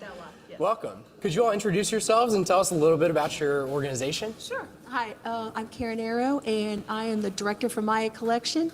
We started back in 2009, and what we do is we work with local refugee women and teen girls, and we encourage, empower, and employ them, and we teach them how to make handmade goods. We sell all these things locally, and we just are excited about being here for Give for Good. Awesome. Hi, my name is Hadil. I'm from Iraq. I'm joined Maya Collection 2018, and Maya means my big dream. Maya didn't give me a fish; they teach me how to fish. Nice. And hi there, my name is Kelsey, and with us today we have a couple of our artisans as well. And so next to me I have Yashira and I have Pamela. Awesome. Now, this work, I mean, first of all, I'm loving the diversity that's sitting before me right now. Thank you. Let's talk about the purpose in the work that you're doing. I mean, I think the diversity ties to that and just empowering these young women. Talk to me more about that. Well, first of all, diversity. We realize we have 3 different countries or maybe continents here. We have Hadil, who is from Iraq. We have Yashida, who is from Nepal. And Pamela. Pamela, I'm sorry. She's from Bolivia. Bolivia. Nice. Sorry. She's newer with us Yeah. today. So anyway, so we just love what we do. We have diversity, yes. Our whole idea is empowering because refugees, when they come to our country, they come with one suitcase in their hands. So they don't come a lot. They've waited. They've been in, Yasha was in a refugee camp for probably 20 years. Where they had nothing. And so when they come here, they need to learn skills and they need to build confidence.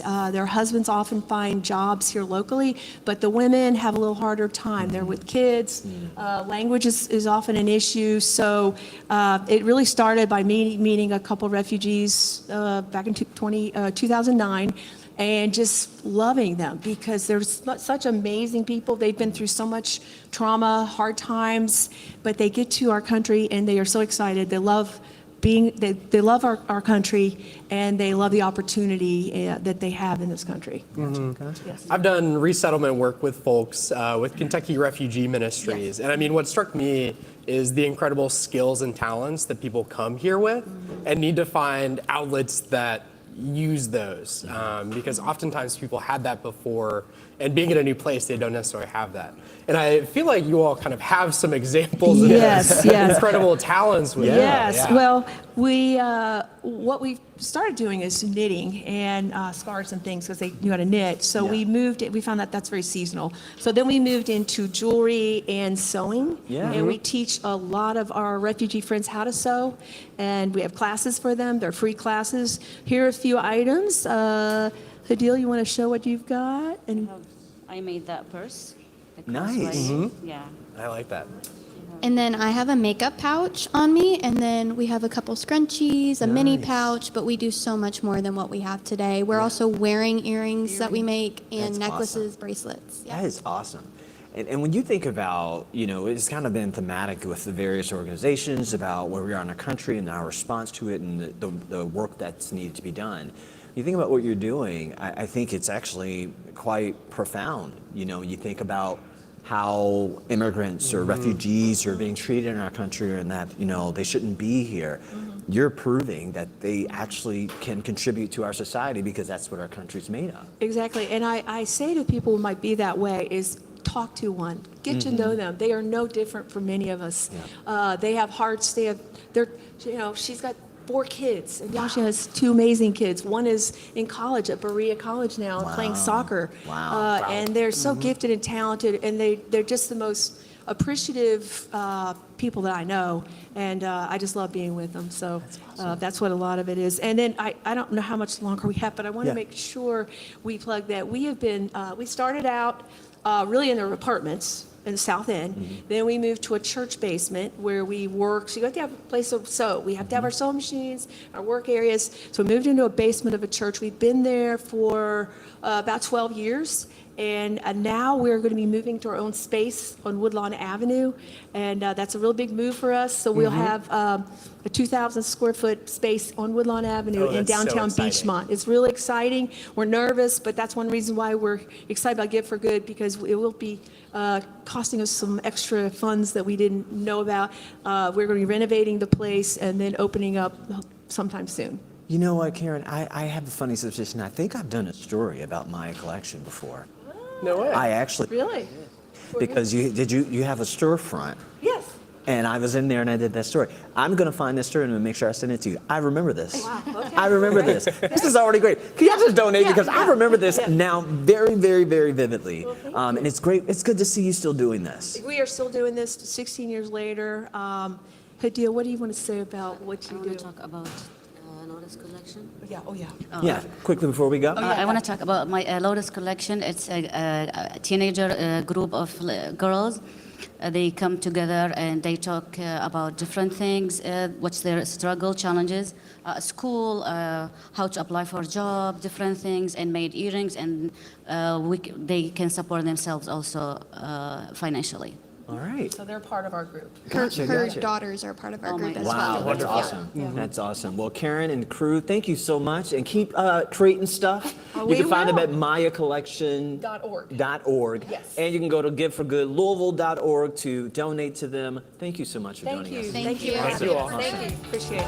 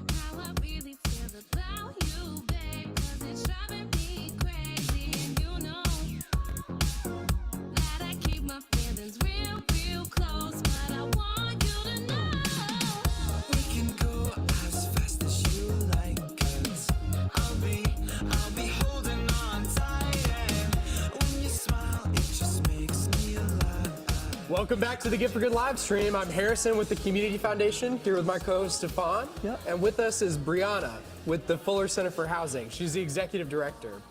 Welcome. Thank you. You want to tell us a little bit about yourself and the Fuller Center? Sure. I'll start with the Fuller Center. Cool. It's a nonprofit that's in business to help low-income families become homeowners. We renovate homes in West End using skilled and unskilled laborers. So you guys, who probably have no experience in construction, You're looking at us. could come volunteer and help renovate a home for a low-income family. Wow. We go above and beyond that, and we educate the families on what it means to be a successful homeowner, because that's important, right? So our families go through an extensive training, about 6 months to a year, to learn about finances, wills, insurance, taxes, all the things. Right, maintenance. Yep. I mean, they are All probably way more educated than you guys were. As you're buying listing your those first things, home. I'm sitting here like I want to come take part in this class. I really need it. Yeah, the education piece is so important. Yeah. So we take pride in that, and we're creating successful homeowners in West Louisville. Got you. Now, I know you're so gracious. You're so gracious. But please tell us about your journey, because we met when I did a story about Fuller House. And you have just risen through the ranks to now be this executive director. Give me a sense of your experience and how impactful this work has been for you to still be with him. Yeah, I'm so grateful for your coverage. So thank you again, Stefan. But I started with the Fuller Center in 2016 as the executive assistant. I had no idea how to run an office, let alone what a nonprofit actually did. So during that time of my learning, I fell in love with the mission and vision of the Fuller Center. They wanted to give me a raise and promote me to program director. And it was at that time I was single, had 2 kids, and I was living in subsidized housing myself. So that raise meant that I was going to lose my subsidized housing. And as you guys know, a lot of people in America face this dilemma of whether they want to continue to grow in their career or keep that safety net that houses and feeds and creates healthy opportunities for their kids.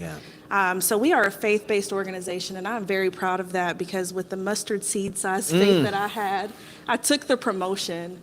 And with that promotion, I've helped 20 families to home ownership since then. That's amazing. And one of the coworkers at the time, seeing that me taking that promotion caused housing insecurities with myself. There were times that I had to choose between paying my LG&E or my water. I was without water, but thank God for the electricity that we had, and vice versa. So I went through those housing insecurities and decided that Fuller Center might be an option for me. I applied, I was approved, and we moved into our house in 2019. Wow. Congrats. Love you. that. Congratulations to you. I think about, the work you've done over these years, right? You think about where Louisville's going, more specifically the West End, right? It's kind of like an untapped potential there, because there's so much rich history. No matter what you see today, you can say whatever you want, but it's like, I can tell you since return, you can see the progression. Yes. How hopeful do you feel about the future when it comes to the work that you do? You have the Norton Track Center out there. There's so many things that are in the area. How does it make you feel to know you have had a hand in playing these parts? Because I can remember Sadiqa Reynolds saying it from when I worked here. Keep your house. People don't know, or if they get one, they don't know what to do as folks try to come in and buy it from them. How impactful has it been to know that you've had a hand in trying to keep people, or 20 families, getting them into a home? Yeah, it's really amazing the work that I do, and sometimes it's hard work. But when you see the families closing and signing those documents and knowing that their children are going to benefit from the work that we do, it's really great. For me, personally, going through the experience, I saw the change in my own kids. When we were in our house in subsidized housing, they wanted to paint their rooms. We were not able to. They were 7 and 4 at the time. So how do you explain that to a 7 and 4-year-old that we don't own these walls, but I had to, because I did not want to come home, find them with a paintbrush painting their walls. So once we got our house, and I got a picture of it, they were able to paint their walls. Yeah, let's hold it up. Pink, rainbow unicorns everywhere, right? My son wanted Mario versus Sonic. He did it up. That's awesome. Since then, it's been 4 or 5 years Yeah. since we've done this. They've grown so much, and they wanted to paint their rooms again. My daughter was sick of the pink, so now we got basketballs and African-American leaders. Love it. The main thing that I've learned is since then, it's been about 3 or 4 years, and they're not talking about painting their rooms. They're drawing blueprints to what their house is going to look like. Wow, that's amazing. So the mental shift, the seed that we're planting in kids' heads just by becoming homeowners ourselves, it's generational wealth that's beyond finances. Gotcha. And where can folks find more information about Fuller House? Yeah, so we're at fchky.org. And we would love for you to go visit our page. We definitely need some volunteers to work on our homes. You do not have to be skilled. She already called us out, y'all, so we'll be there. We're not much of help, but apparently we can help. Hammer in hand, yes, paintbrush. I really put the electricity throughout my kids' rooms. Yeah. We painted our walls. I put the trusses on my roof. You can teach me something, didn't you? I had. Do you guys know what a truss is? No. See, I mean, that's the it's the benefit triangle of. thing? There you go. Okay, cool. It is. Know anything. I don't know anything past that. Well, the great thing about having to volunteer is that families go into the house, most of them not ever owning a house, their families never owning, sometimes never even living in a house. It's been apartments. So through our program, they're building confidence in what they're going to be owning and taking pride in that and just being a part of it and building a community and resources around people that they can call even post-closing. So it's an amazing program. Gotcha. All right, well, we're so proud of you. Thank Keep up the you. great work and keep doing what you do for those children. Yeah. Please go donate, giveforgoodlouisville.org. We'll be right back with the next guest. Thanks.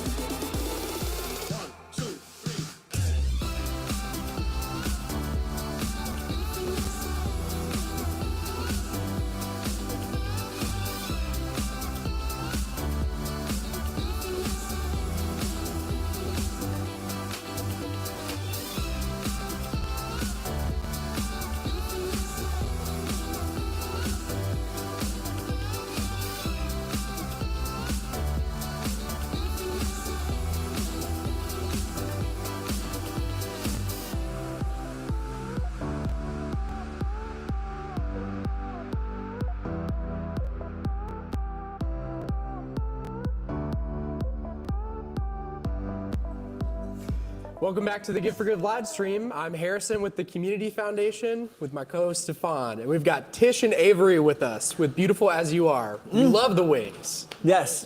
Pretty Thank wings. Pretty wings. So tell us a little bit about your organization. I know what the work is, but what more important time than now for y'all to be talking to us? Yeah. So Bay Beautiful As You Are is 11 years old. We started in 2014. We service girls ages 6 to 18 and do self-esteem building, confidence building, teaching them that they're more than their reflection in the mirror, to love themselves unconditionally, unapologetically. We tackle depression, anxiety, suicidal ideation, all the things that go with that. And we simply give kids hope, and we teach them how to love themselves completely, no matter what the outside says about them. Wow, I love that. I love that. As a girl dad, I could tell you that you would have had my daughter at the wings. Yeah. But the point. Yeah, but Avery, talk to us a little bit about just why this is so important, right? You know, I mean, across all color spectrums, you know, young women, their minds are so important, how they feel about themselves. Absolutely. So the most up-to-date CDC data that we have indicates that 57% of young girls in our school systems experience feelings of hopelessness and isolation. And that statistic alone is devastating. But even further, 27% of that same population experiences consistent thoughts of self-harm and suicidal ideation. So that's absolutely devastating. And we're living in a time where students can't go home and fully disconnect, right? They go home and they hang out with their parents, their friends. They still have the internet, the potential bullies, all of the things that could have a negative impact on their mental health outcome right there at their fingertips. So the work that Tish and Bea, the work that we're doing is so critical now more than ever because we're hyper-connected and because those negative influences really never go away. And we have to build that positive community to show girls that there's a different group of people out there who are going to make you feel good for just being you. Like you said, I mean, it is tough to be a kid today with everything going on. So the work you all are doing is so important. What is like I'm just curious, like what does the community that you all create look like? Like what kind of programs are you all running? So we have two different parts of the Bea program. So we're in schools. So we're in over 50 schools with our program with JCPS and then Greater Clark County, New Albany, Floyd County.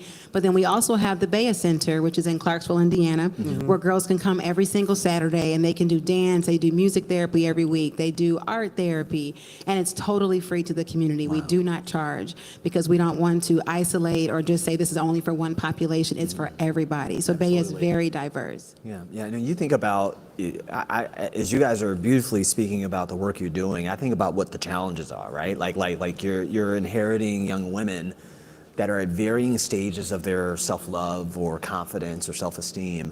And your biggest challenge is the world of social media, the internet, the imagery in the media, right? Of what a woman might be like. And it's all different kinds of things, but young women, they have minds of their own and they imagine.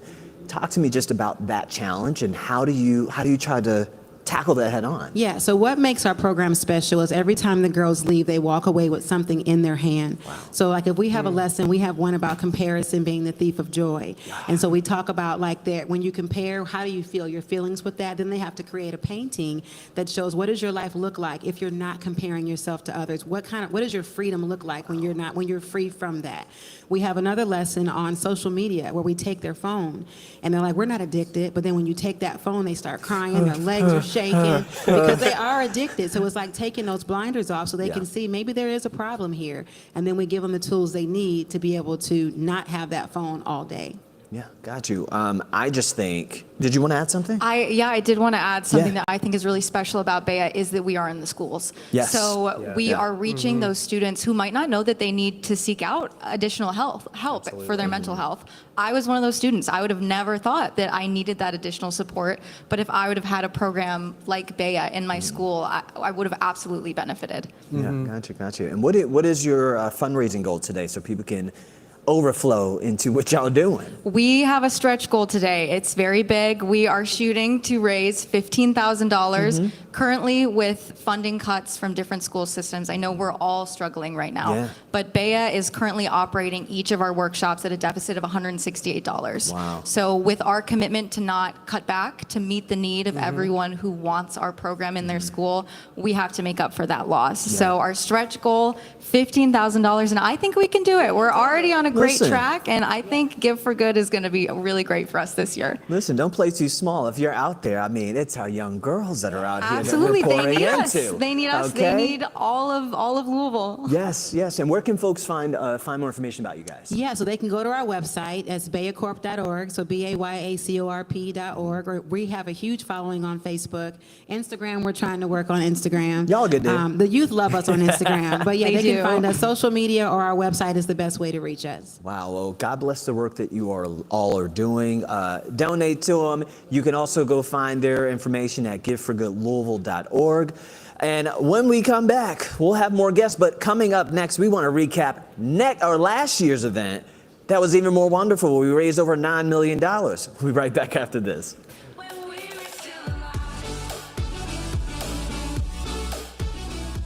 Give for Good is so important. It gives us the opportunity to raise funds from corporations, from neighbors, from people that care about what we do. It opens the door for finances to tell the story. So Give for Good is a great opportunity, an opportunity that has helped Roots 101 for the last 3 years. This is Stage 1 Family Theater, and I've got the cast and crew of Maddie's Fridge behind me. We are looking for people to donate so that we can bring our products to students. This is a huge day for us because it helps provide the resources that we need to provide free educational experiences for our community to come learn about this place and to come experience the incredible natural resources that we have to offer here. Gift for Good is such an important part of our ability to keep the doors open. Without the support of Gift for Good, we wouldn't be able to do what we do. The American Printing House has participated in Give for Good for several years. It's always a really fun day. We're really just excited to have a real showcase museum in Louisville. Excited to have something to show off that's really unique and special to the world.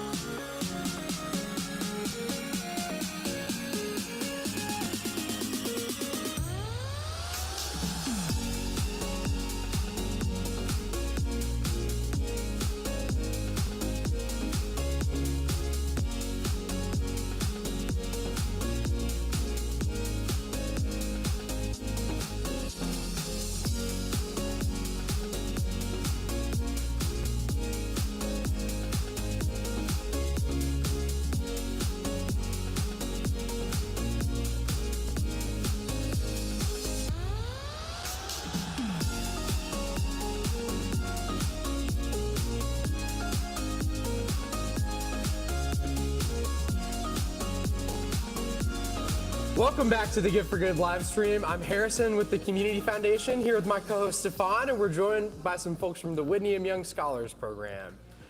Welcome, y'all. Welcome. Thank you. Introduce yourselves and tell us what your mission is. Well, I'm Paula Campbell, and I'm the Director of Development, and our mission is to provide college success and college access programs for underrepresented youth, or under-resourced youth, throughout our community to help them get a college degree. Nice. We're all about education. Awesome. My name is Erica McPeters. Okay. I'm a Phase 25 scholar of the Whitney M. Young Scholars Program. I started with Whitney M. Young in 8th grade, so really early on, and I just now graduated in May from Kentucky State University. So Woo-woo. Congrats. a long time in the Rep program. your HBCU. Absolutely, always. And my name is Jackie Ellis. I am the College Transition Coordinator at Lincoln Foundation. So my job is to work with scholars once they graduate from high school, like Erica, help get them all the way through college until they get their 4-year bachelor's degree. So help them get across the stage. So, yes. Nice.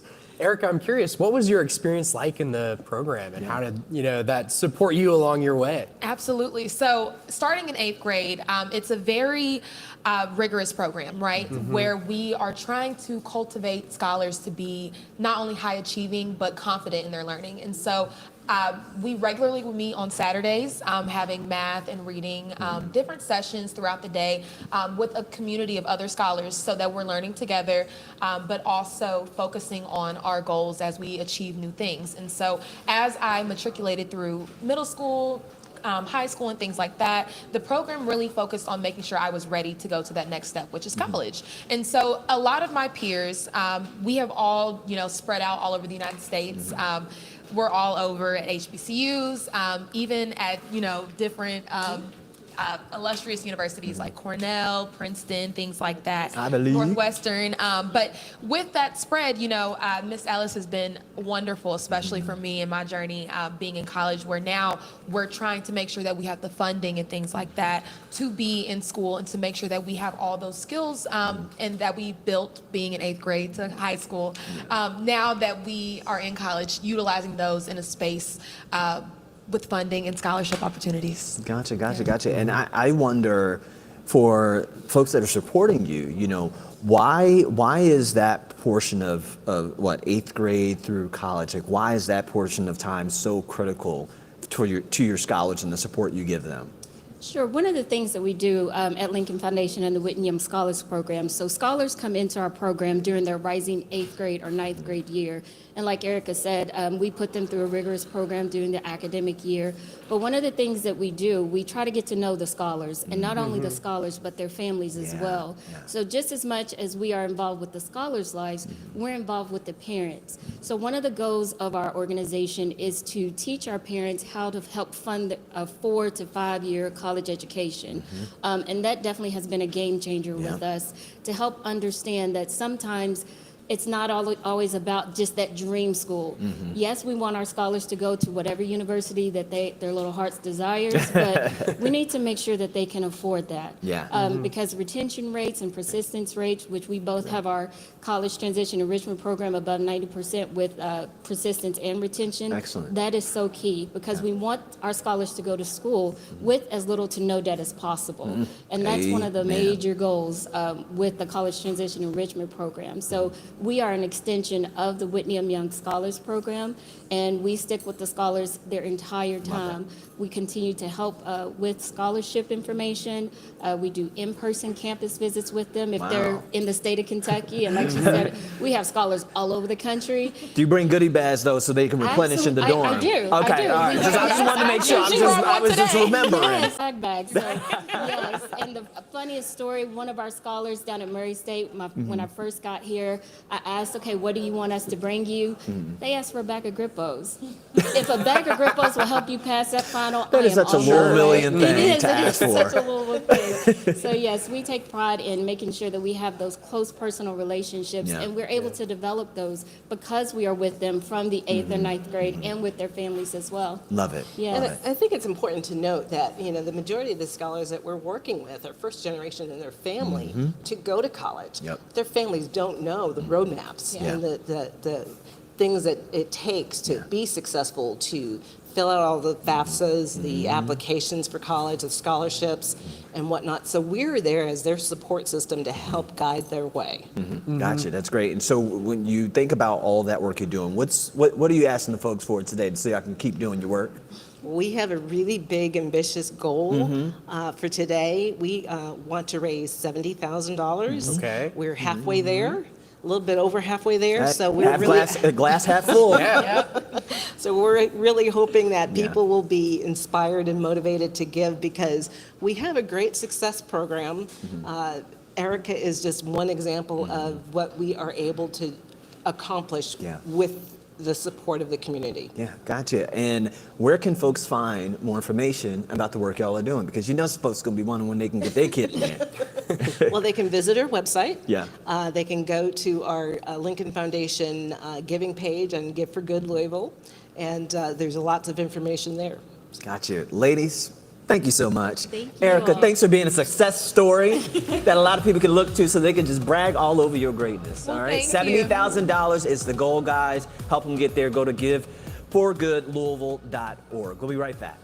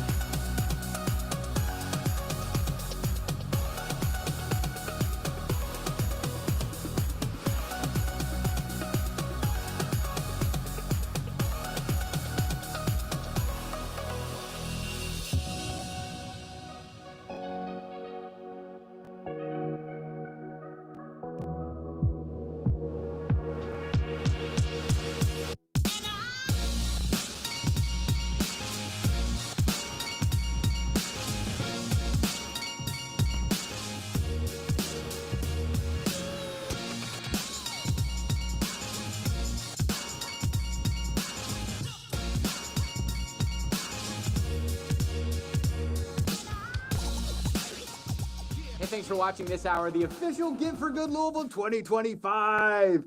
Don't forget to submit your donations by midnight at giveforgoodlouisville.org. Hey, thanks for watching this hour of the official Give for Good Louisville 2025. Don't forget to submit your donations by midnight at giveforgoodlouisville.org. Hey, thanks for watching this hour of the official...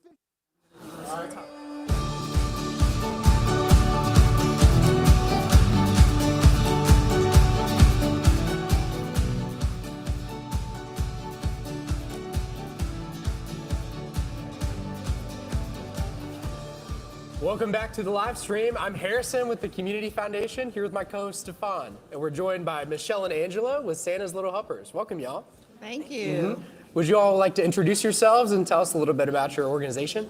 I'm Michelle Williams. I'm the executive director and founder of Santa's Little Helpers. My name is Angela Howard, and I'm a board member of Santa's Little Helpers. Awesome. Welcome. Tell us more about it. So Santa's Little Helpers, we got started back in 2017. My goal was to make sure that youth that are in foster care and foster care alumni are getting their basic needs met. And so I started the organization, and we started out with just like a pajamas for Christmas program, because who doesn't love pajamas for Christmas? It's a tradition. Yeah. But when you're in foster care, a lot of times you don't have the opportunity to get new pajamas. So we started by giving out those pajamas to just the foster youth around the city.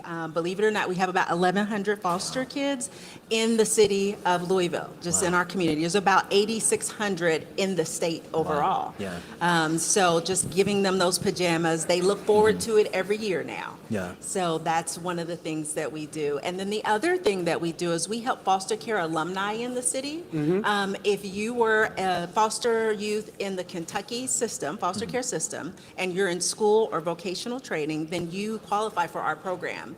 You go on and you apply, and we will provide you with a Future Forward program box monthly to make sure that you are able to clean your house, brush your teeth, eat some food. Yes. Because those are all important things when you're in school. Yeah, absolutely. Absolutely. Michelle, for the people who are a part of the community that you all are creating, what does that mean for them? Well, you know, when we have them apply for the program, we ask them, like, how will this program help you? I had one student say, I'll be able to brush my teeth. Wow. I won't have to go next door and borrow some toothpaste. Wow. I had one young lady say, I won't have to steal food. So, you know, it's really important to go to school or to go to get vocational training, but if you are worried about how you're going to eat, then it's really hard to focus on school. So we want to be there to champion them, to support them, and make sure their basic needs are met. Yeah. I mean, what you described are things that I think most of us would really take for granted in our day-to-day lives. And I think, you know, I think about the number of things that make it tough to show up for work, to show up for something and participate. And having those problems taken care of is so important. And I know that, you know, you think about the number of foster children that are in Louisville alone. You just step back and you think about just the difficulty of that for them emotionally and mentally and spiritually. You're trying to build self-confidence and this esteem thing. Talk to me a little bit more about why that part of the work is important and doing it in a fun, creative way with the pajamas or just the Christmassy theme to, you know, provide joy. Well, I love Christmas, so that's kind of where this all came from. And I figured, you know, if you are in a foster home and you don't know anyone around you, you don't have your parents there, you know, just that very basic, somebody cares about you, that can add to your self-esteem. And, you know, at some point they're going to transition out and they're going to have to learn how to live on their own. So helping them to build their self-esteem, helping them with life skills is really important so that when they get out on their own, they know how to take care of themselves. Gotcha. And when you think about the Future Forwards program, where or what in what ways will the funding help that portion of it? So we need the funding to definitely make sure that we can give those monthly care packages. We have all of these students that are signed up, so we want to make sure that we can give them that food every month, that we can send them some toiletries every month, and that the funding that we get, the donations we get, will go directly towards those and towards our pajamas for Christmas this year. We give out about 500 pair of pajamas every holiday season. Wow, that's amazing. Do you all have a particular goal today that you're looking to raise through Good for Good? We do. $10,000 is what we're trying to raise for this year. Well, to $10,000 can go a long way because, again, I think to Harrison's point, I couldn't imagine if I didn't have toothpaste to go into my neighbor's door to knock and say, hey, can I borrow some toothpaste? Maybe sugar, but not toothpaste. But no, this is great stuff, what you're doing. Where can folks find more information about your organization? They can go on our website. Our website is santaslittle.helpers.inc.com, or they can go on our social media. We do Instagram and Facebook. Gotcha. And you can also go to giveforgoodlouisville.org, where you will find their page and you can donate. 10,000 is the goal? Yes. All right, so that mustard seed now. All right, thank you, ladies. We appreciate you. Thank you. All right, we'll be right back. Thank you.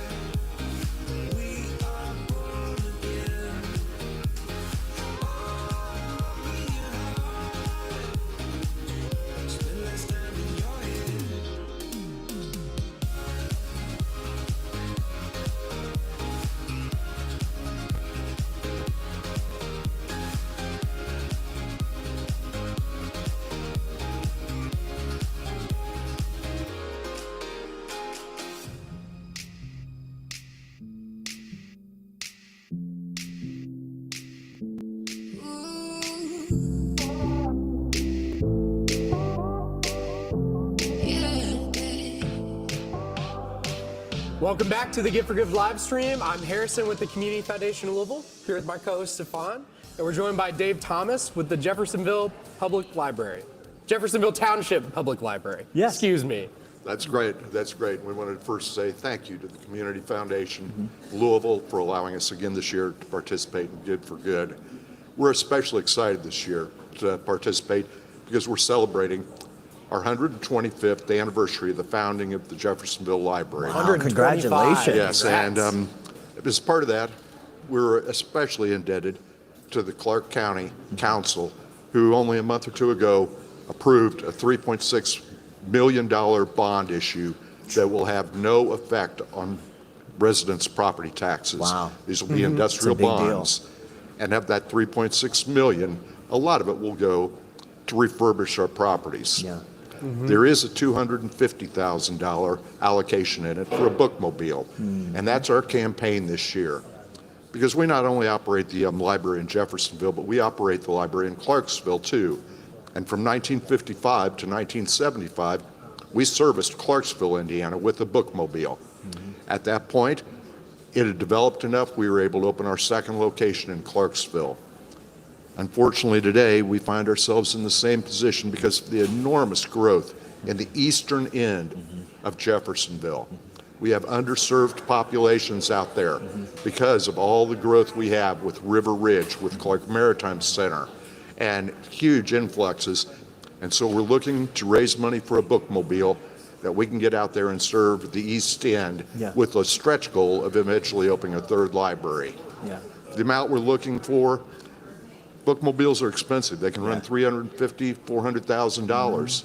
We've got 250 approved, so we've got 100,000 to raise. Nice. But we also have a grant from the Community Development and Housing Authority in Indiana that will pay a big portion of it.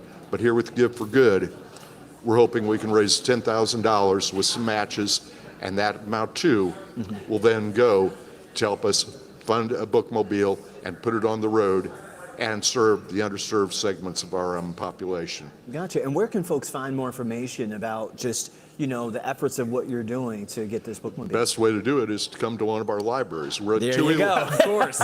With or without the library card. Yeah, we're at 211 East Court Avenue in Jeffersonville. We're out on Eastern Boulevard in Clarksville. So please come and visit us. We had, I believe, over 68 different programs last month, and these are programs for tots, teens, and seniors. Come and see us at the library or visit us at jefflibrary.org. Gotcha. Lots of growth there in Jeffersonville. All the best to you, Dave. We appreciate it. And again, you can donate to them at giveforgoodlouisville.org, and we'll be right back after this. Thank you.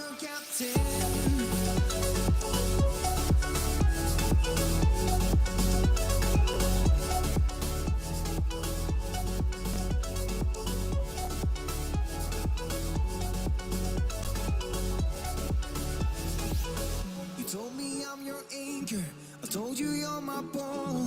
Through the wind and fire, we tried, hold on. All the doors we've opened and all the books we've closed. Words that come together, a story that we never told. So for your sake and for my own, you said just keep holding on. If you're about to break, I'll always be your captain. From our failures we have grown. You said just keep holding on. If you're about to break, I'll always be your captain. Be your captain. I'll always be your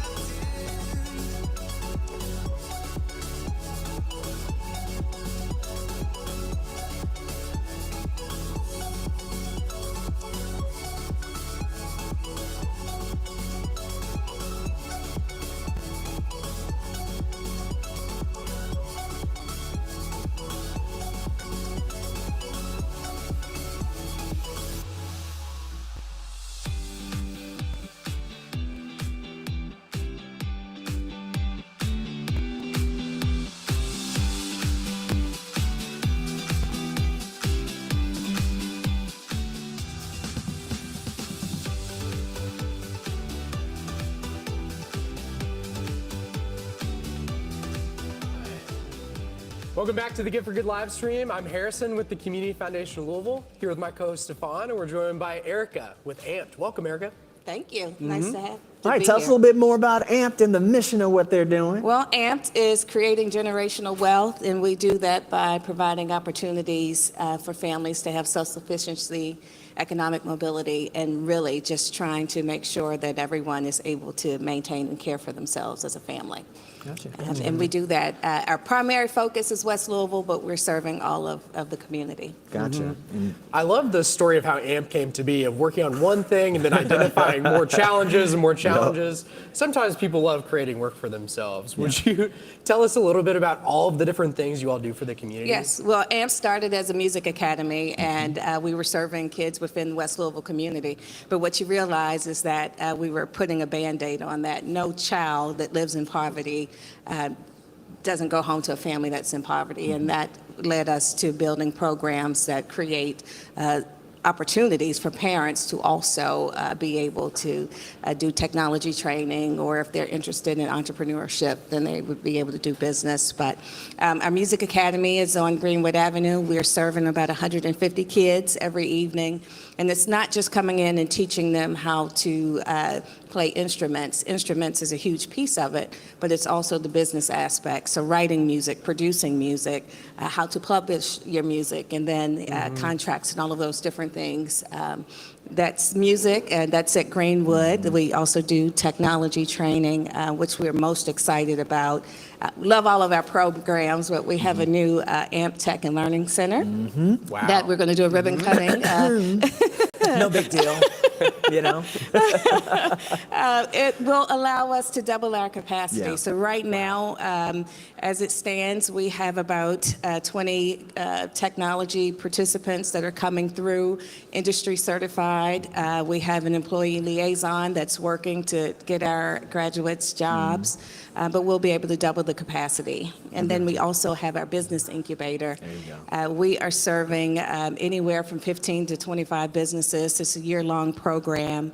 We're investing about $25,000 per business. And ideally, at the end of that, they'll be able to be in a better position for capital. Gotcha. And I know that personally, I know that program is important because it's not just, businesses getting funding from there.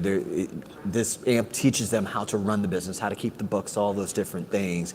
And then you can tie that down even to the children, Yes. and I know Dave is always strict on them along with the rest of the team. But just talk to me about why that's so important in Louisville. I know it's just all over Louisville, but in particular West Louisville, where this is all going to be operating. When you think about businesses and the dollar amount that stays in West Louisville, it's minimal compared to other areas in town. And for us, it's important to make sure that businesses are able to maintain beyond what the national standard is. And for us, we have 7 out of 10 of our businesses are still in business within 2 years after, which is well above national standards. So we are actually paying for the experts to come in and teach how to do your accounting, how to use QuickBooks, understanding legal and marketing and pricing strategy, and all of those things to help the businesses become successful. And again, our mission is to create generational wealth. And so the longevity of that business is important for families. I think that's so important in this moment where, Louisville needs the next generation of Humanas, of KFC Yums, of like all of these big businesses that have been the core and the foundation of our city over time.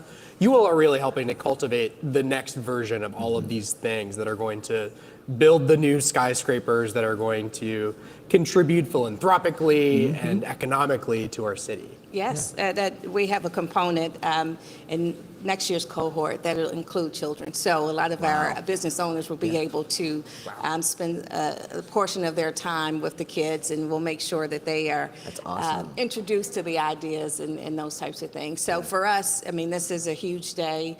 Unrestricted funds to be able to expand in our mission and really dig into our work. Do you all have a particular goal that you're looking to raise today? We have a goal of $200,000. Yes. I know it, Dave. Brother, that's smart. Smart. That was smart. If there's somebody who I think could get there, it'd be Dave. That was smart. Yeah, good stuff. We are nearly halfway there, and I believe in the city. I believe in the participants that have come through the program, and I think we'll definitely get really close or even exceed that goal. Let's come together to get it done. Yeah. Absolutely. Worthy investment. Worthy investment. And where can folks find you? Just plug the socials or website. Website is amplouisville.org. We're always in the office. Just pick up the phone, give us a call. Social media, amped. We're on every social media site. So Dave is not hard to find. Neither is amped. Good stuff. Good stuff. Well, Erica, please send our love back to the AMP team. Thank you so much for joining us today. Thank you. Please do donate. You can go to giveforgoodlouisville.org and you can find their stuff there. Erica, thanks again.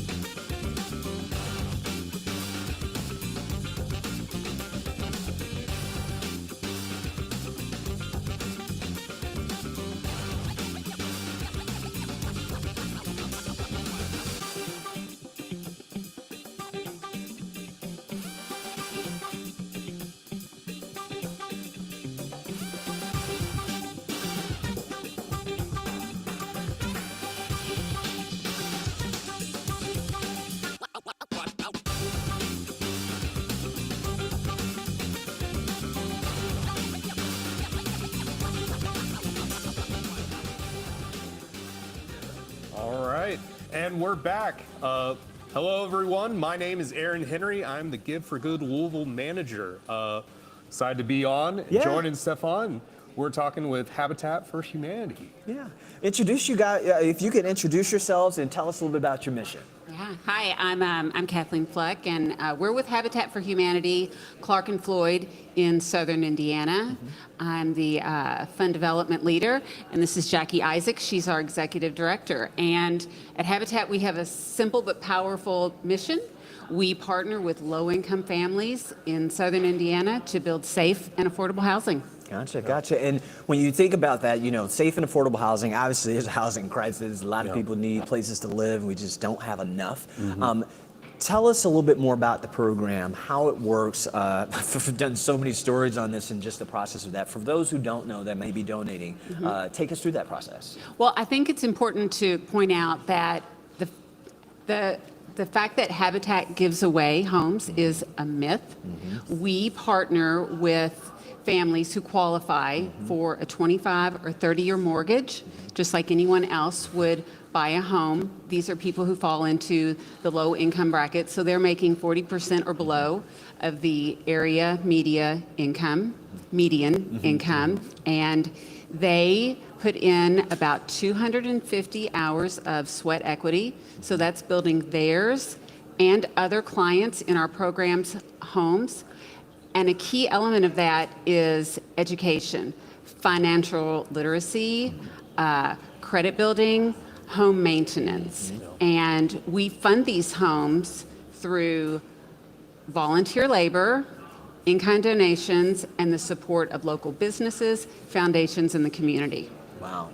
I just love the idea of how, it always is not just, to your point, giving a home away, but really preparing them. Some folks we talked to earlier, it's like a lot of people are unaware. And as a first-time home owner, I can tell you there's a lot of things. I might have come to a class or two. What do you find is the most gratifying part of that process, right? Because whoever qualifies, they see kind of the rigorous nature of the process. What have you seen them take away from it? What's most satisfying is that you see one family at a time. People go from merely surviving to thriving. We hosted our annual gala last night, and we had two homeowners, participate with us, and then we have clients who are in the program right now. And these two homeowners, they and their children, they're just thriving. And getting a Habitat home is hard. It requires physical labor. It's basically like having a part-time job, and oftentimes I know that our clients want to quit, but when they get through the process, they own their own home at a very affordable mortgage. We're talking, even with the cost of everything increasing, they have a beautiful, safe home that they are paying about $800 a month for. So you think about what that means for them and their ability to fully participate in the community, invest more in their children's health, nutritional food. It goes on and on. Yeah. And I think what really stands out to me is, some people may not know these resources are available, and having that, financial stability and having, a home that is safe for their family. Now, to his point, what is it that you find is, I guess I should ask it this way. You talk about how hard it is, it is like kind of having a part-time job. You talk about how hard it is to find, but when they finally do it, I just believe that, at least from what I've seen personally, is imagine the joy in putting in every nail and knowing that this eventually will be yours. What have you seen from the success stories, even the two last night that you guys just honored? The other part of the Habitat story that's so beautiful is that, especially in a time right now where we feel like a lot of things are out of our control, Habitat is a model of true community. It's the clients, it's the volunteers, it's the financial support. And when you have teams from the community come out and they work side by side with our clients, they get to know them and they build these homes together. And it's just such an incredibly gratifying experience for everyone. Yeah. What about you? What do you think? Well, I've been a part of Habitat for about 20 years, so I've gotten to see so Shout many out. people from, yes, a long time, from that application process, and I've seen people pay off those homes. Yeah. And just the empowerment, the education, to see especially women that are coming out of abusive relationships Yes. gain that confidence Yes. that they can do this, Yes. they deserve it. And then that 0% interest mortgage is life-changing. It means one job, it means vacations, it means being able to retire and building community for their kids in a safe place.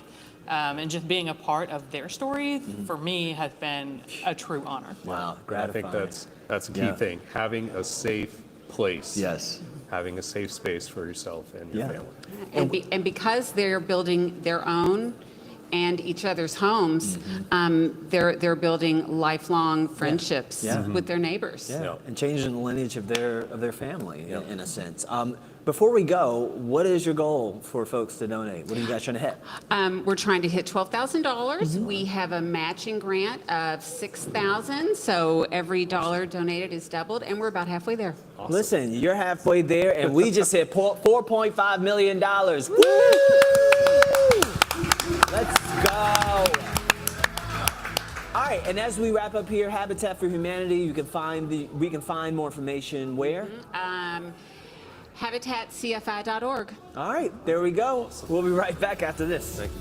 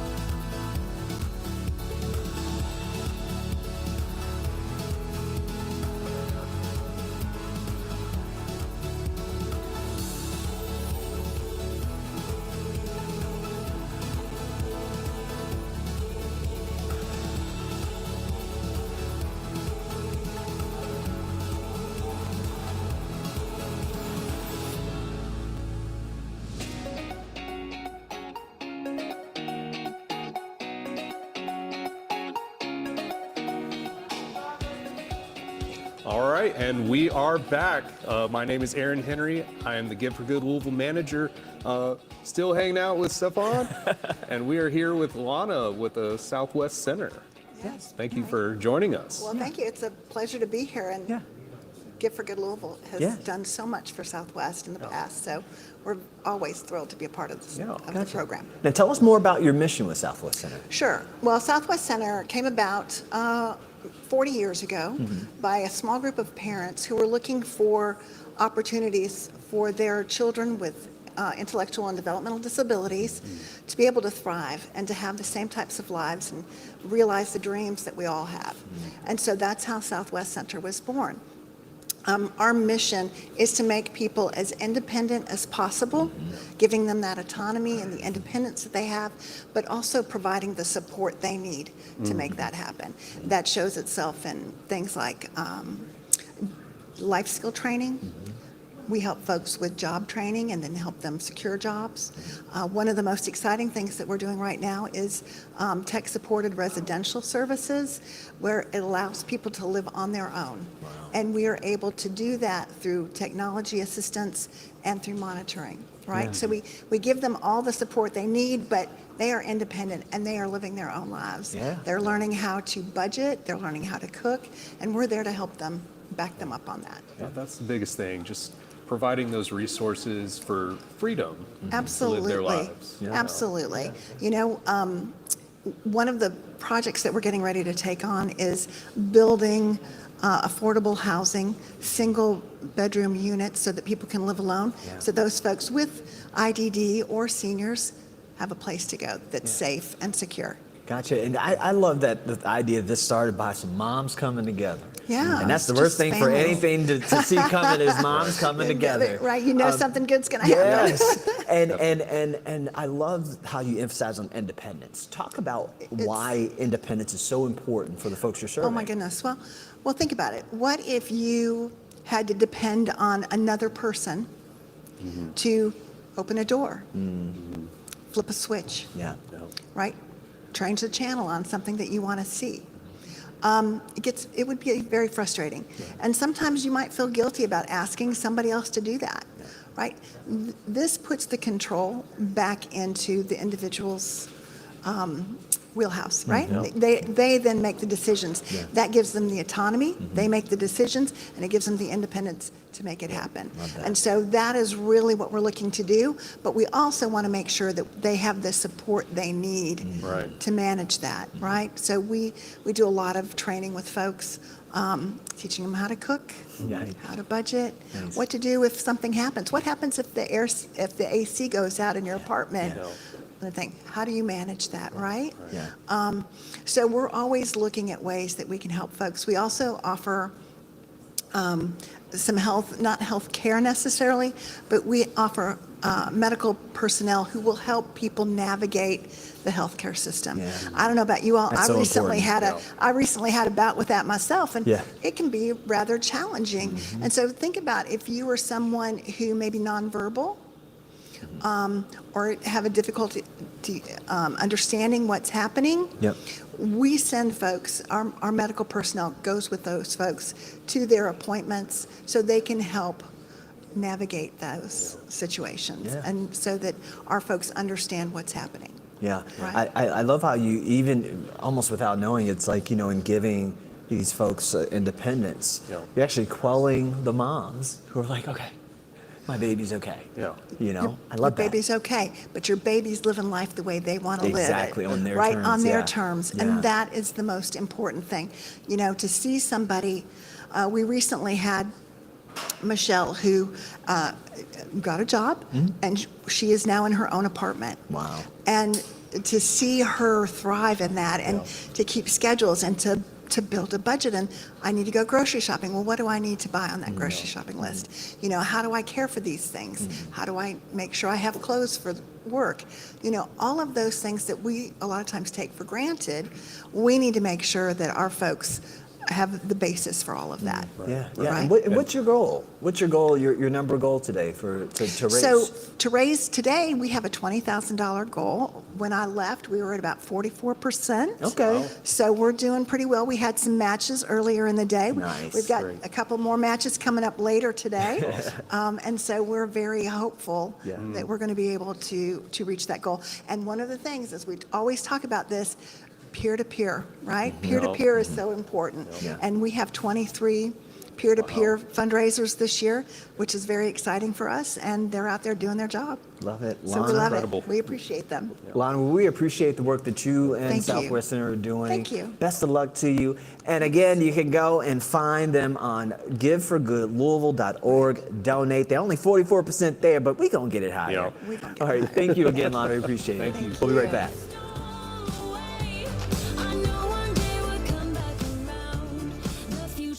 Now.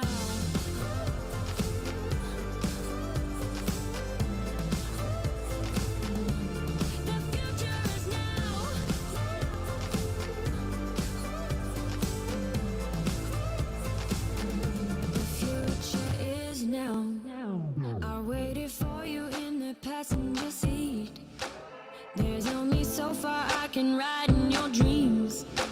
While you were chasing everything else but me, I'm starting to break out from your grave. See, I finally opened up my eyes, and I saw me coming back to life. That I'd be better without you inside. It's time to be someone I want to recognize. The future starts right now. I made a reservation, but you never came, so I'm checking out. The fire you stole away, I know one day we'll come back around.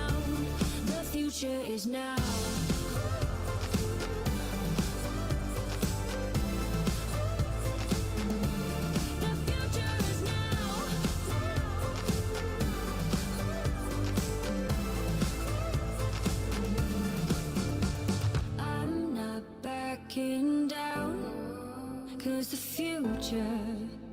future is now, not backing down. 'Cause the future is now.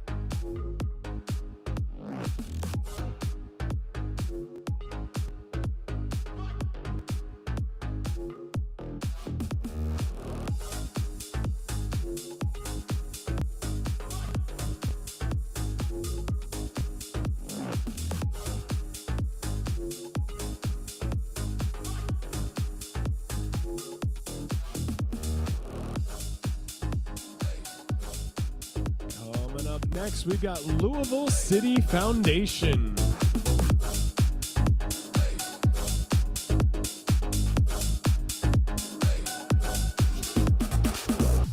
Thank you so much for all of your support so far. Keep those donations coming. Again, we'll have Louisville City Foundation coming up next. We're at $4.6 million. Coming in on that $5 million. Help us get over that next big target.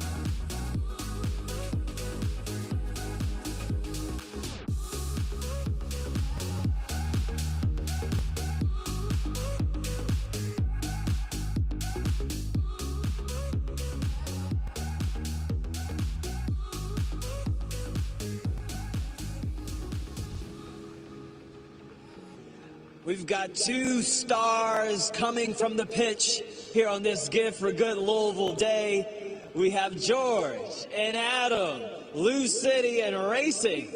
How you guys doing? Doing well. All right, so let's talk about it. Everybody knows about what's going on at this place. You guys are actually a part of the charitable arm of these two amazing teams. Talk to me about your mission in the charitable arm of this organization. We want to bring soccer to all the kids in our community, especially the ones that normally wouldn't get to play the game. Yeah, gotcha. And what about you? Yeah, as Adam said, we're really trying to teach kids life through the game of soccer, right? Soccer is our tool. That's what we want to use to create passion, create belief, and create opportunities for these young people in our community. Gotcha. And it's obviously so important because I remember when I worked here, starting here 8 years ago, none of this was really here, but you saw the momentum of the fan base just really build with these two teams, especially with Racing coming now. How important is it for what they mean to this Louisville community and how you guys get back into it? It's really important. To me, I feel like neither of these teams would exist without the community. And this nonprofit arm of the club is the way to give back. And also to enmesh ourselves in the fabric of the very community that supports us and we want to also support. Gotcha. And you may have kind of covered this briefly, but for those who have no idea, what are some programming or functions that you guys do that really includes the community, that brings them out just beyond just the games on the pitch? Well, I'm going to let George talk about it because it was his baby. George was trying to deflect there. We're going to let him do it. Not at all. No, I mean, I'll start back the last question you asked. From the time I arrived in Louisville, the city has really embraced the teams. When you look at the growth of the men's team, when you look at the women's team and seeing their success now, the facilities and then the academy, the foundation is our way of giving back to that community. The ways that we do that, you look at a 10-week program that we provide through community partnerships with community centers and schools. We're building mini pitches is what we're raising funds for today to try to create more safe spaces for kids to play. And then we're also supporting clubs and recreational leagues so that kids who may not be exposed to the game or the high-paying clubs, we can get them into an environment where they can learn the game, they can have fun, and then they have an opportunity to grow and go and experience the game at a high level. So as I mentioned before, we want kids to play at a high level. We would love to see more Winders and Gomez's and those young players go on and play professionally. But at the end of the day, we want to make sure these kids have the tools that they need to be successful in any industry, any part of life that they choose to pursue. Gotcha. And what is the financial goal today on this Give for Good Day? So for us, we have a $10,000 goal, and that'll get us to our $125,000 that we need to finish our next mini pitch. We're very fortunate to have a $5,000 match, so every dollar donated today up to $5,000 will be matched to get us to our 10, and you'll be seeing a new mini pitch in the city of Louisville again. All right, George and Adam with Lou City and Racing, they need the pitches. You know what to do. Donate. Go to giveforgoodlouisville.org and make sure you find their page. We'll be right back.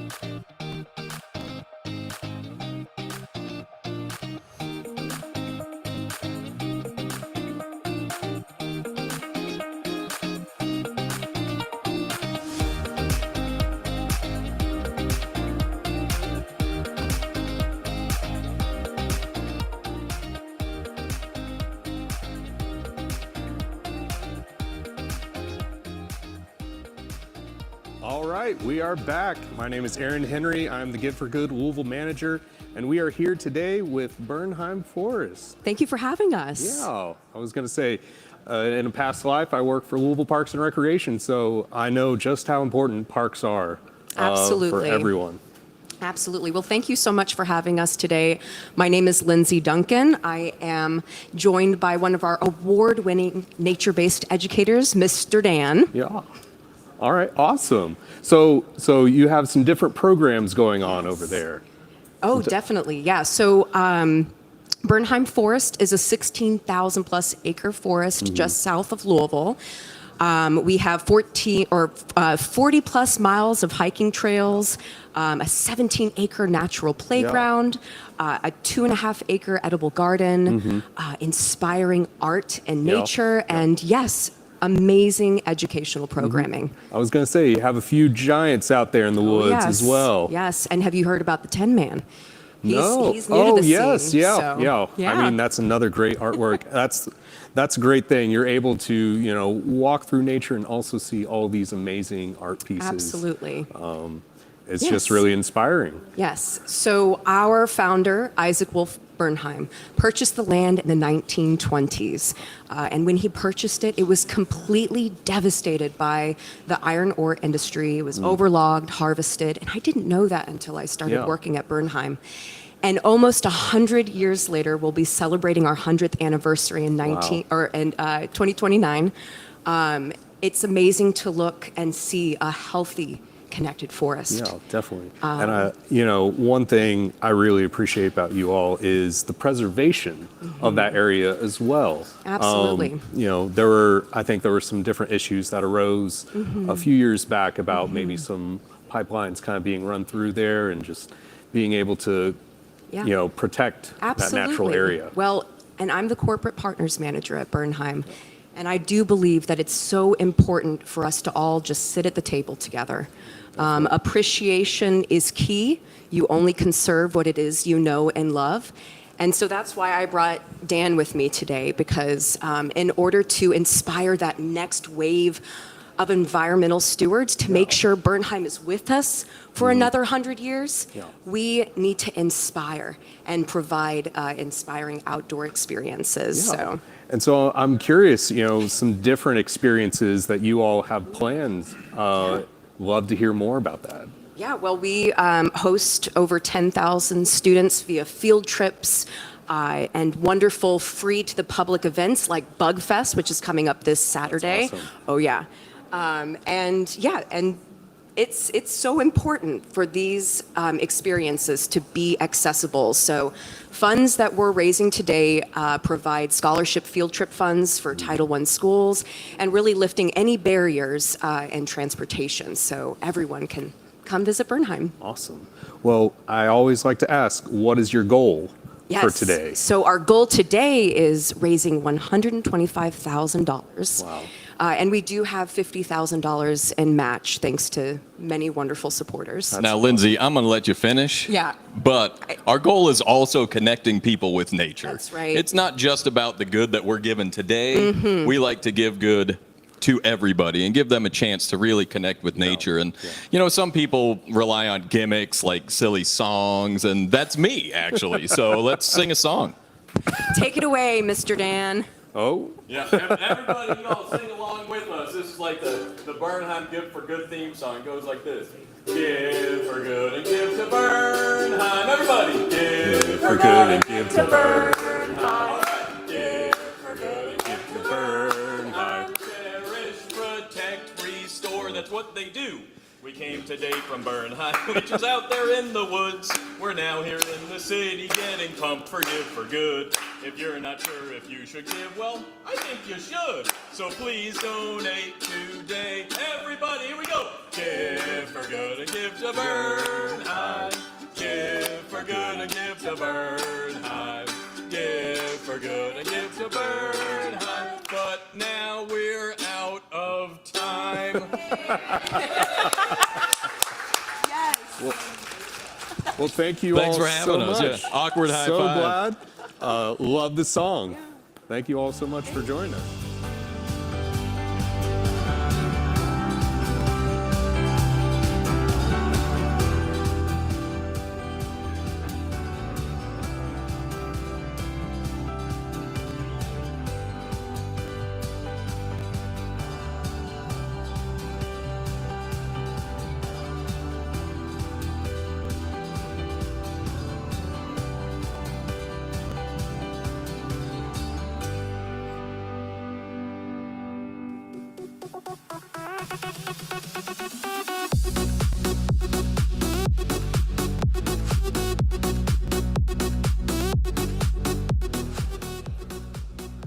All right, and we are back. We are here with Rise Academy. I want to let you all introduce yourself and tell us about your organization. Okay, fantastic. My name is Melody Gale. I am the principal of Rise Academy of Lifelong Learning. We are a school that follows a full immersion model. So basically that means that we have a 50-50 split of students, those diagnosed with autism spectrum disorder, and also our neurotypical peers. So we have them fully immersed into our classrooms 100% of the time. And it's amazing because I have been a teacher for 22 years, just stepped into this role in the last year, and it is just such a phenomenal just experience to see these kids that most of the time have challenges in the classrooms just flourishing and thriving because we have very small class sizes. Our teacher ratio is 1-5, and we're also Christ-centered. So we're able to meet each individual need for these kids every single day. Wow. I was going to say that's really interesting to think about, one, kind of the learning aspects for these children, as well as the interaction between them. Absolutely. We look at children that have been diagnosed with ASD as a social disability versus a cognitive disability because these students are so incredibly smart and bright. And with having them immersed with their peers that are the same age-appropriate peers, they're able to really learn what's age-appropriate social skills. You know, for example, today I just got a text that said, look what one of our students did. Last year he would not, go around near people at the table. He really didn't want to interact. They sent me a worksheet of his little apple that he did with the collage, and he did it all independently while laughing with his friends. So it's just those little wins that we see every single day that's just life-changing. And I was going to say, it's also interesting because I know in the past, you see sometimes where children are put into different groups as well in education. So this collaboration, creating that social network of learning is really interesting. Yeah, it's a lot different than a typical inclusion classroom, because even in inclusion, a lot of the children are in the classroom, but they're still segregated. They're at a table by themselves. They've got teachers that work with them only. And at our school, when you walk in, you would never know the difference between our children that are diagnosed with ASD and our neurotypically developing peers as far as the way that we all interact. And, just to see them, the ones that would shy away from everyone when they first start now hugging their friends on the playground. It's amazing. Awesome. And, I'm just kind of thinking of how these different aspects for kids to learn, how are you kind of exploring that? Do you want to? I don't mind it, yeah. So I'm one of the parents of two of the children. I actually have twin daughters. One is diagnosed with ASD and one is neurotypically developing. So we've always been fully immersed in life.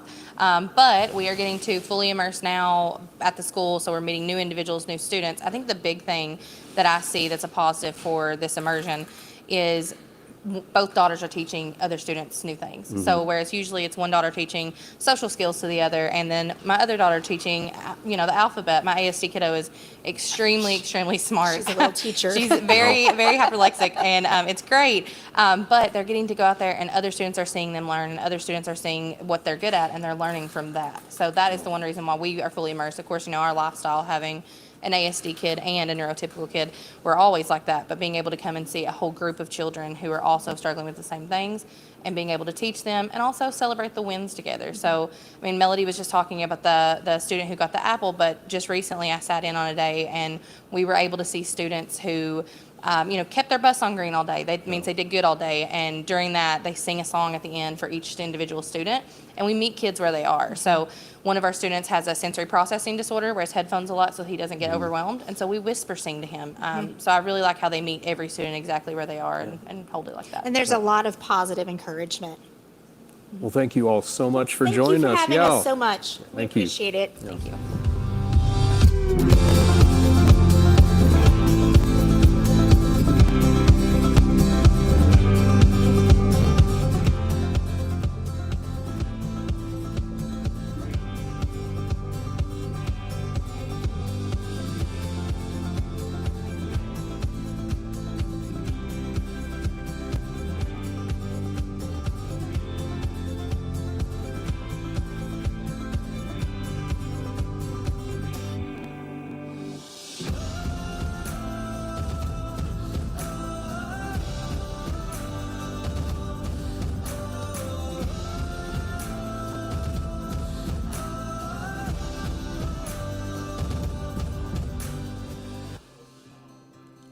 And we're back. I'm here with Bob, and I'll actually let you talk to us about your organization.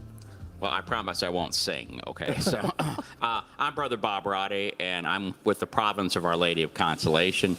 We are accessing Give for Good to help us raise money for an ADA-compliant restroom that will be accessible outdoors. On our land, we offer our space for people to hike, to pray, walk their pets, and we don't have an accessible bathroom available, bathrooms. So our goal is $140,000, but today we're raising $15,000 to try to reach that final point. So. All right, and accessibility is very important. Absolutely. Being able, to come to an environment, feel safe, and feel accepted is very important. Right, and that's part of our whole Franciscan charism, because St. Francis reached out to those on the margins of society, and we have opened the space at the Mount, the friars have, and the province has, to people who wish to access the beautiful grounds, because St. Francis is the patron of creation, and it's a wonderful site. It's conducive to reflection, prayer, and we, of course, host many of the high school retreats from Louisville, from the Catholic schools. We also host other groups that are using it. We're home to many other organizations, but our goal today is to really try to get these outside restrooms available for people who make such great use of our grounds. Yeah, it's very important. You mentioned some different programming. I'd love to learn a little bit more about what type of program you offer as well, kind of a little more in depth about what you offer. Well, we have on site, we have our Mount St. Francis Center for Spirituality that offers retreat programs and reflection programs on areas of spirituality and prayer. We also have the centers host the Catholic high schools that many of them have full underclass and retreat programs and senior retreat programs. We have other adult groups that come out. We have the Catholic Catalyst organization, which is the youth ministry for the New Albany Deanery. Our fundraising offices there, our provinces, the province of Our Lady of Consolation has an Earth Care initiative and an arts initiative, which are also headquartered at the Mount. It's also where our province cemetery is. So it's and we've opened up the cemetery because we have space for columbarium for people who wish to have their ashes inurned there at the Mount property. So, but these bathrooms, we've been wanting to do this for like 4 years, and we've had a lot of hiccups because of permits and what have you. We are going to start construction at the end of this year, or near the end of this year. That's great. So today we want to raise $15,000 to get to that goal. So. I was going to say, thank you so much for joining us and sharing this information. Thank you for giving us the opportunity. So thank you. Great.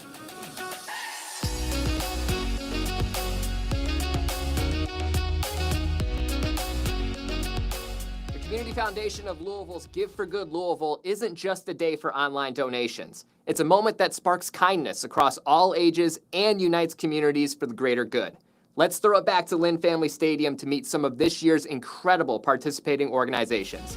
The Community Happy Give for Good Louisville Day. This is Bella Ray with B96.5, and you are watching the official 2025 Give for Good Louisville live stream, live from Lynn Family Stadium. Happy Give.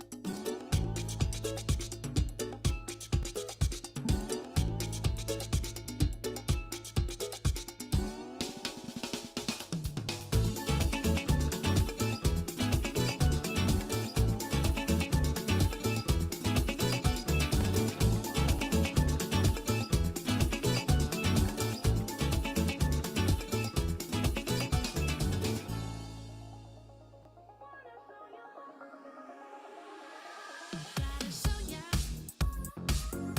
how I really feel about you, babe. 'Cause it's driving me crazy, and you know that I keep my feelings real, real close. But I want you to know we can go as fast as you like. 'Cause I'll be holding on tight. And when you smile, it just makes me alive. I just wanna show you more love every single day. Gotta show you my love every single way. Gotta show you more love, make you mine. 'Cause you are my love. No, you're mine. Wanna show you more love. Wanna show you wanna show you wanna show you more love. Wanna show you